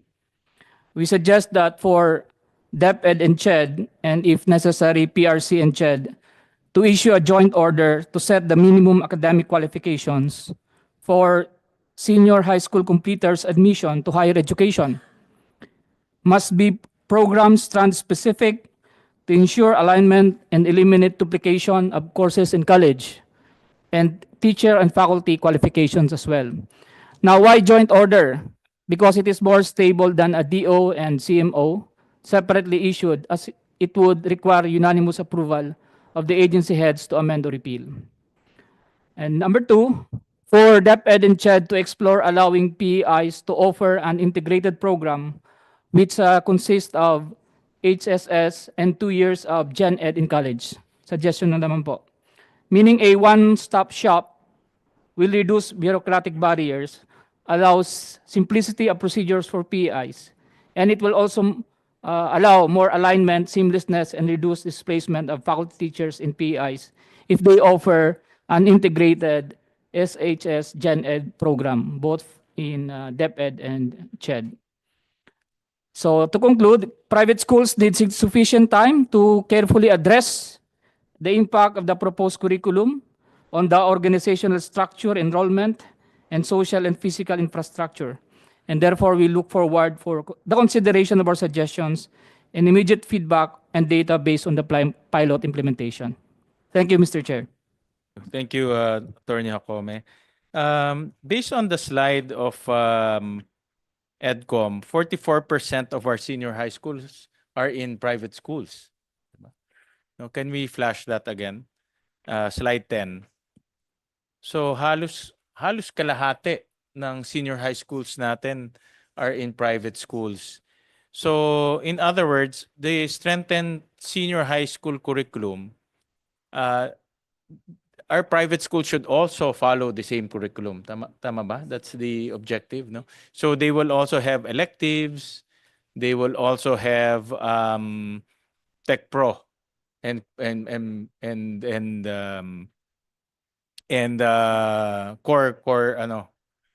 core learning. Okay. I would assume that a lot. I don't have the data right now, Carol, but maybe you have, no? I would assume that a lot of this 44% are, most of them are probably voucher system with top up, no? So meaning they can afford to study in private schools, no? But then again, if you go by the DepEd numbers, out of that 44, kalahati don't take TechVoc. Kasi half of that, 58% of the private schools offering senior high schools do not have TechVoc. So that 44, you divide that into half. More or less, more or less. They don't take TechVoc because their goal nga is to go to college, you know. So that's just to take note of that, no? Yeah, go ahead. Sir, I'll just add. So I guess two things to highlight. In 2016, the initial implementation, I believe the proportion was 60%, no? 60% private. So pababa na siya ng pababa. From 60, nasa 44% ngayon, yung private provision. The other thing, sir, that we want to highlight based on the statement that you made in your observation is that minsan, I think po, minsan, based on the case studies we've seen in several municipalities, it is not because that they can afford it. It is because sometimes they really have no options. And so we want to ask DepEd actually to give us a sense of which areas are there no proximate public SHSs that are actually affordable, and have we done any analysis on what is accessible senior high school? Kasi paano naman yung mga bata magtatapos ng grade 10 tapos bahala na kayong humanap ng private SHS na kaya nyong bayaran? Kung hindi nyo kaya, paano yun? What if lahat ng nasa munisipyo may pa-top up? Paano natin gagawin yun? And what are controls there to make sure that there are affordable ones? So may mga ibang kayang mag-afford, baka may iba titigil na lang or susubok pero magda-drop out kasi hindi kayang i-sustain. So yung pag-aaral lang, sir, na ganun to make sure that there's equitable access talaga to senior high school, because malinaw po na 44% private and napakarami po talaga na nanggagaling naman sa public junior high school. So, siguro po kailangan talagang pagtuunan ng pansin habang inaaral natin yung supply side. Kasi baka may mga hindi tayo natutustusan ng maayos dahil po sa problemang to. Thank you. Yeah, that's a good point. And I'm sure DepEd is also taking note of that. So, going back to our discussion, are there any more comments on our discussion on the strengthened senior high school curriculum? Anything from EDCOM or CHED? Or yes, go ahead, Mr. Cesar. Yes, thank you, Mr. Chair. Question lang po from our friends from DepEd. Kasi based on their presentation, dalawa yung magpa-pilot, the public and the private. Parang kulang ng information yung support provision for private institutions. anong mangyayari sa kanila when we do the piloting? Are they on their own o merong support na manggagaling sa DepEd? Yun po yung isang observation ko dito. Then second po, of course, yung investment nila in learning resources, ang mention lang po nila yung mga libro. But based on our experience sa TESDA kasi, talagang the most difficult and expensive investment are the facilities and the teachers development. Second, those are the most expensive. Maganda yung catalog. Actually, natuwa ako sa catalog. Kasi yung catalog, parang at the end of the day, it will relieve TESDA from offering NC1 and NC2. Kasi parang nandun na sa high school. However, realistically, tama po yung observation ng Mr. Chair that it's when implemented, it will become complicated. Kasi masyadong marami yung options. Then that means masyadong marami yung investments. Diba? And sabi ko nga kanina, based on our experience, the most difficult part of developing a program is the investment on facility and teachers. Basically, yun yung pinakamagastos sa amin. And kung marami yung gagawin natin doon, then that means mas magastos. And I've seen yung mga competitive na mga bagong NCs. However, those are technology-based as well. Meaning, kung matatandaan nyo yung definition ng fake news, tama siya ngayon, eto yung in-demand ngayon, but 3 years after, baka hindi na siya in-demand. Yan yung mangyayari. And considering yung frame of thought ni Chairman na ang priority natin ay yung estudyante natin makapunta sa college. Secondary or plan B, yung may option siyang makapagtrabaho. Di ba? So, now, when you go into investment, ano ba yung titignan natin? Kasi kung ang pinipili natin yung mga mahal na kurso, then that means high investment. And in some cases, these expensive courses will expire in just a short period of time. Unlike we have courses or we have programs that are time tested. Kumbaga, hindi man siya hot pandesal ngayon, pero proven na siya na in demand siya over the years. Like for example, yung sa electrical, automotive, nasa agriculture. Yan mga in demand yan. Hindi po nawawala sa priority areas natin. Pero hindi naman sila ganun kamahal. Yan. So baka when you choose yung priority nyo, doon sa listahan o sa catalog nyo ng mga courses for Tech Pro, baka mas maganda, tingnan nyo rin yung what is in demand over time rather than yung mga high-tech talaga na high investment. Kasi hindi naman yung considering yung direction natin na going to college rather than employment. Kasi baka after 3 years hindi na in demand yung programa na yon. And knowing yung investment period natin sa gobyerno, the earliest will be 3 years. You plan, you request for budget, then after the 3rd year, andun yung release ng pera.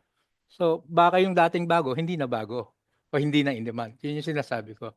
So those things po sana ma-consider, Mr. Chair. Salamat po. Thank you for those comments.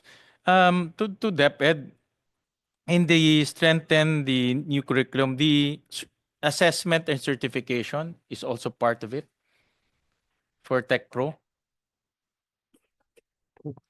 Yes, yes, Senator.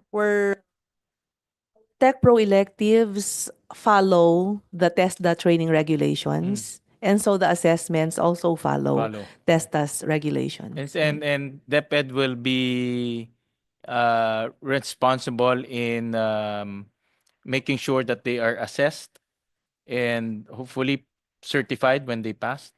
That's part of the cycle. Yes, sir. So we're working on that with TESDA, given that we have funds for, thanks to you, for free assessment of our students. Okay. And then we should make it also, I suggest to make it mandatory. No? Sayang yes naman po, kasi it if is they are going to take Tech Pro and then at the end it's optional, no? So we have to make it mandatory so that the student will have a certification, whether he passed or not, then that's his own ano na, no? But mandatory in certification. Yeah, go ahead, Yusek.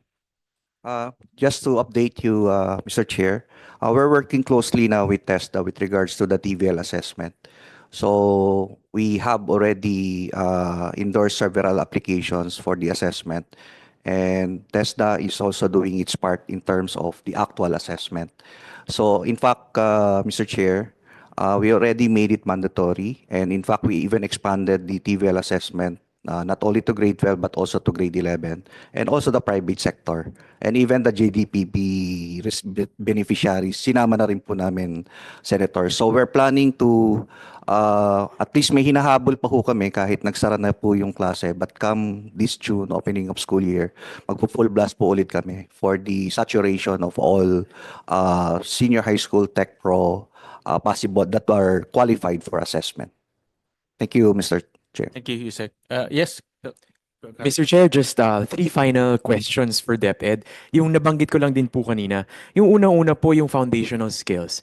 Alam natin yung usapan ngayon tungkol sa functional literacy and how it is a continuous challenge for students.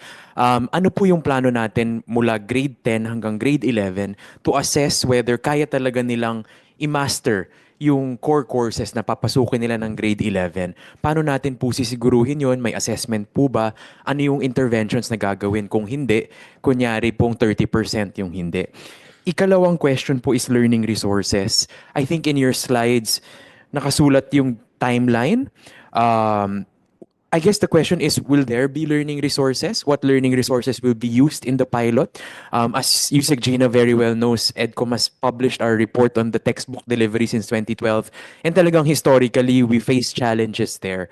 Since 2016 implementation, may libro, kailan dumating yung libro, kailan magkakalibro ang senior high school students? That's the second. The third question is JDVP and TVL. We know that JDVP is a model that tries to, I guess, leverage, maximize TVI programs that exist given the capacity to complement DepEd's capacity. Yung tanong ko po kanina in terms of TVL equipment, lahat po ba ng SHS TVL in DepEd schools may equipment, fully equipped? And anong proportion yung hindi? And ano ba yung plano at direksyon siguro sa pag-offer ng SHS Tech Pro? Will it be internalized by DepEd, and most of it, DepEd will build the capacity to invest in the capital outlay required to offer these courses? Or given the evolution of needs and demands of needs of the workplace and what skills might be required, that you will find alternate approaches to allow DepEd to more nimbly evolve and also adjust to the needed skills? Thank you, Mr. Chair. Yusek Gina, you might... Thank you, Mr. Chair. I'll answer some questions and then I'll pass it on for the details to Director Aris in terms of investments, like how much and how many schools have received equipment already or have not yet received equipment. In terms of grade 10 assessment, our Bureau of Education assessment has been reviewing our national achievement test. And there is a plan to redevelop it into a literacy and numeracy test so that we could catch up the students that are truly struggling in literacy and numeracy. That way, we'll be able to provide remediation to those students that are falling behind. So Yusek Gina, you mean that the NAT grade 10 will then be census-based to test all of the students? Kasi ngayon it's sampling-based, diba?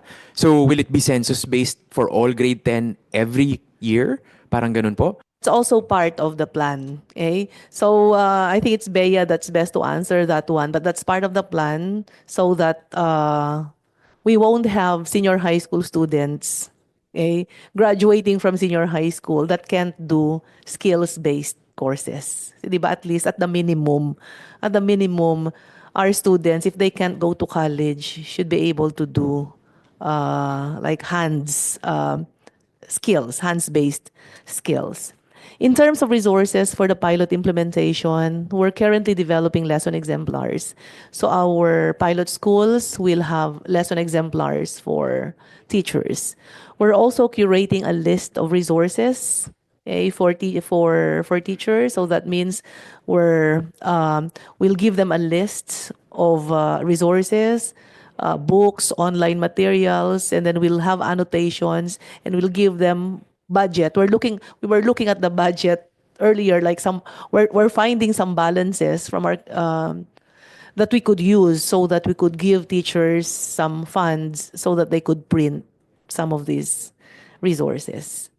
For TVL equipment, we have not yet provided all schools, 100% of our schools, but we see that by 2027, we will be able to provide our schools with TVL equipment. But then moving forward, it's going to be a strategic deployment of TVL equipment. That means if there are two schools that are close to each other, we can provide both those schools the same TVL equipment. So it has to be a sharing of resources moving forward. Right. Okay. Thank you, ma'am. What proportion po ngayon yung may TVL equipment at yung wala pa?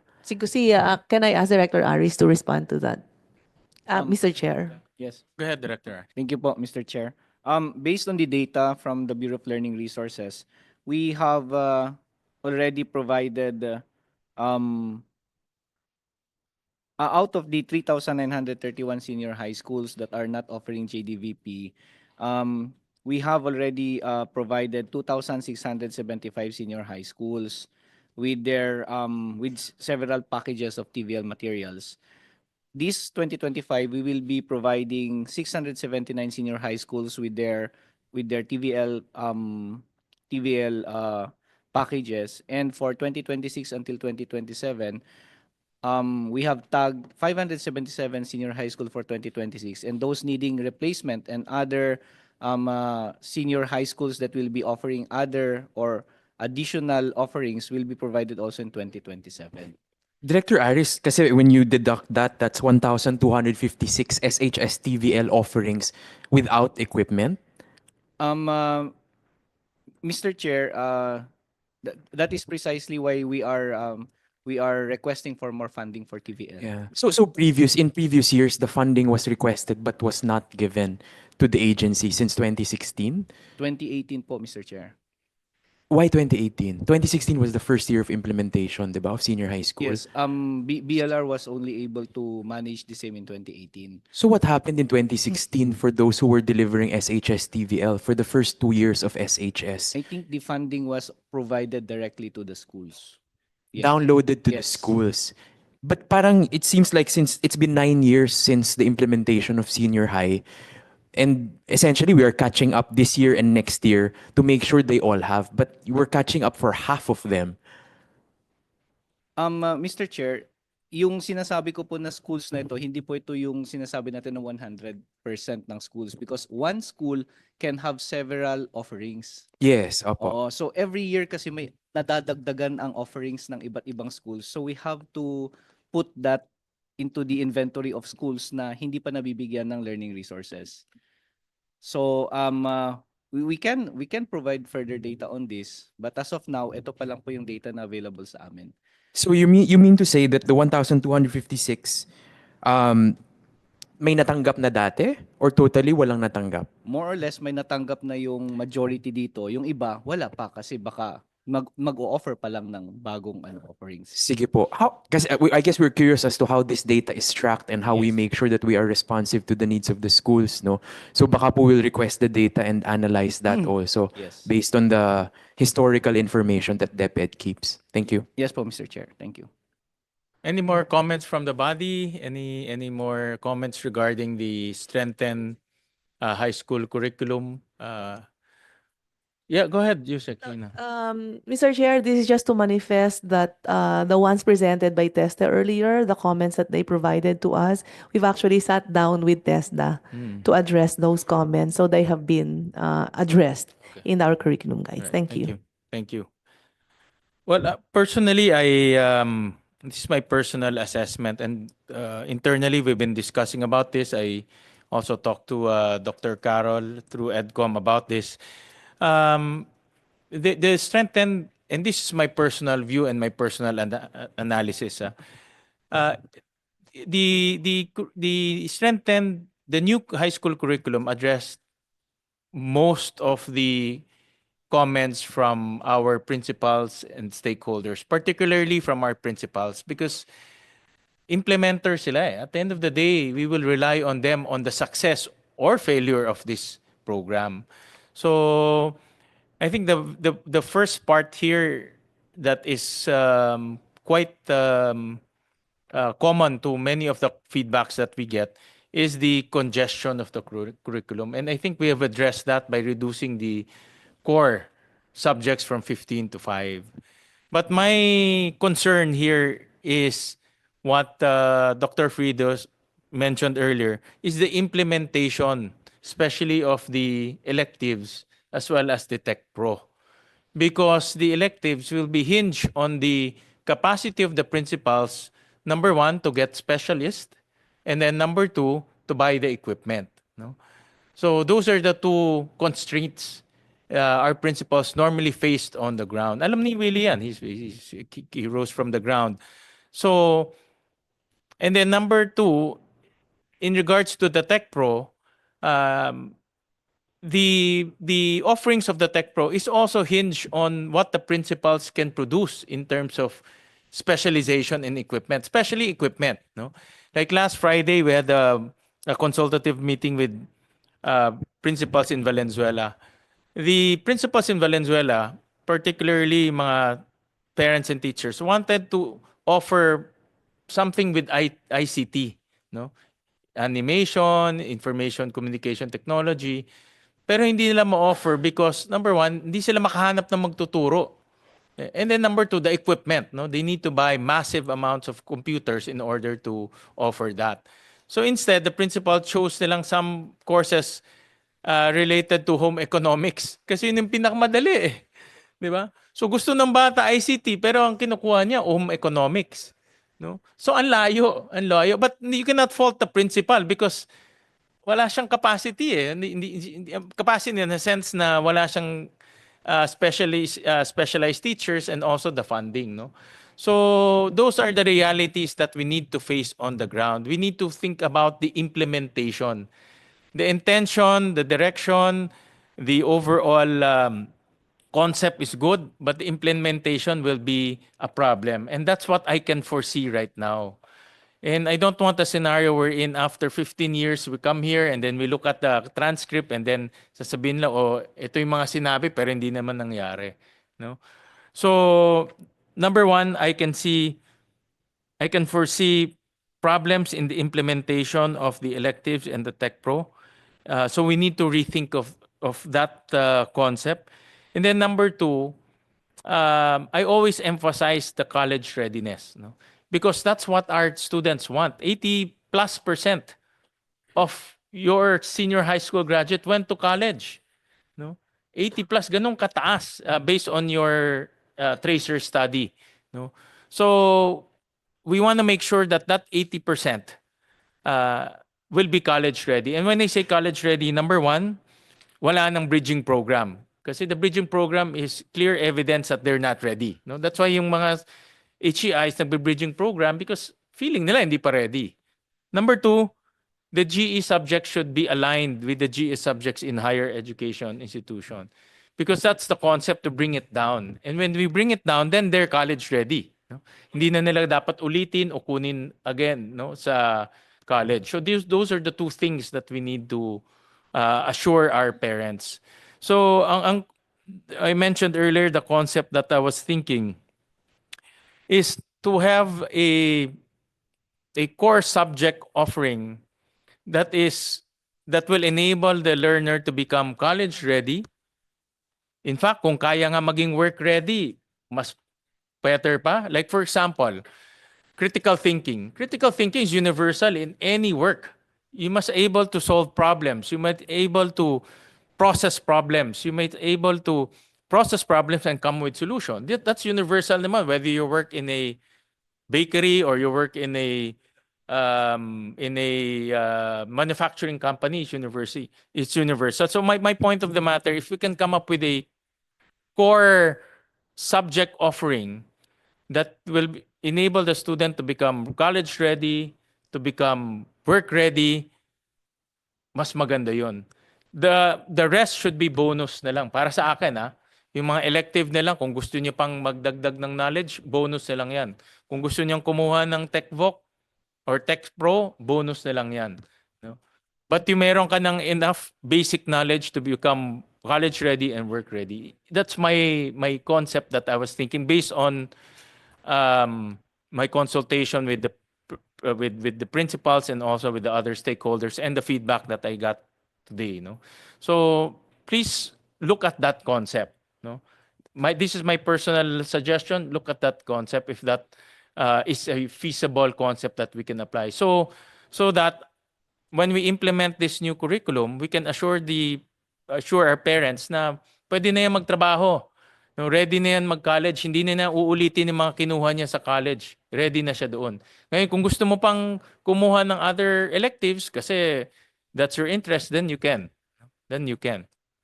So that's the concept I'm thinking, and I'm urging DepEd to look at that concept. We also have a list of suggestions we can flash, and we'll email this to you, but I just want to go through it so that it will be put on record. And this is based on our hearing today. So this is just a list of recommendations to DepEd, to CHED, and to our other stakeholders. Number one, assess the feasibility of the elective system as currently proposed due to issues of implementability.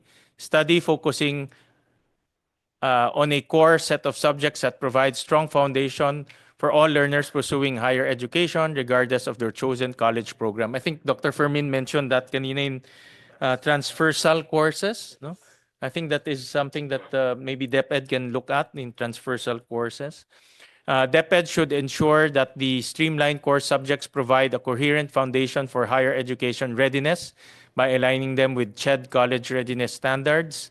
Yun yung minimum academic requirements as mentioned by Dr. Fermin earlier. Number three, conduct mapping of current senior high school teacher specialization and align them with the specialization requirements of elective and to ensure feasibility in implementation. Number four, enhance the representation of rural schools in the pilot study by aiming for, at best, a 50-50 balance between rural and urban schools in the same selection, including BARMM. Actually, nagtatampo si Director Balawag kanina, hindi niya nakita yung BARMM. Yun yung kanyang ano. And we have to take note. And no offense, Director Balawag, but we have to take note, the highest illiteracy is in BARMM. So we need to focus efforts in the BARMM. Number five, CHED must fulfill its original commitment by reducing further the number of general education courses required in higher education in recognition of the 2 additional years introduced in senior high school and the alignment of GE subjects with the core subjects at the senior high school level. Next. Number six, CHED should ensure that senior high school graduates are no longer required to undergo bridging programs upon entering tertiary education, regardless of their chosen track or cluster. Number seven, consider transferring the delivery of general elective subjects such as physical education and art appreciation to senior high school. CHED should review the necessity of offering these subjects at the college level given their coverage in basic education. Number eight, review legislated subjects in tertiary education such as RA 1425 or the Life, Works, and Writings of Rizal, and RA 9163 or the National Service Training Program Act in 2001, and RA 5708 or the Schools Physical Education and Sports Development Act of 1969. Number nine, revise the TVET elective list to allow regional or school level customization based on local labor market assessment and community needs. If this is possible, this is possible. This is based on our conversation with Valenzuela. I remember sa Valenzuela, marami kaming factories, marami kaming logistics companies. And the principals, some of them wanted to offer logistics courses ng TESDA. But hindi kasama kasi yun sa course offerings. And then number 10, DepEd should focus on resolving TechVox structural gaps by improving JDVP and enforcing compliance with training regulation, among others. Those are the 10 recommendations, and I'll direct the committee secretary to email this to DepEd, to CHED, and to EDCOM, and to the other agencies who are here with us today. So with that, any more last words from our resource persons. Dr. Frido, do you have any? I know that you have done extensive study on senior high school, and it's good to get your final reaction to our conversation. I was just, this is personal because I have not discussed this, what I will share. I was thinking that looking at the list or the menu of electives, because I'm in science, now I realize it's really more geared towards training engineers and scientists. And when Dr. Carol presented the list of subjects in nursing, many of our students go into medtech. Nursing, they go into medicine. And in fact, years back, the people from UPLB were complaining, why is agriculture in the TVL track when we are also developing, entomologies, etc. So now I'm thinking, you said, Gina, I think we have to look at the menu of the electives to cater to the people who go into the allied sciences. That's just my personal take. I haven't discussed this with the team. Thank you, Dr. Frido. But one of the most important takeaways today actually came from Dr. Frido, the implemented curriculum. I think we should take note of that because even though we discuss and debate and drill down on the details of this curriculum here in this room, at the end of the day, it will be implemented by the group of Dr. De La Cruz, yung mga principals natin. And ibang-iba ang mundo sa labas. Iba sa rural, iba sa urban, iba sa BARMM. And we need to make sure that their capacity is taken into consideration. So with that, I thank everyone for your time, for your participation, for your comments and opinion. Maraming salamat to DepEd, Yusek Gina, Yusek Malcolm, Yusek Willie, to the rest of the DepEd team. Of course, to Dr. Fermin, maraming salamat for your candidness. And this is a continuous review. So we will just suspend the hearing today and we'll wait for further feedback from the DepEd. So maraming salamat. Magandang hapon po.